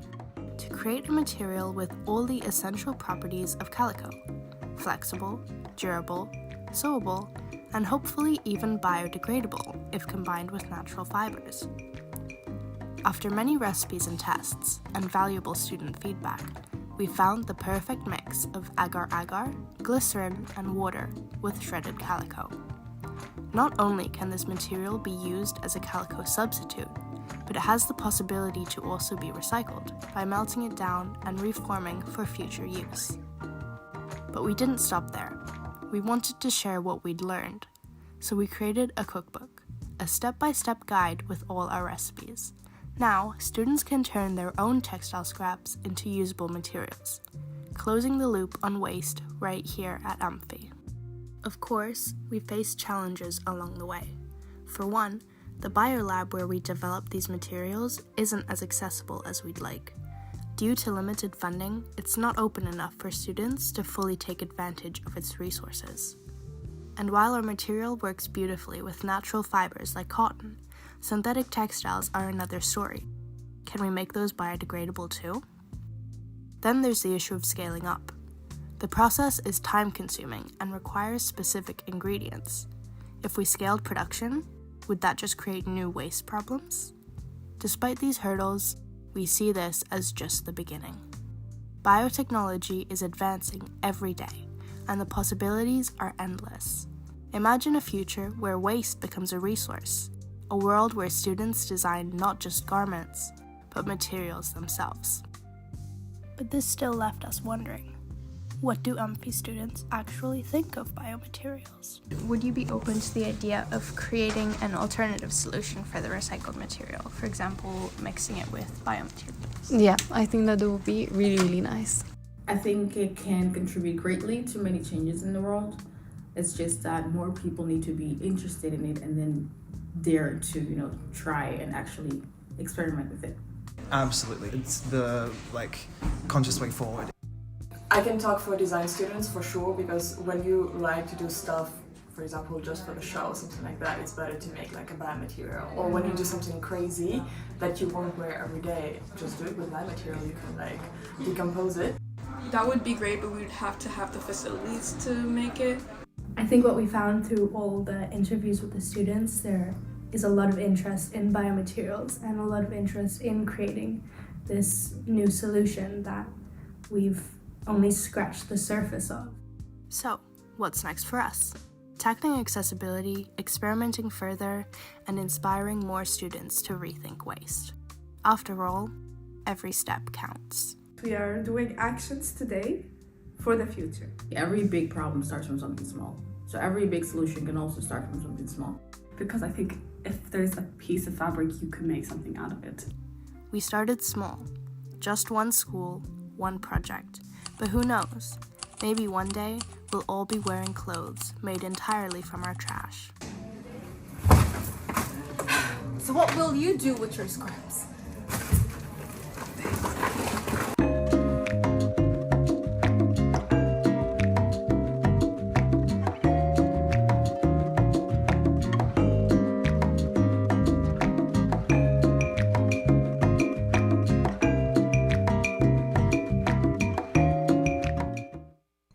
Yunnan is a province in southern China bordering Myanmar, Laos, and Vietnam. It is home to 25 ethnic minority groups who have lived here for millennia, each of which has its own unique culture. They are masters of hand-woven textiles, embroidered clothing, and silverwork. They have unique musical instruments, drumming, and community dancing, as well as traditional architecture that varies across groups. Under recent modernization that is transforming agriculture, industrialization, and housing, many of these villagers are struggling to maintain their traditional residential architecture. Recently, mushroom farmers in this Yi Mountain village were forced to move because their adobe homes had potential safety hazards after being washed away by rains for decades. They want to rebuild on the original site, but adobe requires too much maintenance. Earlier this year, Dr. Dan-Ting Soon of Yunnan Arts University and Dr. Christina Cogdale of the University of California, Davis suggested they could consider mycelium bricks as an alternative to adobe. Mica bricks both maintain their traditional style of building while also reusing the spent substrate waste from mushroom farming for bricks. This waste is abundant, since China provides 94% of the world's mushroom supply, and Yunnan is its largest provincial producer. Yunnan is also one of the world's fungal biodiversity hotspots with almost 900 edible species discovered there, 36% of the world's globally known edible species. If ever there were a perfect spot for the development of mycelium-based materials, Yunnan's it. Mica bricks have only recently become strong enough for structural building. Last year in Namibia, Chris Maurer and his team built MicoHab, the first structural mica block house in the world. Their sledgehammer test is impressive.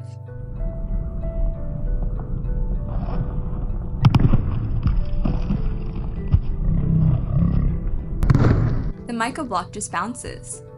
Since then, Maurer's bricks have tested at 26 megapascals compression strength. That's twice as strong as a concrete block and over 200 times stronger than Ecovative's Grow biomaterials. Additionally, microbricks function as carbon sinks, holding agricultural waste instead of being burned post-harvest, releasing carbon into the air. They store almost 40 kilograms of CO2 per cubic meter, in contrast to the fabrication of concrete blocks that releases 200 kilograms of CO2 per cubic meter. Yunnan Arts University and UC Davis are now collaborating with Chris Maurer to build the world's first structural mycelium eco-village in Yunnan, China, at this mushroom farm. The project is called Mycos, and over the last 5 months, students at both universities have been working hard on its realization. Mycos entails many considerations of Yunnan's geography, climate, and cultures that have required extensive research by students. Professor Soon specializes in Yunnan ethnic arts and architecture, and she is native to Yunnan herself.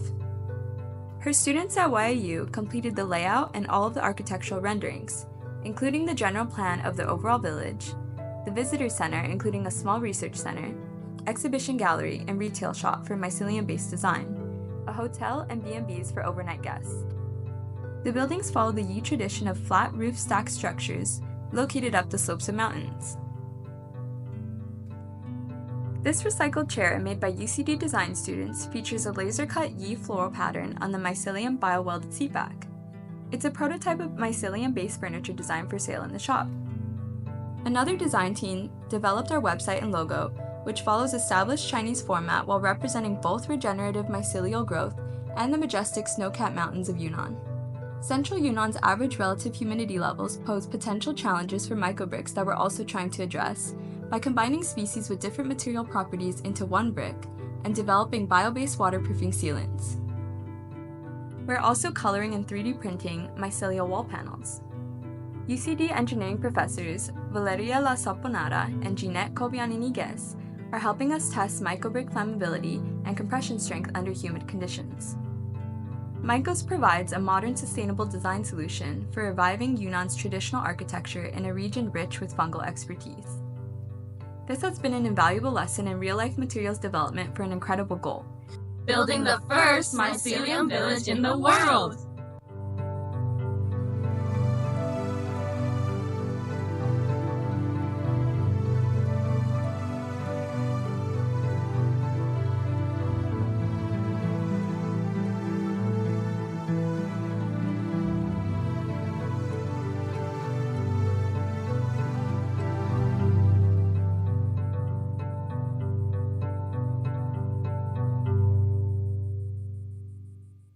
Name, Cora Staghorn. Origin, Great Barrier Reef, Australia.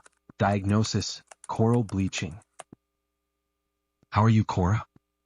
Let's talk about your problem. 27 years ago, the ocean was home. I was bursting with colo, surrounded by my sisters, in a calm, thriving reef.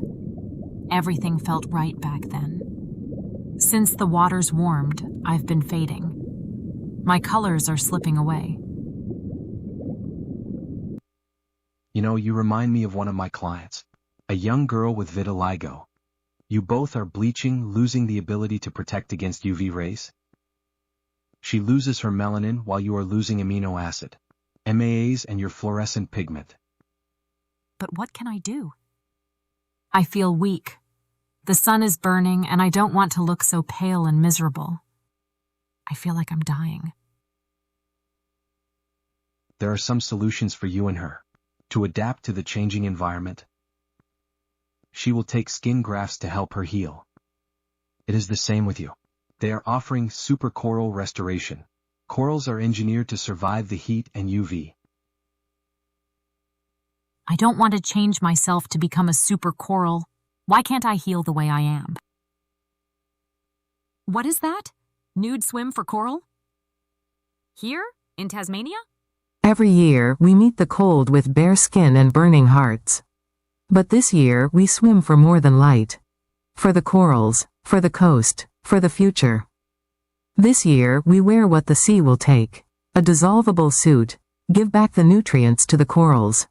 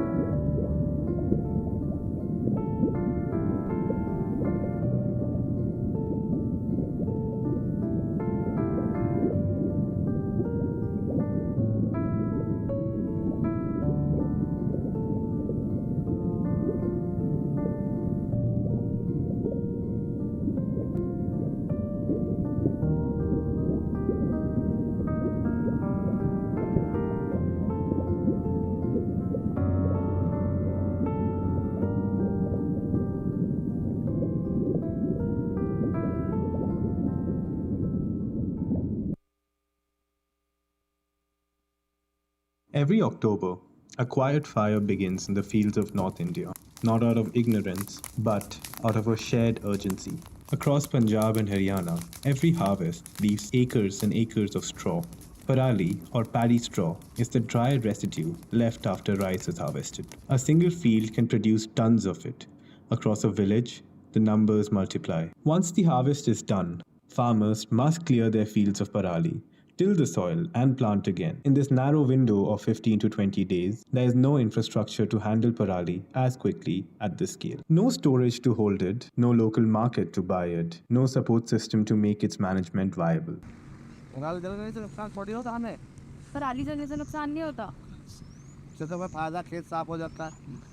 For a farmer, it's a weight, a waste, and so it is burned. And then, as smoke rises, fine particulate matter is released. These particles mingle with the dense winter air in nearby urban cities like Delhi. They transform the air into a toxic haze of smog, making masks essential for survival. Everyone suffers. Cities, villages, the soil, skin, breath.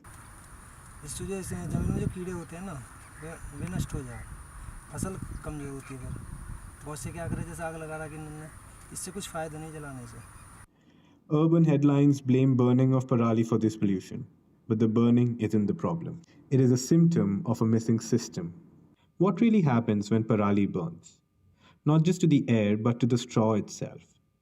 Because parali isn't just dry waste, it is biomass, rich in carbon, made of cellulose and lignin. It holds energy, carbon, life. In open air burning, that carbon is released into the sky, turning into smoke, and the burnt residue left makes the land depleted of necessary nutrients over time. Burn it in a contained, low oxygen environment, we can process it using anaerobic combustion, a method that decomposes organic material in the absence of oxygen. From this process come two vital outputs: biochar, a charcoal-like powder rich in carbon, and biogas, a clean, renewable fuel. We forgot burning isn't the problem. The problem is where and how it happened. So instead of condemning burning, we reimagined it as a controlled, purposeful, and a sustainable process. We designed low oxygen chambers, a two-layered combustion system, an inner metal core that conducts heat efficiently, surrounded by an outer shell of insulating bricks that retain warmth and protect users from direct heat exposure. Inside, there is no direct flame. Parali is loaded from the top into the inner chamber. It is then heated indirectly by keeping fire in a separate combustion zone, allowing to decompose slowly, releasing biogas from one end and leaving behind biochar at the base. A side outlet channels biogas into a large gas holder tank. But no single product can solve a challenge this deep, this layered. Not when the problem is woven into the fabric of community, culture, and the land itself. Farming in North India is a shared journey. Labor moves from field to field. Equipment, tractors, irrigation pumps pass from plot to plot. We chose to build on that strength. So instead of treating our combustion chamber as a personal tool, we reimagined it, sharing it as a system, something that not lives on one farm, but lives as a community. Strategically placed, these combustion chambers become village hubs for circular farming, shared access, and collective growth. Two outputs, both local, both renewable, both turning what was once waste into a source of resilience. Biochar that can be used like a natural fertilizer enhancing the soil, replacing the need of chemical-based fertilizers which most farmers rely on. But year after year, these inputs not only strain their pockets, they slowly degrade the very soil and the land they depend on. Biogas that can power small diesel engines used for irrigation or transport, essential to everyday farm life. In these communities, power cuts and rising fuel costs are common. Biogas offers a steady, homegrown source of energy, hence creating energy that stays local, generated from what was once discarded. This is a step towards regenerative rural infrastructure, one that's locally powered, communally maintained, and deeply rooted in the existing practice of sharing and self-reliance.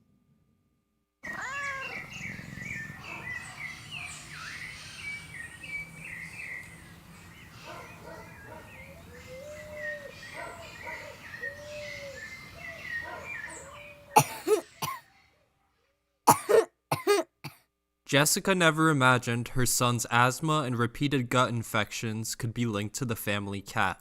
But fecal pathogens like Clostridium, Campylobacter, and Toxoplasma don't care how loved your pet is. They just spread, silently, invisibly, into homes, parks, and sometimes into the people we care about most. This reality is known by none better than the residents of Japan's Cat Islands. Tashirojima Island in Miyagi Prefecture alone is home to over 100 cats. That's 2 for every human resident. Furthermore, the average age of the residents is 70 years old, a demographic at severe risk to these very pathogens. Up to 1.2 million zoonotic infections annually stem from domestic animals. Immunocompromised people, children, and the elderly pay the price in health and in dollars, vet visits, hospital stays. Yet, until now, we've only cleaned up the mess. What if we could stop it at the source? Symbioclean Cnidophilus is a next-gen symbiotic macroorganism, engineered by combining DNA from the Demodex mite, a resident of mammalian eyelashes, and the tapeworm, an organism commonly infecting cats and dogs alike. Although these two organisms diverge significantly in taxonomy, precedent exists regarding the hybridization of organisms sharing fractions of a percent in genetic composition. Furthermore, new technology such as CRISPR can be utilized to edit genes in order to imbue certain physiological properties into a wider range of organisms. The Demodex mite is an organism perfectly evolved to absorb waste, as it excretes none of its own, while the tapeworm contains important characteristics that allow it to exist within the body, characteristics we wish to utilize to our advantage. The new organism, Symbioclean Cnidophilus, will thus be a version of the Demodex mite that can reside within the body, where it will eliminate the very pathogens we hope to attack. Delivered as a simple food additive, SymbioClean would remain protected until it has reached its intended target, the stomach. The pill delivery format not only allows for easy implementation by the pet's owner, but also ensures that it is not released in less hospitable parts of the body. Living in the pet's digestive tract, SymbioClean Canidofelis would be armed with a modified form of Bacteroides thetaita omicron, modified with the same technology used to engineer its host. This bacteria is already a prominent fixture in mammalian large intestines, and with the introduction of specific spike proteins, could detect key zoonotic pathogens. Once detected, the bacteria would deploy custom enzymes to neutralize and degrade these pathogens, before they ever leave the pet's body. And when excreted, it dies within hours, along with SymbioClean Canidofelis, engineered to be reliant on the key environmental factors unique to the mammalian digestive tract, such as pH. In this manner, we minimize any downstream effects of the macroorganism, and protect the homeostasis of the outside world. With synthetic kill switch circuits and regulatory compliance built in, it's as cautious as it is clever. Our solution is thus twofold: a modified bacteria to recognize and eliminate pathogens, and a vessel that is perfectly suited to process the waste while excreting none of its own. Without SymbioClean, constant vigilance, recurring illness, and hidden costs. With SymbioClean, a healthy pet, a safer home, a cleaner world. Our trials have the potential to show over 80% reduction in shed pathogens, from Toxoplasma gondii to resistant Enterococcus strains. We envision a future where owning a pet no longer increases the microbial risk to human families, where biodesign protects what we love, instead of making us choose between safety and companionship. SymbioClean is more than an organism.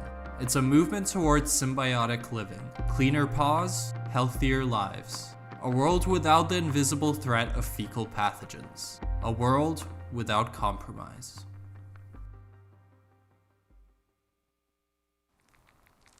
Here we grow beneath your feet. We feel your presence above. We hear your footsteps. Can you see us growing beneath you? Does it make you wonder?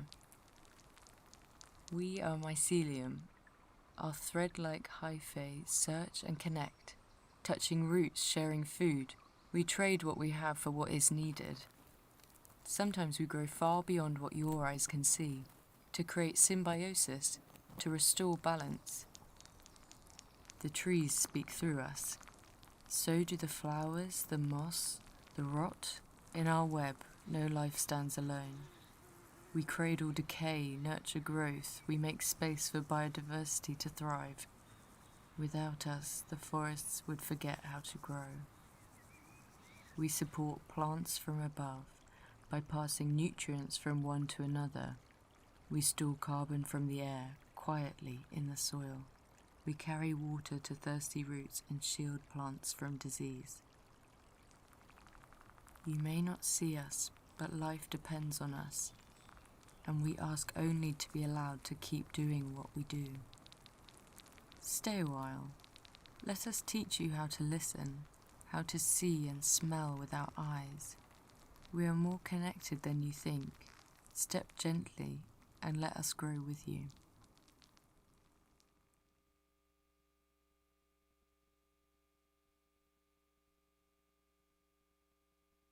A fish from the underworld.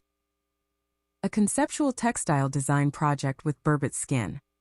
Our starting point was to do something art-related, food-related, and locally relevant. In the middle of a snowy winter, nothing really grows. But for generations, some food has been found under the ice. It has also been a habit to use every part of a fish that you could. Nowadays in retail, fish skins usually end up to waste. That's where we started our quest. What could be made out of locally sourced fish skins? We got the fish skins from family and a local supermarket and decided to learn the age-old skill of tanning the skins. There are different ways to do tanning. We chose 2 ways with easily accessible and nature-friendly ingredients: plant and fat tanning. At first we made some useful side quests with salmon and perch. Then we found the hero of our story, the burbot. The burbot, Lota lota, lives in deep cold waters and is easiest to catch in January-February when it comes to shallow waters to spawn. It has been called the fish from the underworld due to its habitus and habits, but a quick visit to the Fish Library of Finland showed us it could be so much more. Luckily, it was still a season for this springtime treat, so we could get some skins from the store, and so we started our process of tanning, and then some tanning, and more tanning. Then we tried out some ideas of how to use the leather. The process of plant tanning took much more time, so these experiments were made with fat tan burbot leather. We learned a lot during our process. To finish our quest, here are some things we observed. 1. Fishing is a vital part of our culture. Handling the fish skins from the beginning brought both of us a lot of memories and stories to discuss. 2. Fish skins were easily available. Developing products out of fishing waste could add value to local fishers' work. 3. Processing the leather takes a lot of time and effort, so it's not suitable for mass production. 4. The burbot leather, however, is soft and beautiful, durable and diverse, and very worth exploring. We wanted to raise awareness on burbot, learn traditional tanning of fish skin, and support using local natural resources in a sustainable way. We think we achieved our goals quite well. Next, we will continue experimenting, learning and finding the best uses for burbot leather. After all, it is a gift from the fish from the underworld.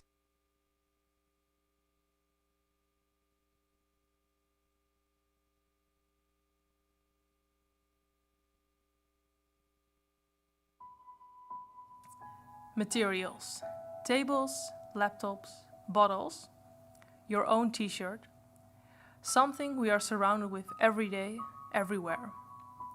They seem to have one thing in common. Yes, indeed, they're all made of plastic. All these tiny little objects that fill our lives. Or is it these tiny decisions that fill our lives? Our grandparents tend to remind us all too well about a different set of normal, mostly described with the famous sentence, "In our time," often in the realm of things being different or maybe even better. We know that polyester produced in current large volumes is harmful, and that could be reason enough to find alternatives, right? Perhaps there are already good alternatives. But at the same time, we lack knowledge about these alternative materials and fear of using them. What is it that we base our decisions on if we don't know much about the product in the first place? The lack of knowledge clouds our view with unfamiliarity. So, if the question isn't just about materials, could it be about shifting perspectives and reshaping what we value? With our project, we try to get a hold on all those whirling questions when it comes to adapting to alternatives. Before we can adapt to change, we wanted to find out what shapes that change, what shapes our perception.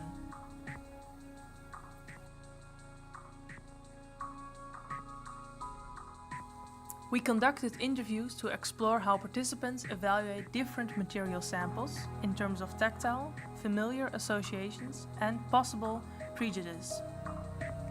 Our main target was to find out what shapes the often negative perception of bio-based materials.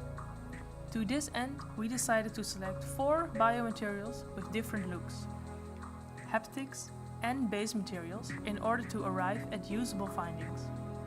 The materials examined were mycelium, agar film, kombucha leather, and cellulose leather, giving us an overall selection of the potential main use bio-based materials.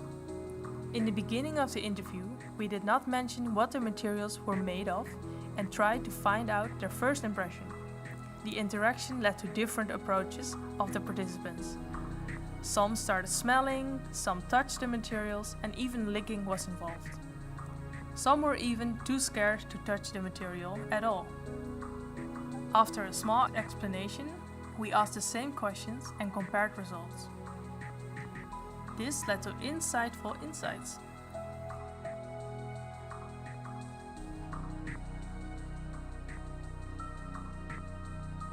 A notable pattern was the appeal of the pink cellulose leather that seemed to raise curiosity.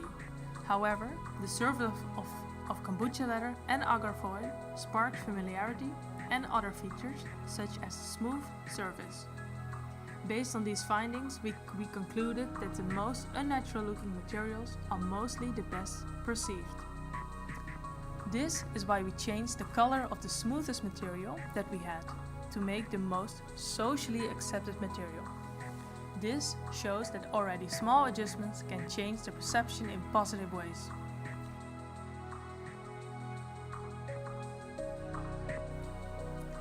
This project is a part of something bigger, a movement to rethink the way we use resources. The student sample that formed the basis of our research offers a glimpse of its potential. We are curious to discover what insights a larger, more diverse group might reveal. While we have yet to fully explore the scalability, durability, and the performance of these materials, the possibilities are both exciting and promising. However, is innovation enough to overcome the skepticism? Can we build a future on foundations we've only just begun to understand? All these small differences and decisions we make set a path for our future.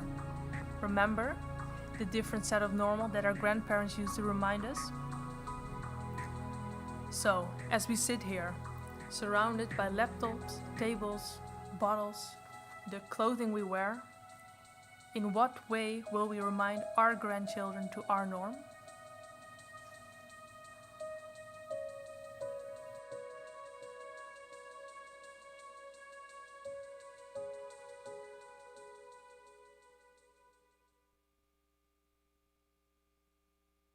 Disasters are becoming more frequent, more severe, and more profound. In 2014, a natural disaster of freezing rain hit Slovenia's forests and caused 9.3 million cubic meters of damaged trees. But this still wasn't over. This unmanageable mass of damaged wood enabled eruptions of small insects. The bark beetle that in the next 2 years caused further 4.36 million cubic meters of damaged trees. These bugs that are born within and feed with bark are a natural part of the forest ecosystem and play a key role in the decomposition of trees. But due to global warming and poor forest management practices, they are more and more numerous and attacking also healthy trees. They are considered an economic pest of global concern, and society holds them as partly responsible for deforestation. But what if we are the real perpetrators? This has led 5 students to delve deep into the topic of bark beetle eruption. We consulted with experts, visited different institutions, and went to the field to experience different methods for tackling this global issue. The gained knowledge has focused our attention on the creation of an educational observatory and a multi-species feeder. Let us introduce you to Wouldn't It Be Nice? The educational structure is made out of scrap wooden slabs and is located near a walking trail, where it invites people to not only look into the physical holes, but also to take a metaphorical look into the gaps in their knowledge. Each wooden slab shares important information about the forest ecosystem and, through a post-humanist approach, shows us not only how the forest benefits us, but what it provides to the organisms it shelters, and how these organisms, in turn, nourish the forest. The second part of the project is a wholesome tool in controlling bark beetle populations that utilizes the natural interactions of 5 forest species. In the center of the structure are pieces of bark overgrown with Ophiostoma piscii, the notorious blue stain fungi that plays a big part in wood degradation and piggybacks bark beetles as vectors. For a stronger attraction effect, an ampoule that contains concentrated pheromone can be a low add in the center. The beetles land on the outer layer made of spruce bark, where they are eaten by woodpeckers that naturally feed on them. If they manage to get to the inner layer, they come in contact with Beauveria bessiana, a species of fungus that infects the beetles and kills them. Our project is a provocation of the established management practices. Instead of removing bark beetles, it keeps them in the forest as part of the food chain, thus highlighting one of the insect's key roles in the ecosystem. Wouldn't it be nice is only one of the many aspects of facing the problem of bark beetles. It will only serve its purpose if it encourages the general public to rethink the importance of biodiversity. It does this by combining a product that creates space for enhancing the relationships and an educational sculpture that links existing ways of providing information in parks with curiosity. Looking into the unknown fills in the holes in our knowledge, so go and look beyond the bark now.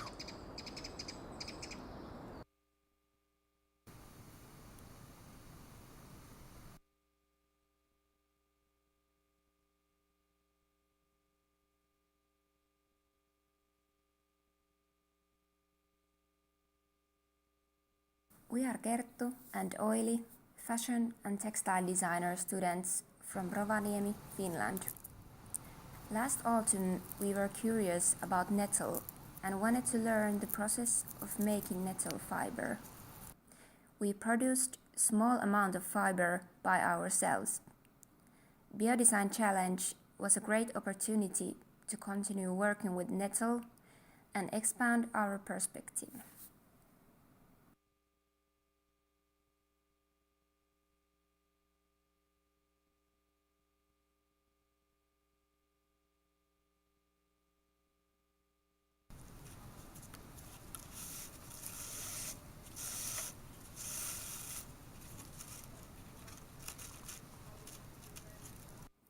We had noticed that nettle is fairly used at all as a fiber in Finland and has been forgotten. Nettle was commonly used as a fiber for textiles in northern, also in Finland.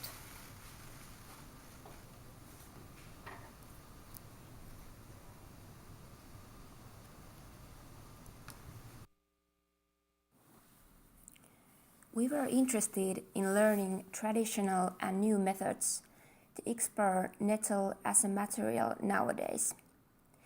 That led us to create the installation.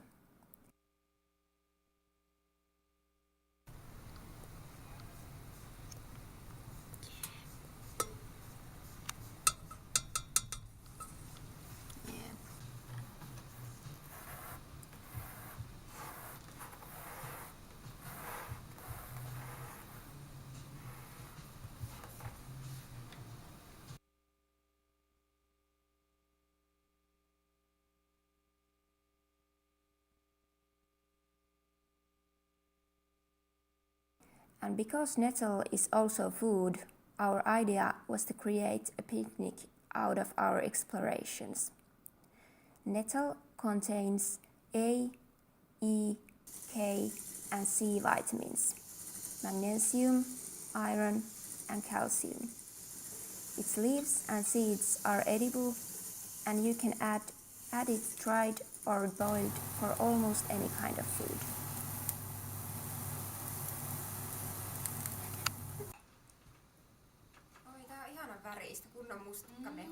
You can apply it, for example, in stew, pancakes, bread, soup, or tea. Traditionally, it has been used as a herb for a long time. That's why we also wanted to enjoy it in our food.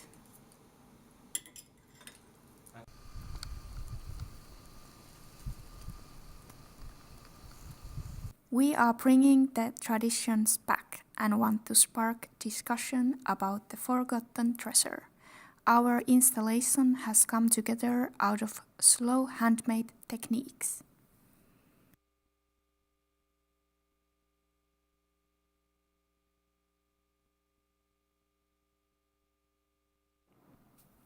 We think it is important to slow down, especially during these hectic days. Picnic installation is about gathering and enjoying the simple things in life.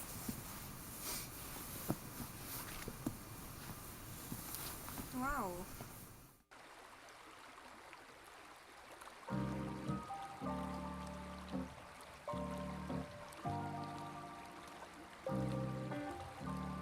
Welcome to Reef Relief.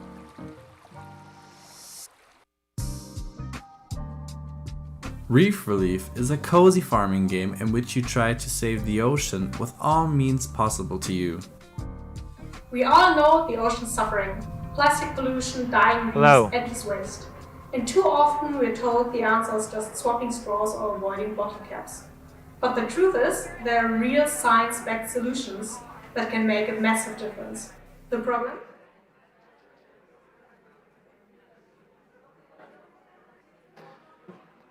Hi, everyone. Hello, hello. Evan, do you want a hand mic or these podium mics? Hand mic.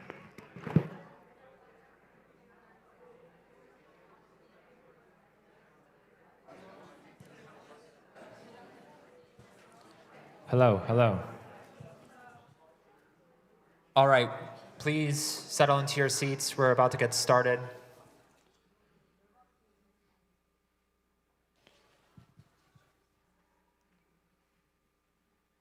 Welcome back, everyone. I'm so glad that you have joined us for the afternoon portion of our event.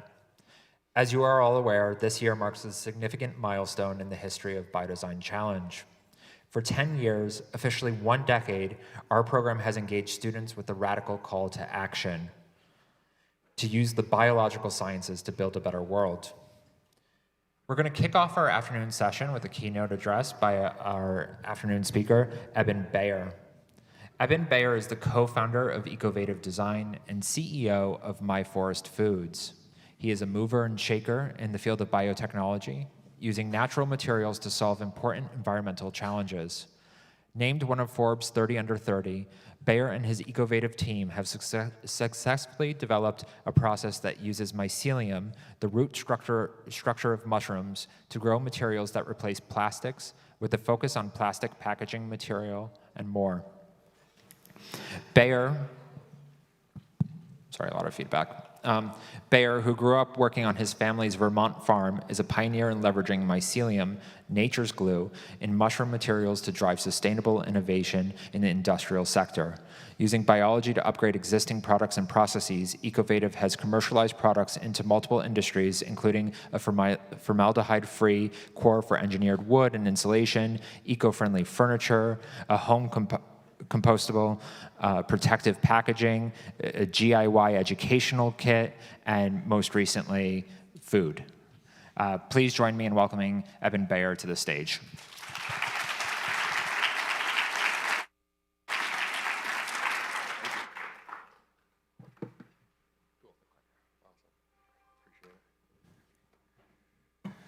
Cool. So I'm so happy to be here. Happy to celebrate with all of you the 10th anniversary of the challenge here. This event combines two of my favorite things, biology and design.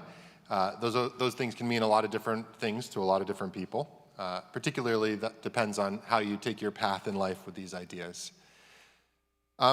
We're in a moment of tremendous uncertainty at a global physical level, if you think about our climate or our material world, as well as geopolitically.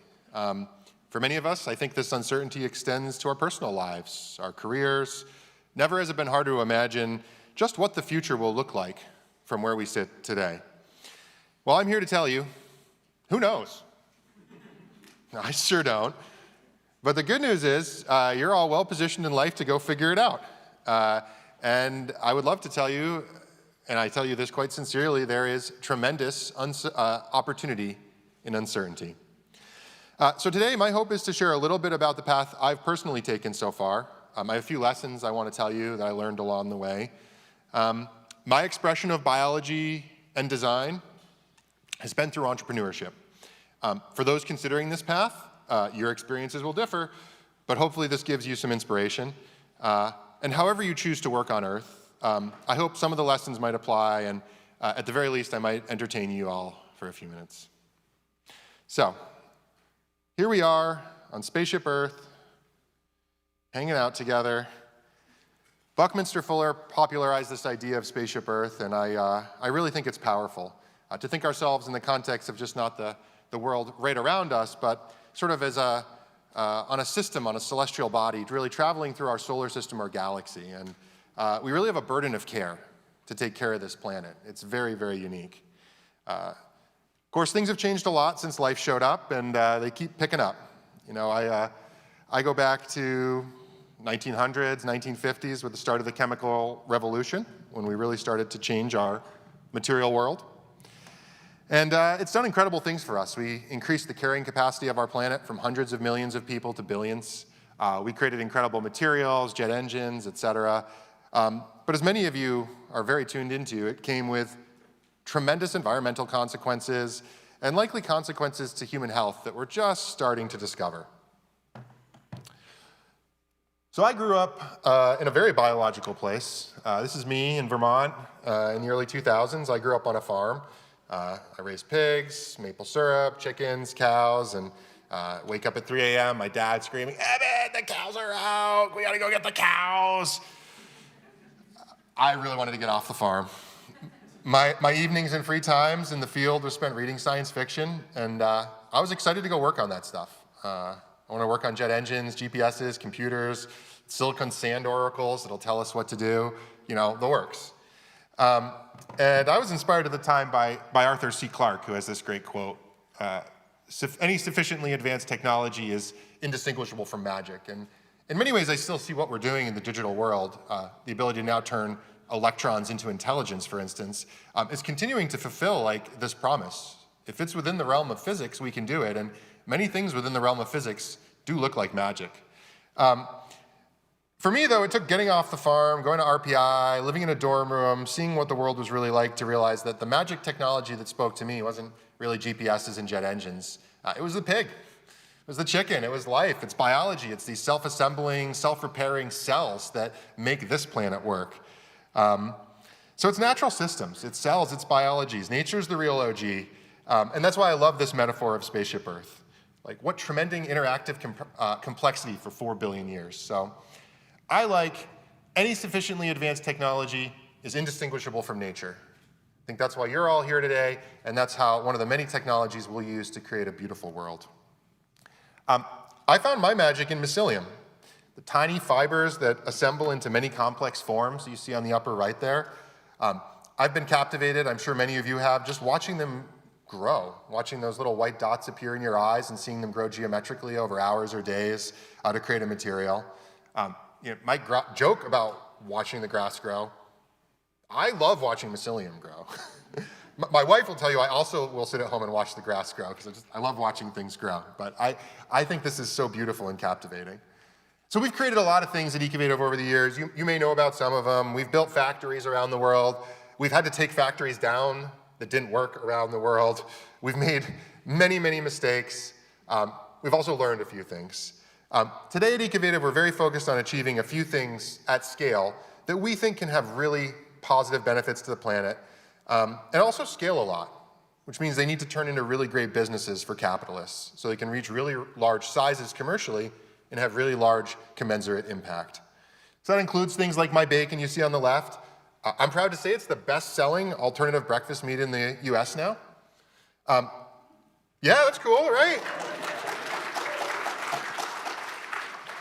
I know there's some caveats, best-selling alternative breakfast meat, like we're getting into a category, but it's a huge step for a product that 5 years ago was like just a twinkle in an Ecovator's eye, right? Just a hypothesis around it. And in a world where every other plant-based meat kind of sucks, like, tastes good, people like it, it's healthy, it's made from mushrooms. I can't say it'll cure cancer, but like, you know, go buy some of my bacon when you get out of here. It's good for you. But I want to take you back, like, I'm in a different place. I've had times to do all this. I've had time to make lots of dumb mistakes. And I was once a student, so I thought today we'd go a little bit back in time and I'll tell you a little bit how we got started at a competition much like this and some of the learnings I've had from that. So this photo, the start, this is myself and my co-founder Gavin McIntyre in our lab at Rensselaer Polytechnic Institute just after we graduated. This photo was taken by Popular Science, that's why it looks like a real photo. this is a made-up photo. Like, we didn't know anything about biology. We're mechanical engineers. Like, we didn't get that the bouffant, like, supposed to go over the beard. Like, the hair still counts when it's on your face. Like, you know, but we're trying pretty hard here. We're growing a lot of green stuff. And, you know, this is what it looks like. So this was like the press at the time in 2009. Like, look at this lab, stuff growing. You know, but the background story was total chaos. This is where we really were. There's a little photos taken in this like little room on the right, which used to be a dark room. And so here's the story here. We rented a 100 by 100 square foot office in our business incubator, which was a 5-story building. We're the weird mushroom people. It's all software people. They put us in the basement, 100 square foot office. We're down there on our laptops. We got a little pressure cooker going. We're like, what do you think's in this closet behind us? And it's like locked. And so we're bored, so we open it. It's not a closet. It's the entire basement of this building that's been abandoned. So we're like, wow, we need space. Like, should we talk to them about renting it? And we're like, well, we don't have any money. So we said, well, why don't we just clean it up? They won't mind if we clean it up, right? All these weird darkroom chemicals. That space that was a lab was actually a darkroom. We cleaned out the darkroom. We turned it into a clean room, what we thought a clean room was. And, you know, we just did this. We just started moving in. We did it over a couple months. Over 6 months, we cleaned it out. And we started trying to grow large sheets of mushroom insulation. And it was going pretty well. Until the dryer we'd built caught on fire. The dryer was about 20 or 30 hair dryers we'd gotten at Walmart, all ganged together with duct tape, blowed into a big box over a panel of mushroom insulation. Maybe you guys dried some of your stuff this way too. And it worked great, but it caught on fire. The fire department came. It's January. There's a lot of tenants out in the parking lot, all in one big group, and then the 3 of us in a different group. It's snowing. Everyone's like looking at us, and you know, we were kind of got in some trouble, but ultimately we explained what we were doing, everything we'd done, like, could we rent the place? And unbelievably, the facilities team ultimately agreed to give us a lease. Just a 1-year lease. They definitely wanted us out of there, but they gave us a lease. And so lesson 1 is like, you know, ask forgiveness. Don't ask permission. You're always going to get a no. You just got to go ahead and do stuff sometimes. And, you know, it's a great time in life to do that. Another thing in life that's good to do is get lucky. Now, I know you're thinking, okay, you can't just get lucky, but you can. You can increase your luck surface area. All right? So, you know, this is us. This is a cooler we were trying to grow. We're still trying to look cool in these photos. But, like, what we were trying to do is increase our luck surface area. And we found a competition in the Netherlands. It was called the Green Challenge. And they said they were going to give out 500,000 euros for the best idea to improve climate change. This is a Dutch group. And it sounded way too good to be true. I mean, how crazy were these Dutch people going to be? It's the largest business plan we'd done in the United States was $5,000. But we had time, so we applied. We applied all over the place. We applied to everything we could think of. And we kind of forgot about it. And 2 or 3 weeks later, I got this call, and this nice Dutch lady said, can you fly over here in a plane in 2 weeks to present? So we hopped on a plane. We brought our suitcase full of living mushroom panels. That was its own customs adventure for me. I did get it on stage with me. And we got to the show, and I'm like, oh, we're cooked. The teams were older, smarter, more experienced. I mean, our pitch was like, we're going to put mushroom insulation in your walls. Like, we're definitely getting concerned. And, you know, we're just some kids from the US. And we gave the whole spiel. We talked about what we wanted to do. And unbelievably, we won. Cool. Gavin, happy. I got one of these smiles, right? My mouth looks good, but my eyes, not so much. So, like, you know, I just said, like, if you give me 500,000 euros, I will build a mushroom factory in the United States. I will put mushroom installation, all your homes. It's going to be great. And they were like, sure, why don't you go do that? It's like, okay. So my eyes are, you know, it's like abject terror. So we get home and we're like, okay, mushroom installation, like this is, you know, what can we do with mycelium? This was like what we took to the competition. You know, like this, maybe we should do this. They've given us the capital. And, you know, this is, I don't know how you deal with this in the luck surface area, but we've been putting ourselves out there. And this happened like a couple weeks later. We got what I would consider one of the best like free marketing slots of all time for the stage we were at.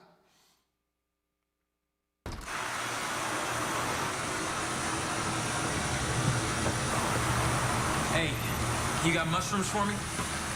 I got mushrooms. The fiber Sid pulled off our bouncer's shirt is an organic plant mixture used for insulation. Green Insulate. It's eco-friendly. It regulates heat just as well as styrofoam insulation. The thing is, while styrofoam melts under extreme heat,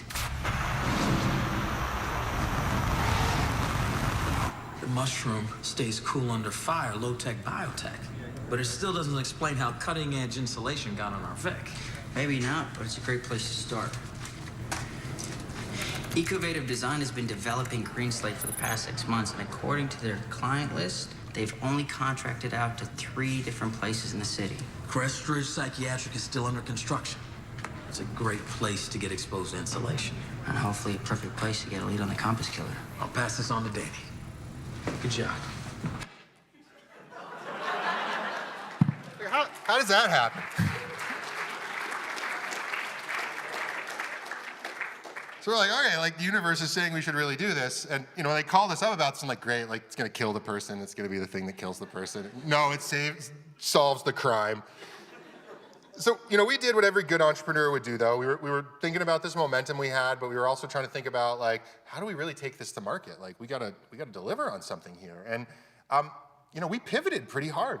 We said, we're not gonna make mushroom insulation. I called up those Dutch folks and I said, we're gonna build a different kind of factory. We're gonna do protective packaging. It's still styrofoam. By the way, this problem's a lot bigger. It ends up in a landfill in weeks, not months, years, potentially never. The building lasts a really long time. We're gonna grow it. We're gonna use the same sort of ideas. And even though in a very literal sense, it's a totally different thing, in another sense, it's kind of the same thing. And they were like, okay, cool, go ahead and do it. And so we did that. And we started building our first factory. So our second lesson is new data, new direction. Even if you've created a Lux surface area, you got tons of momentum, you gotta look yourself in the mirror and say, is where I'm going really the right way to take what I wanna do in the world? And while I knew we could go a lot farther on that insulation path, I knew the building market was slow, I knew the adoption curves were long, it was the highest volume, lowest margin material you could make, right, to enter the market. And in packaging, we perceived a much bigger problem for the planet and a much bigger pain point for our customers. And this was the first time Ecovative started to learn how to surf towards both customer needs and technological capabilities. So all this is going on, we came back to the US. We're at Ecovative headquarters. We've been running Turn for that down. 36 minutes and 12 seconds. This is the first trial run of our manufacturing system. Jason, pan up there. Let's get that auger going right there. What we've got here? Can you mute this video, actually? here? I thought this was muted. Okay. You don't need to hear me from 20 years ago. But I will narrate this. So we built it. We went back to the US. We built this in a warehouse. This asparagus blancher I'm talking about is $10,000. We got it on eBay. We got like a big bulk bin of cotton waste hulls. We got out of Texas on the floor here. We didn't have a bulk bin for the auger, so it's just an auger going into a cardboard box with a lot of duct tape down there. This is before I learned about OSHA. And this was all automated. This was filling packaging parts, continuous sterilization, continuous inoculation, continuous cooling, filling up the packaging molds, coming out the other line, going to the incubator, turning green. Supposed to turn white. So this was hard, but we built it. And the next lesson is you should, just go build it. Just make it. This had to all come apart. It doesn't exist anymore. But many of the things we did here, continuous pasteurization, continuous sterilization, have been done again and again at greater and greater scale. The mold filling, all the things that were sort of proven there. It was like one beautiful process prototype. And of course, have fun. You gotta have some fun doing this. Like, we're all on one trip usually on this planet, and it's worth having a little fun along the way. Cool. So I've had fun throughout the years. I've got to do lots of stuff with mycelium. This was a massive structure we did with David Benjamin. This was at MoMA, at PS1. We've had some opportunities to do design and interiors, support the community in doing that. We've gotten to make beautiful, flexible foams. This is pure air mycelium. So this is just pure mycelium fiber grown up into a sheet. This is what it looks like when you harvest it. Nothing done to it, no chemicals added. It's a really interesting material. Over the past few years, we've translated this into mycelium textiles and mycelium leathers with various partners. And we've been delighting people. I mentioned my bacon in the beginning. For me, this is super full circle. I started a material science company, and here I am making food from mushrooms, which is like the one thing people associate with mushrooms. But it's totally different. It's mushroom meat. People really love this. It's 5 ingredients. It actually tastes good. It's actually good for you. And next week, we'll be launching pulled pork, and later this summer, beef and chicken. And so a lot more. Thank you, yeah. A lot more places to find it in your cart. Where I wanted to kind of come to, though, on lesson 4, though, is this looks pretty good, right? It looks like I've been having fun. Yeah, but it's hard. I've had a lot of bad days and a lot of bad weeks and a lot of hard months, and I just want to remind you, everyone's struggling. I'm struggling, you're struggling. Like, life's really, really, really hard. And we have to treat each other with grace in that. And we have to share our struggles and be honest with them, because shared problems are very, very easy to overcome, I believe, as a group. And when we no longer share those and take those on together, that problems become unsurmountable. And so life comes at you fast, the world's getting faster, and this is just a plea to treat each other with grace and kindness, and know that no matter how good a story looks from the outside, I guarantee you it had many, many sucky days on the inside. I think biodesign and bioinventions have really yet to find their home in the world. So I'm sharing some of the areas we've had success, but we've really only seen industrial biotech applied in a few areas, and certainly not with the creativity I think we need to steward Spaceship Earth for the next 100 million years. Spaceship Earth needs our help. It's so obvious. And after 4 billion years of running successful biological operating systems, we're all part of that operating system, I believe there's much more we can do with the magic of nature to maintain the tremendous paradise we find ourselves on. Ultimately, we're all the architects of this system, and all of you especially, since you've chosen to be working and sitting here today on this particular project. So thank you. Thanks for taking time with me today. Hopefully it sparks some visions for your own journeys. I want to thank you for your efforts so far, taking time to build and dream in this space. And thank you now for all the great contributions I know you're going to make. And I'm sure I'm between you and something else, so I'm going to end it here. I got to go. If you want to be in touch with me, please email me. My email is eben, E-B-E-N, at Ecovative. If you want help, connections, just to bounce off, I will try and get back to you. And I wish you all the best. Thank you.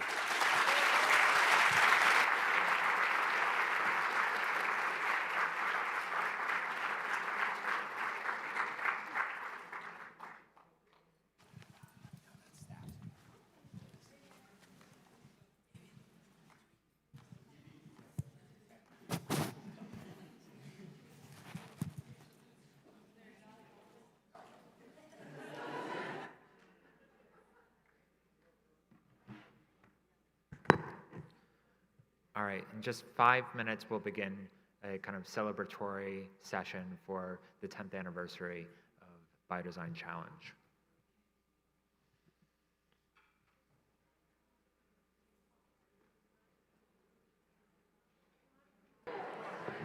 Hi, everyone. Hello.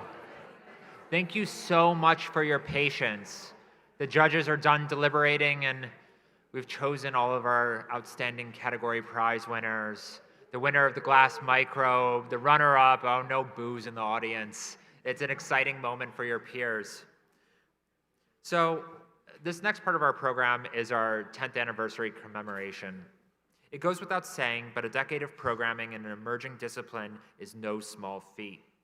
It took guts and grit, belief and hard work to build the foundations of a global community that we now enjoy.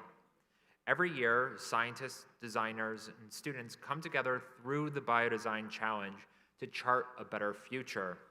But that would not have been possible without the dedicated labor of others. For this reason, Michael and I wanted to invite 2 special individuals on stage who have profoundly shaped the direction of our organization. Daniel Grushkin, our first executive director and founder, and Veena Vijayakumar, our previous ED and the mind behind the Biodesign Symposium and the BDC After School program. Dan and Veena should be familiar faces to many of you. Not only are they thought leaders in this community, but I strongly suspect that they have been friends, collaborators, and mentors to almost everyone in this room along the way. Can you please join me in welcoming them to the stage?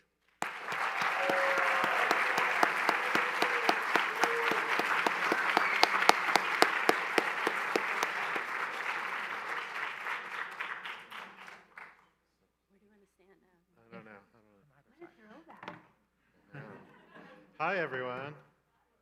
What the? How do you want to do it? Yeah, this is fine. I'm going to be. We're all family here. It's a global community. All right. All right, so I'm going to say my remarks surrounded by you all. So hold on. So first of all, congratulations, BDC. 10 years, that's a huge milestone.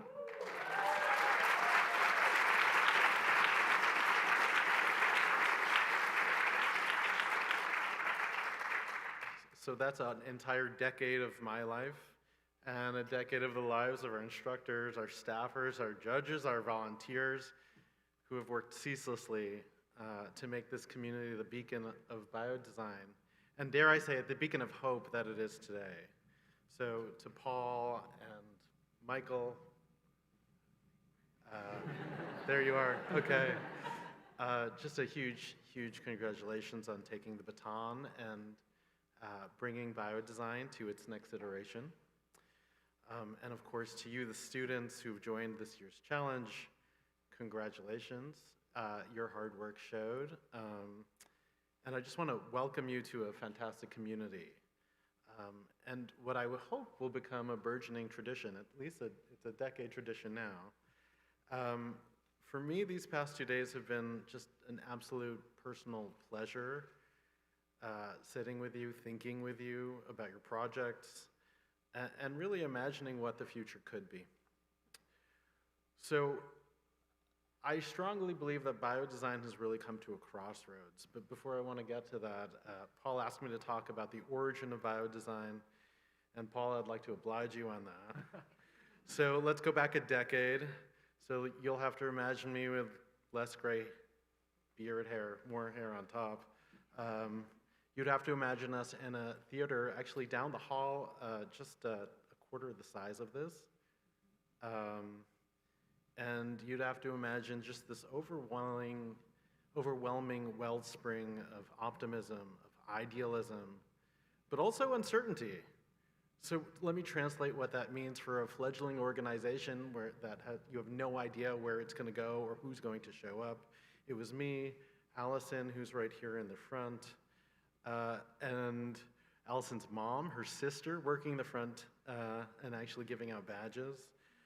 Volunteering in the lobby. And at the time, we had a much less of a working idea of what biodesign could be. We had 9 classrooms and really no idea where any of this would lead. So on the one hand, we had this grandiose belief that the community was going to unleash something new on the world that no one has ever seen. And on the other hand, we were sitting and worrying about whether we had enough granola bars, whether people would be grumpy that we didn't have coffee. And the answer is yes, they were grumpy that we didn't have coffee. But also we did unleash something new onto the world. So looking around this room, going from 9 schools to 24 countries is just an unbelievable accomplishment. And I have to thank you all for that. Biodesign is a thing. It's established roots. It's an emerging discipline, whereas 10 years ago, we weren't clear what it would become. I believe then and I believe today that all technologies, including AI, quantum computing, physics, whatever it is, that biotechnology gives us the best possible chance of finding a harmonious way to live with other beings on this planet. A way of not poisoning ourselves and our environment.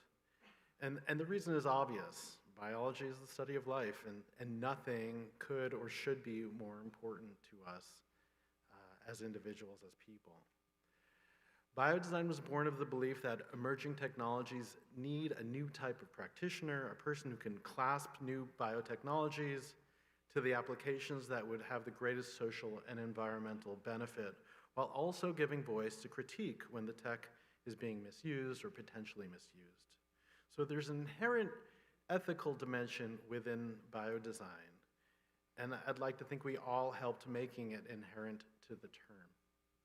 So back in 2014, when I sketched the idea for Biodesign Challenge, really it was a little diagram on the back of a napkin with the different roles of the different stakeholders who should be shaping biotechnology. So if you picture it, I tend to picture a circular table with a lot of people sitting around it. the scientists, the policymakers, the ethicists, the artists, the designers. And I presented that diagram, again, in MoMA for the first time in 2014, down the hall, not knowing that here we would be 10 years later. And that vision has informed the structure of Biodesign Challenge. It's one of the reasons why there's an incredible diversity of people from so many different backgrounds, professional and otherwise, who are part of our community. So we're here today because new technologies where literally life is at stake, demand that we first reflect, first deliberate, before we actually implement.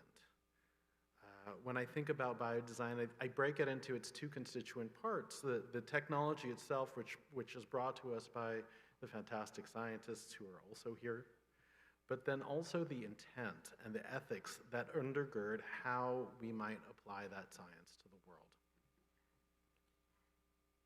I said earlier that biodesign is at a crossroads, and that's certainly true here in the United States.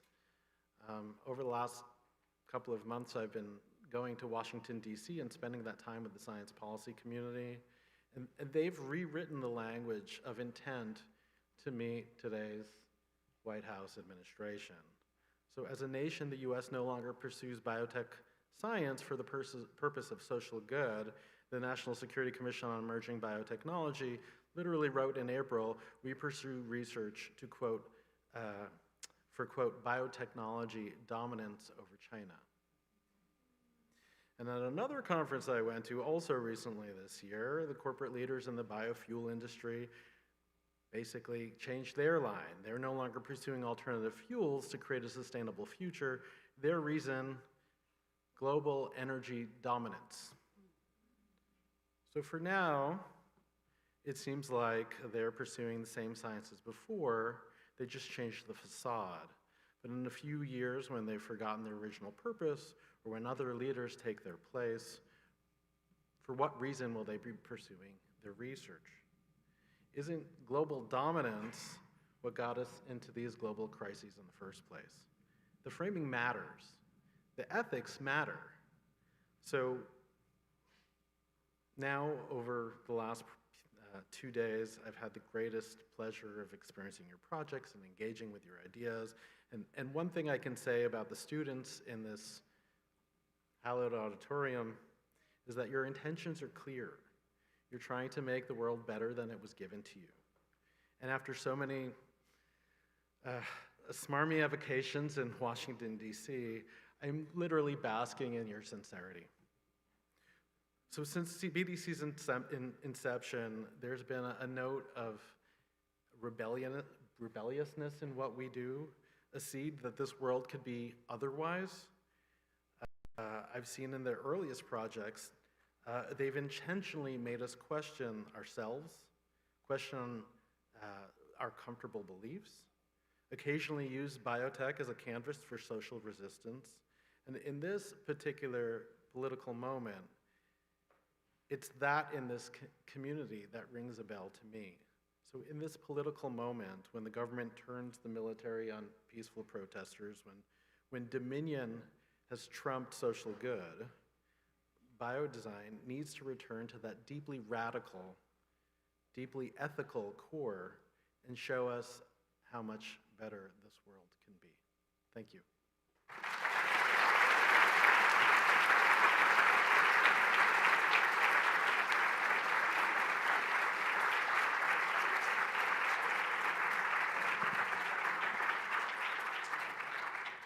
I really didn't want to go after you. I knew you were going to have a great speech. Okay, I'm going to read so I stay on time, and so I don't get emotional. Okay, so good afternoon, everyone. It's truly an honor to stand before you all tonight as we celebrate 10 years of Biodesign Challenge. Thank you firstly to Paul, Michael, and the BDC team for inviting me to speak today. And thank you all here in the space, the students, the educators, the brilliant artists, designers, and scientists in this room for being part of this incredible journey over the last 10 years. For those who don't know me, my name is Veena Vijaykumar, and for 8 of the last 10 glorious years of BDC, I've had the immense privilege of working with these two people up on stage, as well as Michael and many people in this auditorium, to really build an organization that cares and that is continuing to push back and continuing to put the environment first and put our people first, right? What an extraordinary experience has been, I guess. That's what I wrote. BDC was founded on the belief that integrating design and biology can unlock innovative solutions to the world's most pressing problems. And in a decade, we've seen countless examples of that belief brought to life through this community's creativity and dedication. Tonight, I'd like to talk about one particular program that's incredibly close to my heart because he asked me to, called BDC After School. We started this program in 2020 in the midst of the pandemic when the world felt out of our control. BDCAS's goal was simple yet profound: to ignite a love for biology in high school students by connecting to their own interests and to their communities. We wanted to show them that biology isn't just something that you learn in a textbook. It's alive, it's relevant, and it's deeply intertwined within our lives and within the spaces we feel safest within. And why is this so crucial, especially now? I think we all know. We're living in a time of considerable hardship. In the US, we see a disheartening assault on diversity, equity, and inclusion, which is the core of BDC After School. We see an assault designed to dismantle pathways to opportunity for historically marginalized communities.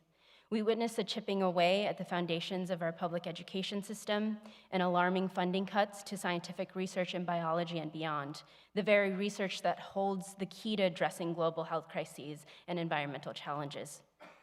Just recently, we've seen the painful reality of ICE raids here in America, tearing families apart and sowing fear.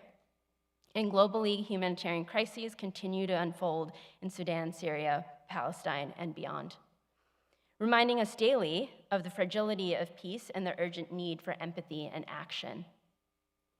It's easy to feel overwhelmed, I often do, and to feel the forces against progress, that they are too strong. But I beg you not to forget that amidst these challenges, there is profound hope. Programs like BDC After School don't just survive, they thrive. And organizations like Biodesign Challenge continue to exist and to grow, not because of vast government funding or because we align with the newest greenwashing trend, but because of you. Because people in our community, educators who volunteer their time, mentors who share their expertise, students who bring their boundless curiosity and creativity, and supporters who believe in our mission continue to care and continue to show up.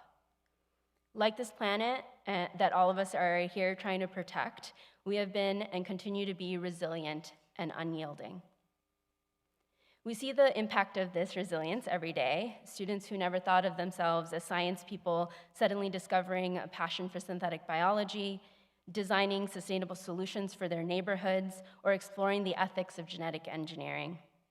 They are not just learning facts. You are not just learning facts. You're becoming critical thinkers, problem solvers, and compassionate global citizens. So as we look to the next 10 years, let us remember this: the power lies within our community. When the headlines are bleak, when the funding is scarce, when the political winds shift against us, we must look to each other. We must continue to support these vital programs, to advocate for equitable education, and to champion scientific inquiry. We must fight like hell for what we believe in, and for the future that we envision, and for every person who deserves the chance to discover the wonder of biology and the power of their own ideas. Thank you all for being here, for caring. It seems to be in short supply these days, so thank you for caring, and for fighting for what is good and right.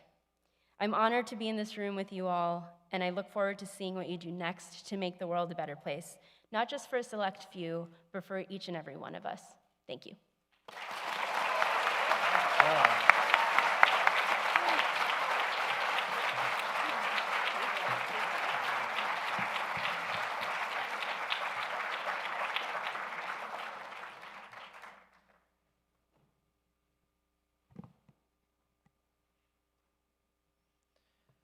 Thank you, Dan, and thank you, Vina. Following in your footsteps and working alongside you has been a tremendous honor, and I'm so grateful for the thoughtful guidance that you have provided to me over the past year. As a complement to the words of Dan and Vina, but nowhere near as emotional, I would like to offer some brief remarks on things to come, things to look forward to over the next decade, and even more short term in the next year or so.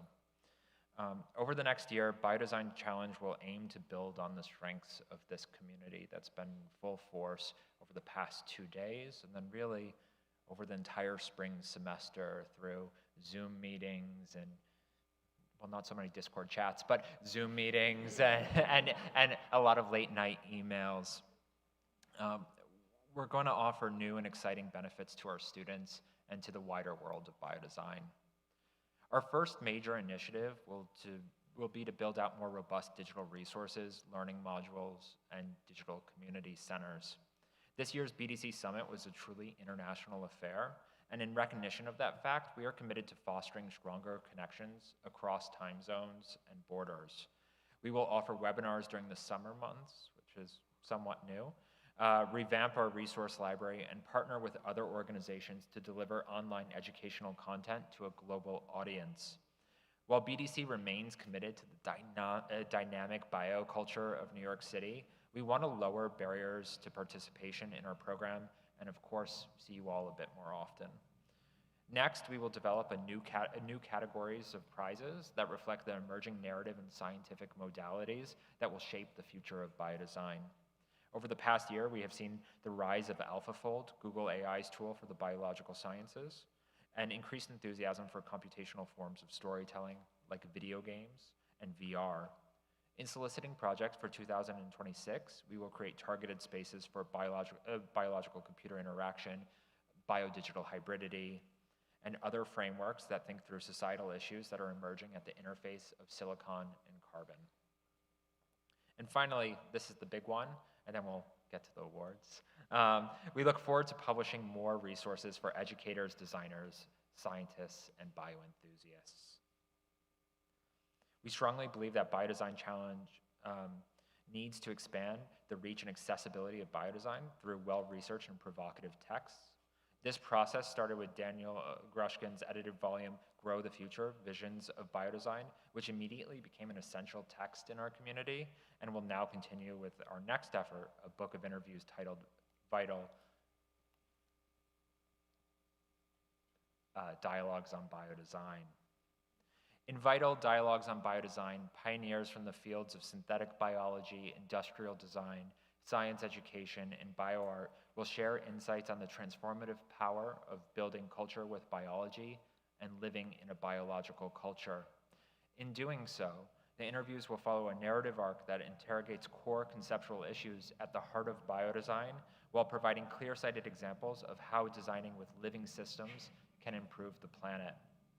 Biodesigners today, as you all know, experiment with microbes, mycelium, tissues, and more to anticipate global environmental challenges and bring about change.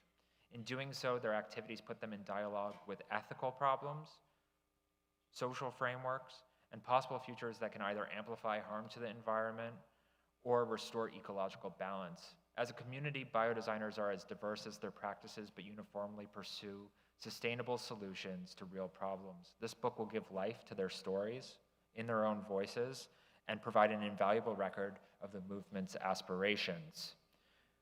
We are so pleased to be collaborating with Terra, our platinum sponsor for the 2025 Biodesign Challenge Summit, on this publication.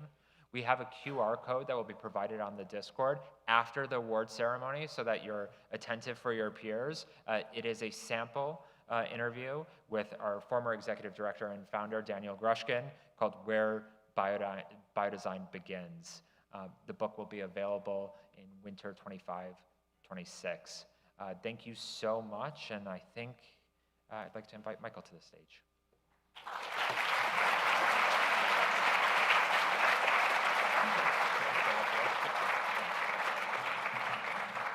So I just wanted to say thanks again to Dan and Vina. What a beautiful 10-year cycle.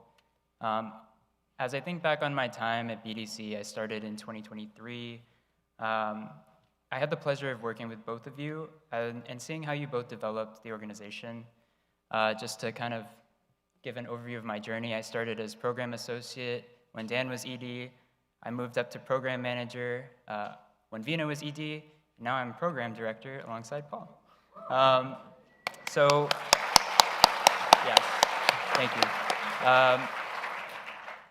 It's been really cool to see how an organization like this that is very scrappy, like it's really just like us two. It was just me and Vina, and then it was just like me, Dan, Vina, and Alex. Like, it's always been a small team. And so we just couldn't be more grateful for the efforts you've both put in to gift us such a wonderful program and community. And just seeing the evolution of the organization across a fraction of the 10 years of BDC's history has been an honor. We really plan to continue to work towards new heights while honoring our roots. So just to speak a bit to Paul's visions for the future of BDC, I'd like to share some of my own goals for the program. So for those of you who don't know, I actually come from a biomedical engineering background, but I was really drawn to BDC due to the dedication to breaking down barriers to interdisciplinary science, art, and design collaboration, especially to communities who might not otherwise have the opportunity. So I want to reiterate that for our educational programmatic efforts moving forward, accessibility is going to be everything. We really plan to focus recruitment efforts on currently underrepresented communities and geographic regions. And more specifically for me as a Filipino American, first generation, I know the importance of embodied biodesign knowledge weaved in the Global South specifically, and cultures from the Global South. And it's really my utmost priority to find more opportunities for these perspectives to be proportionally represented in BDC, as well as, of course, maintaining all the work that Vina has set out to provide biodesign education, not only just to high school age learners, but Title I underserved, under-resourced high school learners who have constantly and consistently showed us that they can be in the same room as all of the other teams that may have more experience than them. And so just to be kind of more specific too, some of the strategies Paul mentioned earlier are the ways I kind of view improving access as well. So we really want to revamp our student project resources by building on this 10-year legacy of BDC projects, really kind of emphasizing what's been done in Biodesign Challenge and how students can take that knowledge and build on it rather than finding themselves overwhelmed and stuck with a lot of the new kind of ways of thinking and information they're engaging with. Secondly, as Paul was mentioning earlier as well, we really want to provide new pathways for participation through virtual mediums, for example. That was a lot of the efforts of doing the BDC film screenings. I hope you all got to catch some of the videos from some of the teams that weren't represented here today. We really wanted to focus or provide some views of those projects. And we also really want to increase regional connection and community building, especially as we found participating schools becoming more and more international. How can we establish those connections early on in the process and talk about getting the students to connect with each other, getting the instructors to connect with each other, and really work towards biodesign regionally. And then lastly, developing clarity around the curricular activities and resources we have. I know I've sent all of you so many emails with so many links, and I was also realizing like, oh yeah, I would not know what I'm supposed to click on because this is so comprehensive that it's hard to navigate. And so we really just want to make this understanding of biodesign more clear because it can be approached from so many different perspectives, and we really want to tailor what we offer to people who are already coming from each of those different perspectives across education levels and cultures. So I just want to close out with saying to please come find me if you have any feedback or ideas around how to improve the program. Making sure that the program is serving you will continue to guide our decision making. And you all, the students, educators, biodesign professionals, and just the BDC community are who make all of this effort worth it to me. So thank you all once again for all your hard work and your amazing, thought-provoking projects. I'll get a round of applause for you all.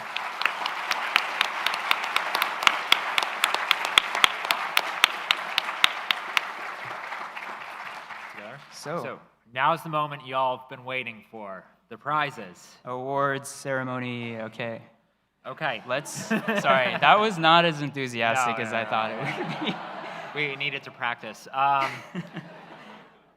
right, so as is custom, we invite members from the community to bestow the grand prizes and the special category prizes.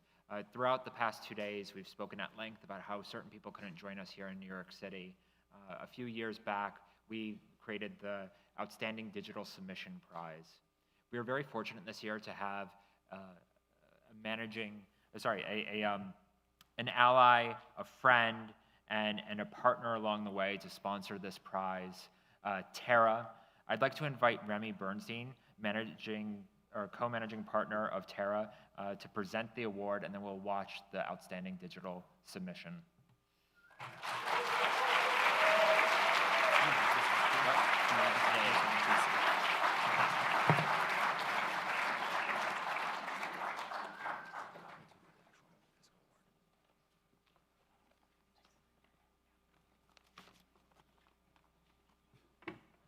Thanks, Paul. Thanks to everyone, BDC team, and the community for the opportunity to be here today. It's an honor to be here at the Biodesign Challenge. As Paul said, I'm Remy Bernstein, managing partner, co-founder of Terra. We're a digital design and communications firm, offices here in New York, also abroad in Spain and Uruguay. At Terra, we believe deeply in the power of digital storytelling, especially when it comes to driving real change, both here at home and also around the world, and as it relates to sustainability and environmental innovation. It's no secret that the world communicates through digital media.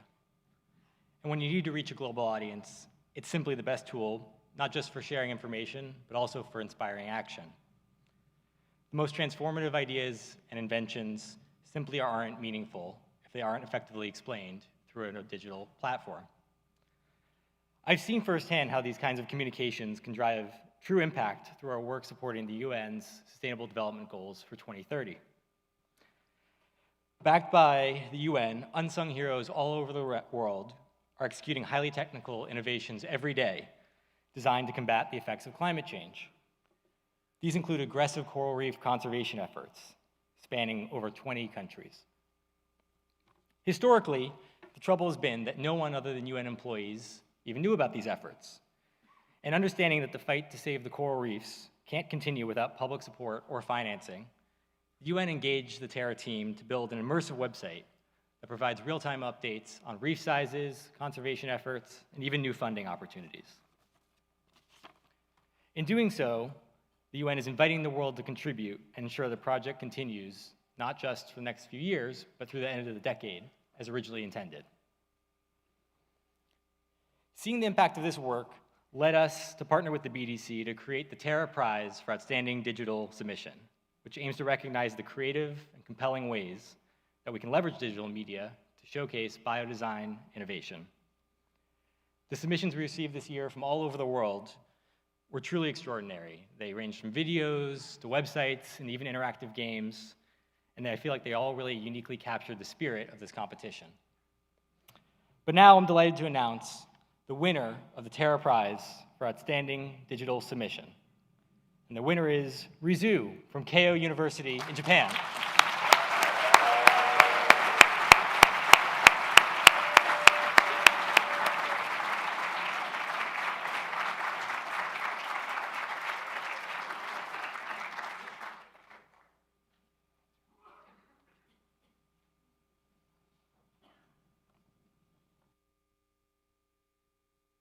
Between the people and the sea.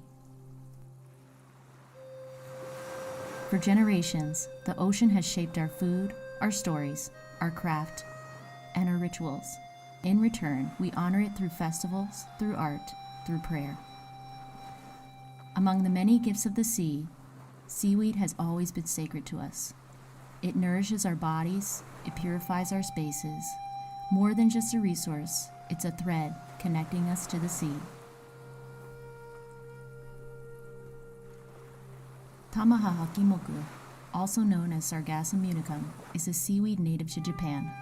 Here, it is part of a balanced ecosystem, but beyond our shores, it has become a global concern. There, it is an invasive problem, smothering native species and piling up in rotting masses. As the world struggles with its spread, we ask, how can we help others coexist with this species? We wanted to really get to know Sargassum unicum, not just read about it, but work with it, touch it, test it.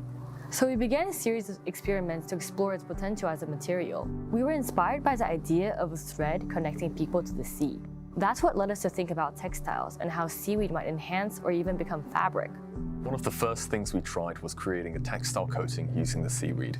We wanted to see if it could give fabrics extra properties like UV protection or antimicrobial effects. To compare, we tested kombu, wakame, and Sargassum unicum. We soaked them in different solutions to see how they held up against mold. After soaking, we dehydrated the samples, ground them into powder, and mixed them all with a combination of cornstarch and glycerin. That made a kind of gel. Sargassum unicum stood out. It formed a strong, even gel that didn't smell too bad and blended well with the other ingredients. We applied that gel to cotton threads and wove them in small patches. It worked better than we expected. But then we started asking, what if seaweed didn't just coat the thread? What if it was the thread? We tried 3D printing the gel into flexible woven-like patterns. Our prints weren't perfect, but they dried into surprisingly tough and flexible materials. That's when we started thinking more speculatively. What if textile wasn't just static? What if it could change, adapt, or even interact with its wearer over time? Our project is called Riso. In Japanese, it means ideal, but here, the second character carries another meaning, seaweed, because our vision of an ideal future begins with the ocean.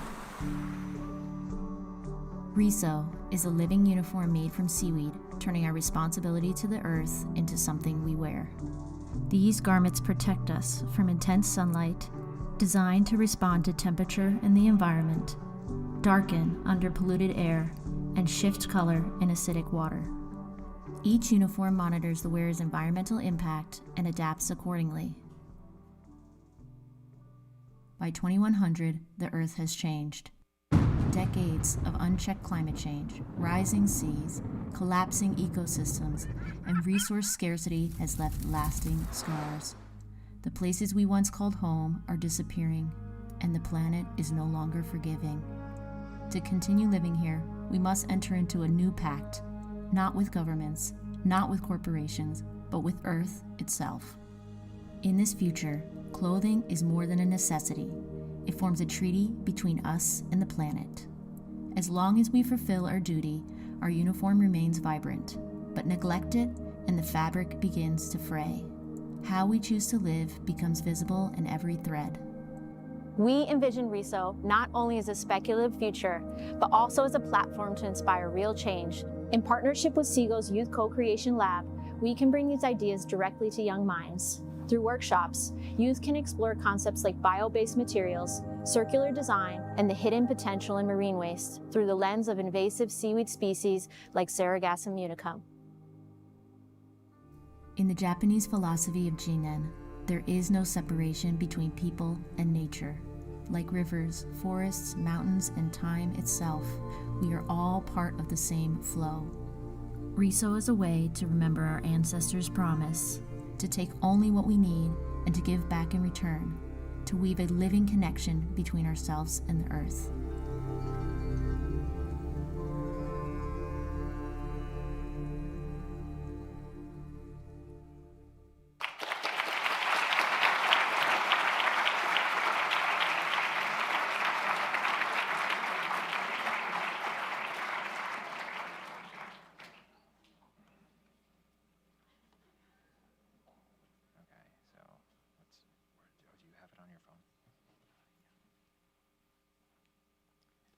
Okay, so thank you all for watching that video. It was just one of really, honestly, very difficult decision I know we had with Tara on which project was going to represent the digital submission, because we had so many schools that couldn't make it today, and even schools that are here today submit really beautiful digital submissions, including films, websites, and other forms of digital media. So thank you all for watching. Our next outstanding category prize is for the outstanding instructor as nominated by the students this year. I'd like to welcome Devin Ward to the stage to help present the prize. Just for context, Devin won the outstanding instructor prize last year.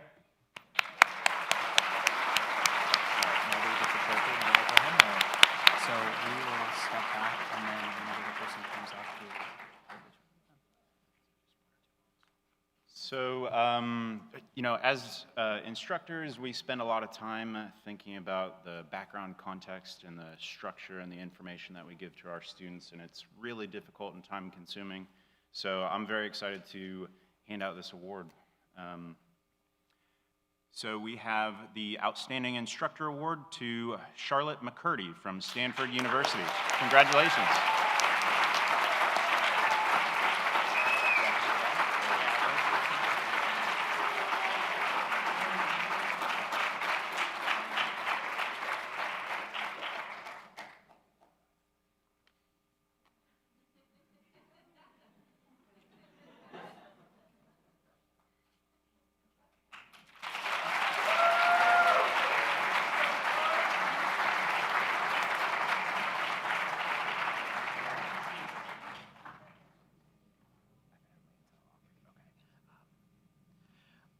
Okay, so this next award is a really difficult one, but it's a highlight of the gallery show.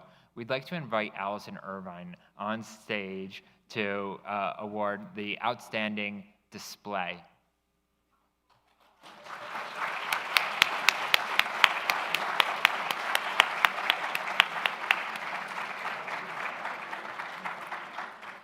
Well, this is a surprise. Hi, all. Hi.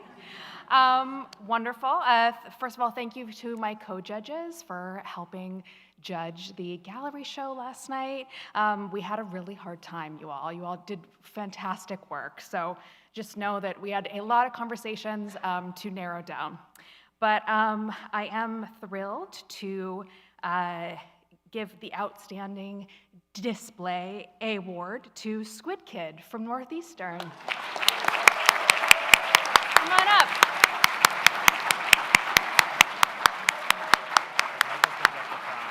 All right. Yeah.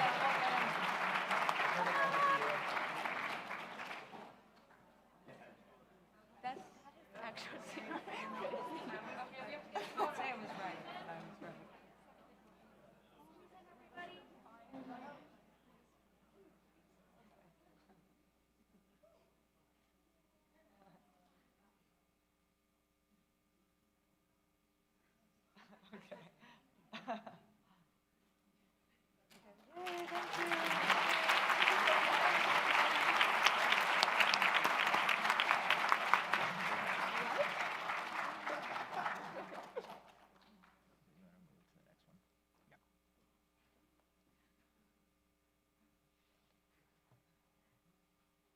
So I'd like to invite Martin Dade Robinson onto the stage to present our next award, Outstanding Field Research.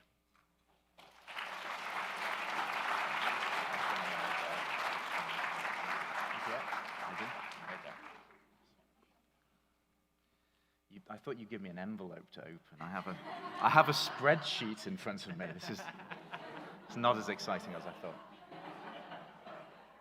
Thank you so much for the invitation. It's great to be here representing Cambridge University Press today and Biotechnology Design.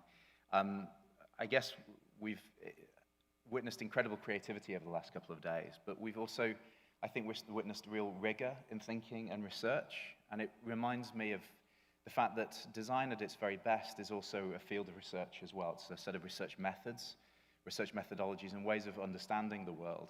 It's also a way of creating new knowledge and sometimes finding knowledge that we have lost and could re-find. This presentation, this award goes to those who've left the lab and left the studio and gone into the world to try and understand it better, to understand the communities that they are part of in some instances, or maybe those communities that they are not in others, and often come away with designs that have been really shaped by those experiences and not come up with solutions which they impose upon the world. So This was not a surprise to me to see this. The winner of the Outstanding Field Research Prize this year is CCA Architecture, UCSF Maldives, the National University with Sure Thing.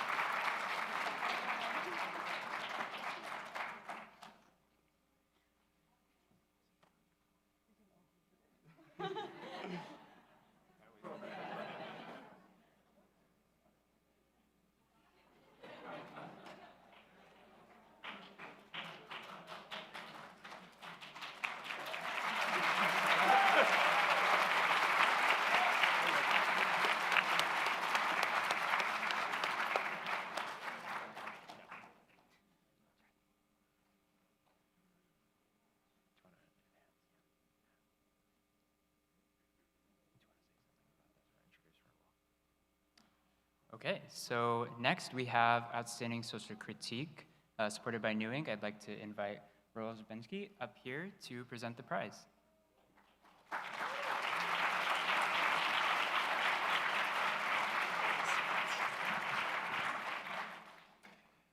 Critique is an act of care, a world-opening gesture.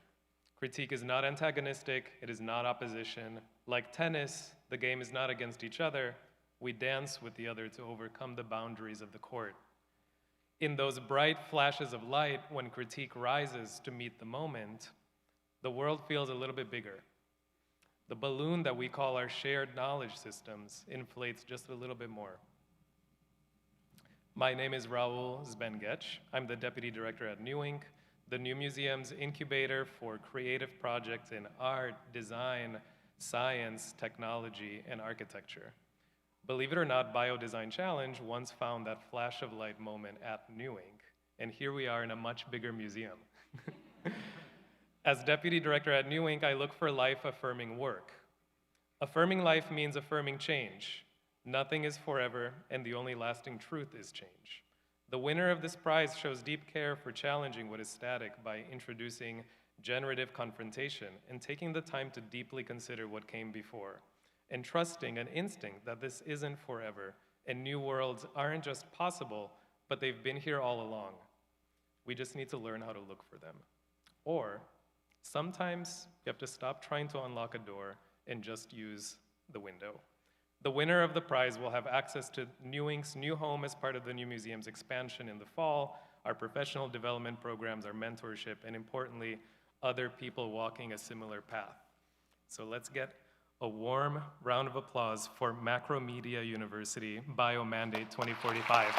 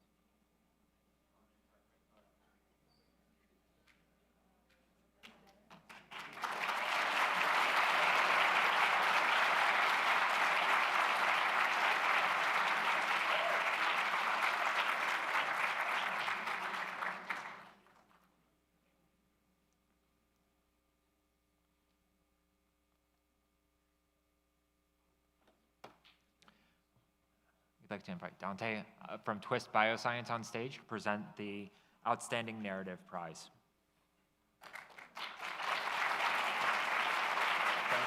Thank you. So it's 2025, and now more than ever, science faces stiff competition. And that competition is from deep, deep stupidity. These are dire times. But I'm not going to go dark with my comments, because science has always been a force for intellectual defiance. Science has always had to resist. You might know the story of Galileo, who, placed on trial by religious authorities for his theory of heliocentrism, was forced to avow that the Earth was the fixed center of the universe. Now, he wasn't under threat of losing a research grant. He was under threat of painful death. And yet, at that moment, it said that he muttered under his breath, "Apor si muove," nevertheless, it does turn. Think about that, nevertheless. In the face of death, he resisted. And there is hope because science does have all the tools of resistance. Science does have the weapons: truth, reality, creativity, surprise, humanism, love, and most of all, storytelling, persuasive storytelling. And that's why I'm here today to present the prize for narrative. All stupidity has is a hammer. So we feel that in its way, every one of the presentations we saw over these 2 days is a courageous act of defiance and is a courageous act of resistance. And the winner of the narrative prize really struck us in many ways. One of the judges referred to the presentation as poetic, and it combined field research and social critique, and it confronted power. It was dramatic, it was provocative, it was a great narrative. It was a pie in the face of deep, deep stupidity. And that winning team is EASD Castello for From Flood to Future.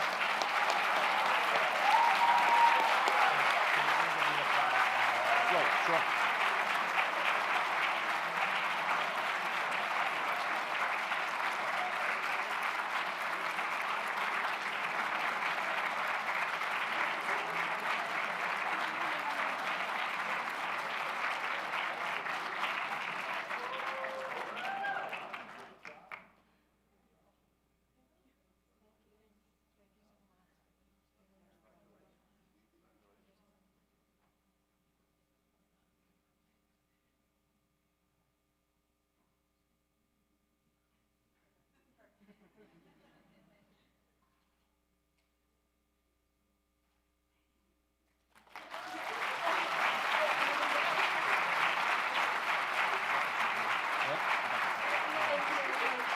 Great job.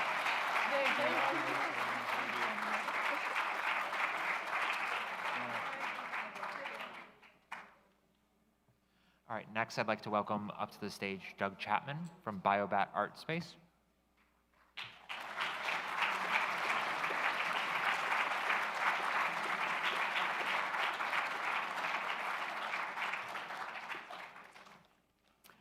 Hello, everybody. Thank you for being here.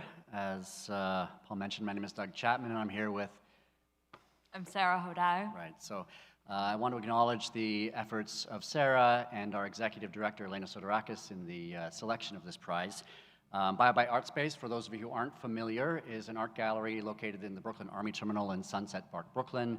We focus on bioart and art science collaborations specifically.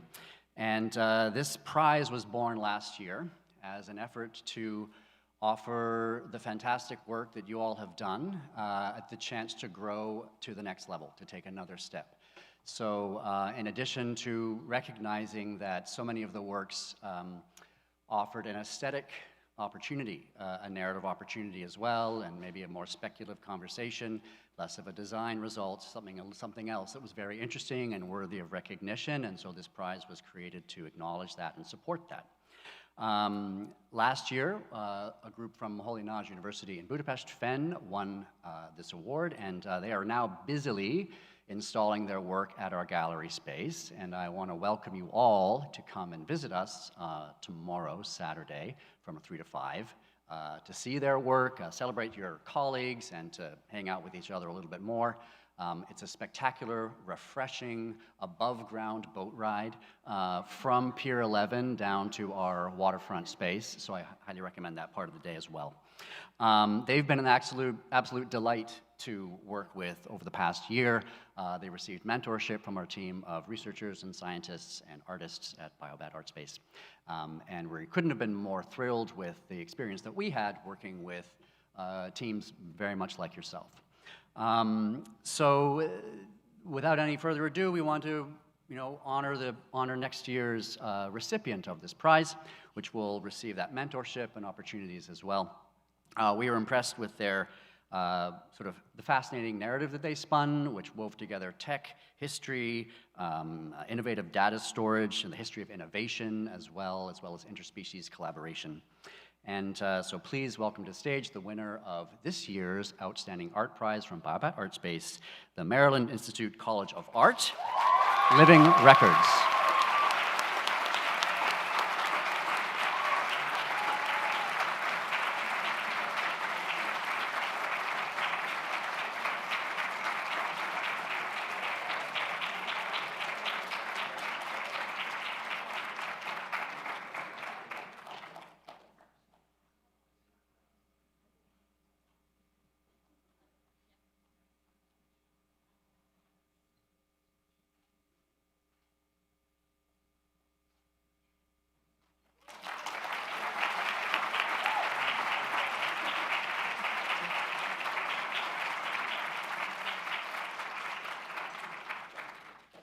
Okay, so moving right along, we got our next outstanding prize. This is the Outstanding Science Prize supported by GenSpace. So I'd like to invite Casey Lardner up to the stage.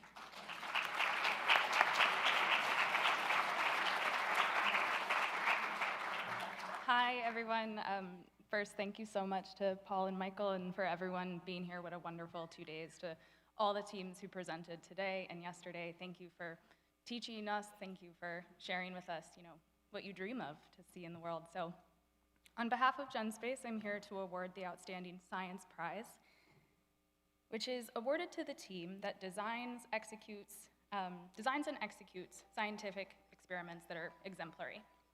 This award is not given because scientific methods are a panacea, but because they are one way of looking at the world, and importantly, are made better when they're in conversations with other ways of knowing, with other ways of interrogating problems. So, having said that, I am very pleased to award the Outstanding Science Prize to Parsons EcoSkin.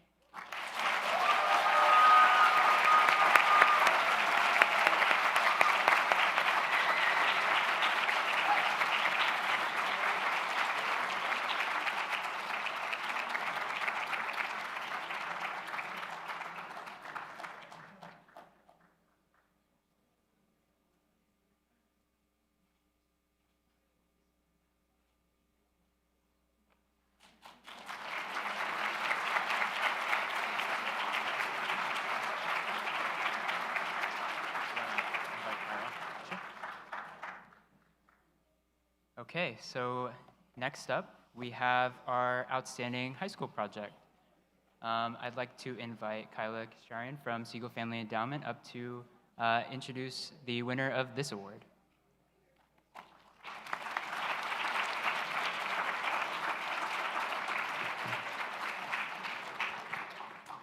Hi everyone, my name is Kyla Kisharian and I'm here representing Siegel Family Endowment. We're a foundation focused on understanding and shaping the impact of technology on society.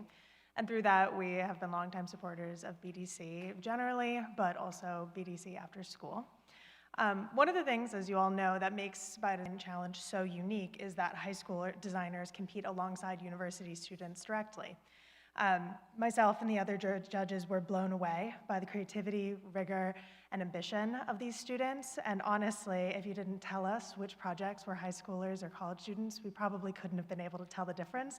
And I mean that with the highest compliments. These young designers are not just imagining the bold ideas of the future, they're building them right now. And we are so honored to be able to witness your growth and development as young biodesigners. So with great admiration, I'm thrilled to announce the winner of this year's Outstanding High School Project is Robert College.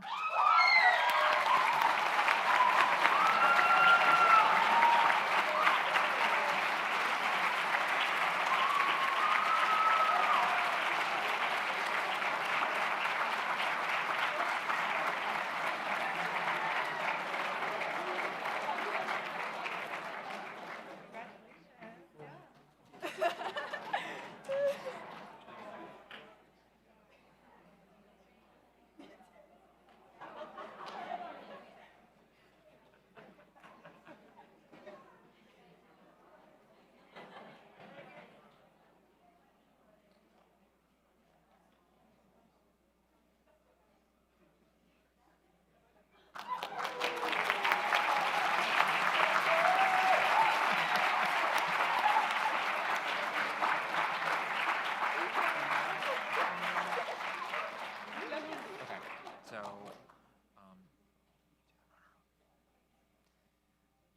Okay, so thank you all so much for all of the wonderful celebration of the winners of the outstanding prizes. I think they were all so well deserved in such a really comprehensive and beautiful representation of what can be shown at Biodesign Challenge. So now we're moving into the big ones. Right now we are going to be announcing the winner of runner-up. So I'm going to be announcing this project's winner. This winner of the runner-up. You know how tired I am. Anyways, the project that was selected for runner-up really exemplifies some of the core elements of Biodesign Challenge, really addressing issues that could impact all of your local communities, thinking about the ways that biodesign can be applied to really help people, and really kind of understanding what your community needs. And so for that, I'd like to announce the winner of the runner-up prize, University of Pennsylvania Bagas Series.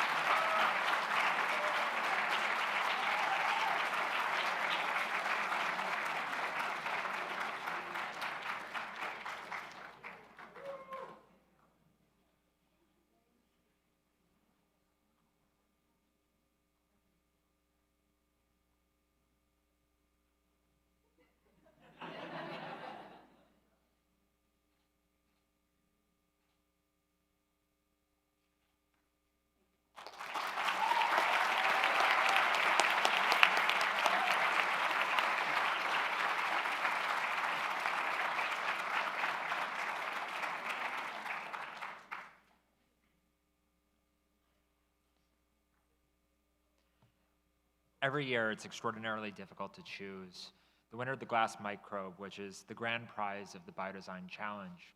As you know, this is our 10th anniversary, and in recognition of that fact, the judges wanted to select a work that kind of captured every major part of the ethos of our program. It needed to have a kind of ethical concern, intelligence, ingenuity, scrappiness, something that responded to the moment. It's hard to really sum up this project. When I first saw it as a submission, I was moved, knowing what is happening around the world, and we're very honored to have received the project and to give the grand prize this year to Zurich University of the Arts.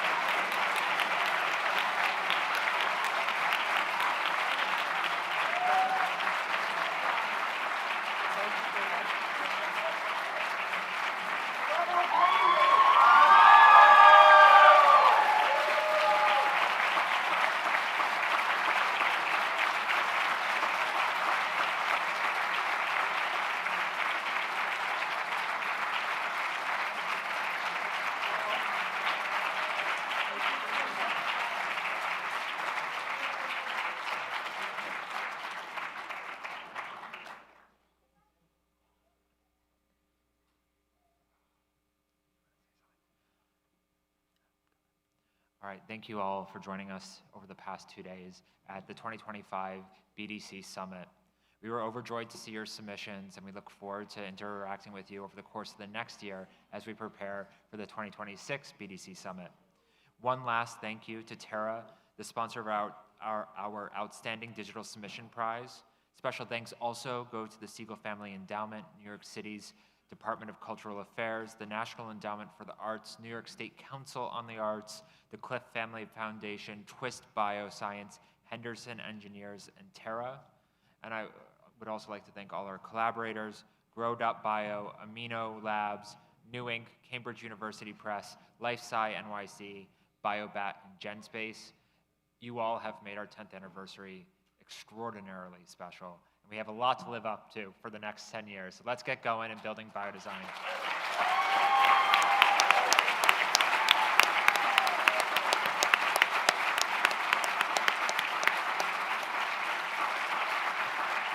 So we just want to close out with a really special thank you to everyone kind of behind the scenes who made this happen. So thank you to all of the volunteers who helped out this year. We couldn't have done it without you. We had so many lunches to serve this year. It's crazy.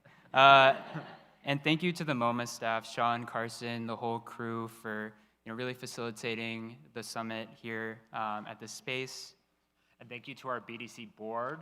And then, of course, all the staff members, Cody, Bhakti, Nicolette, Irene, Greg, Paula, and Michael. The BDC program doesn't really happen without Michael. He's an all-star, and please join me in giving him a round of applause.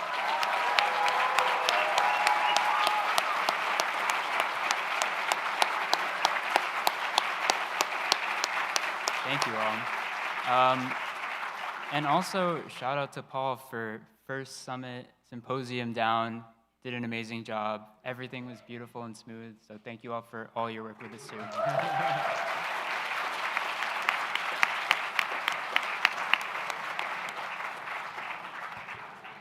So courtyard. Yeah. All right. So for the winning teams, we will be meeting in the garden space to take photos. So please come find us there. For everyone else, thank you all so much for attending, for presenting your projects. We hope you all stay connected with each other and with us, and see you for the next 10 years.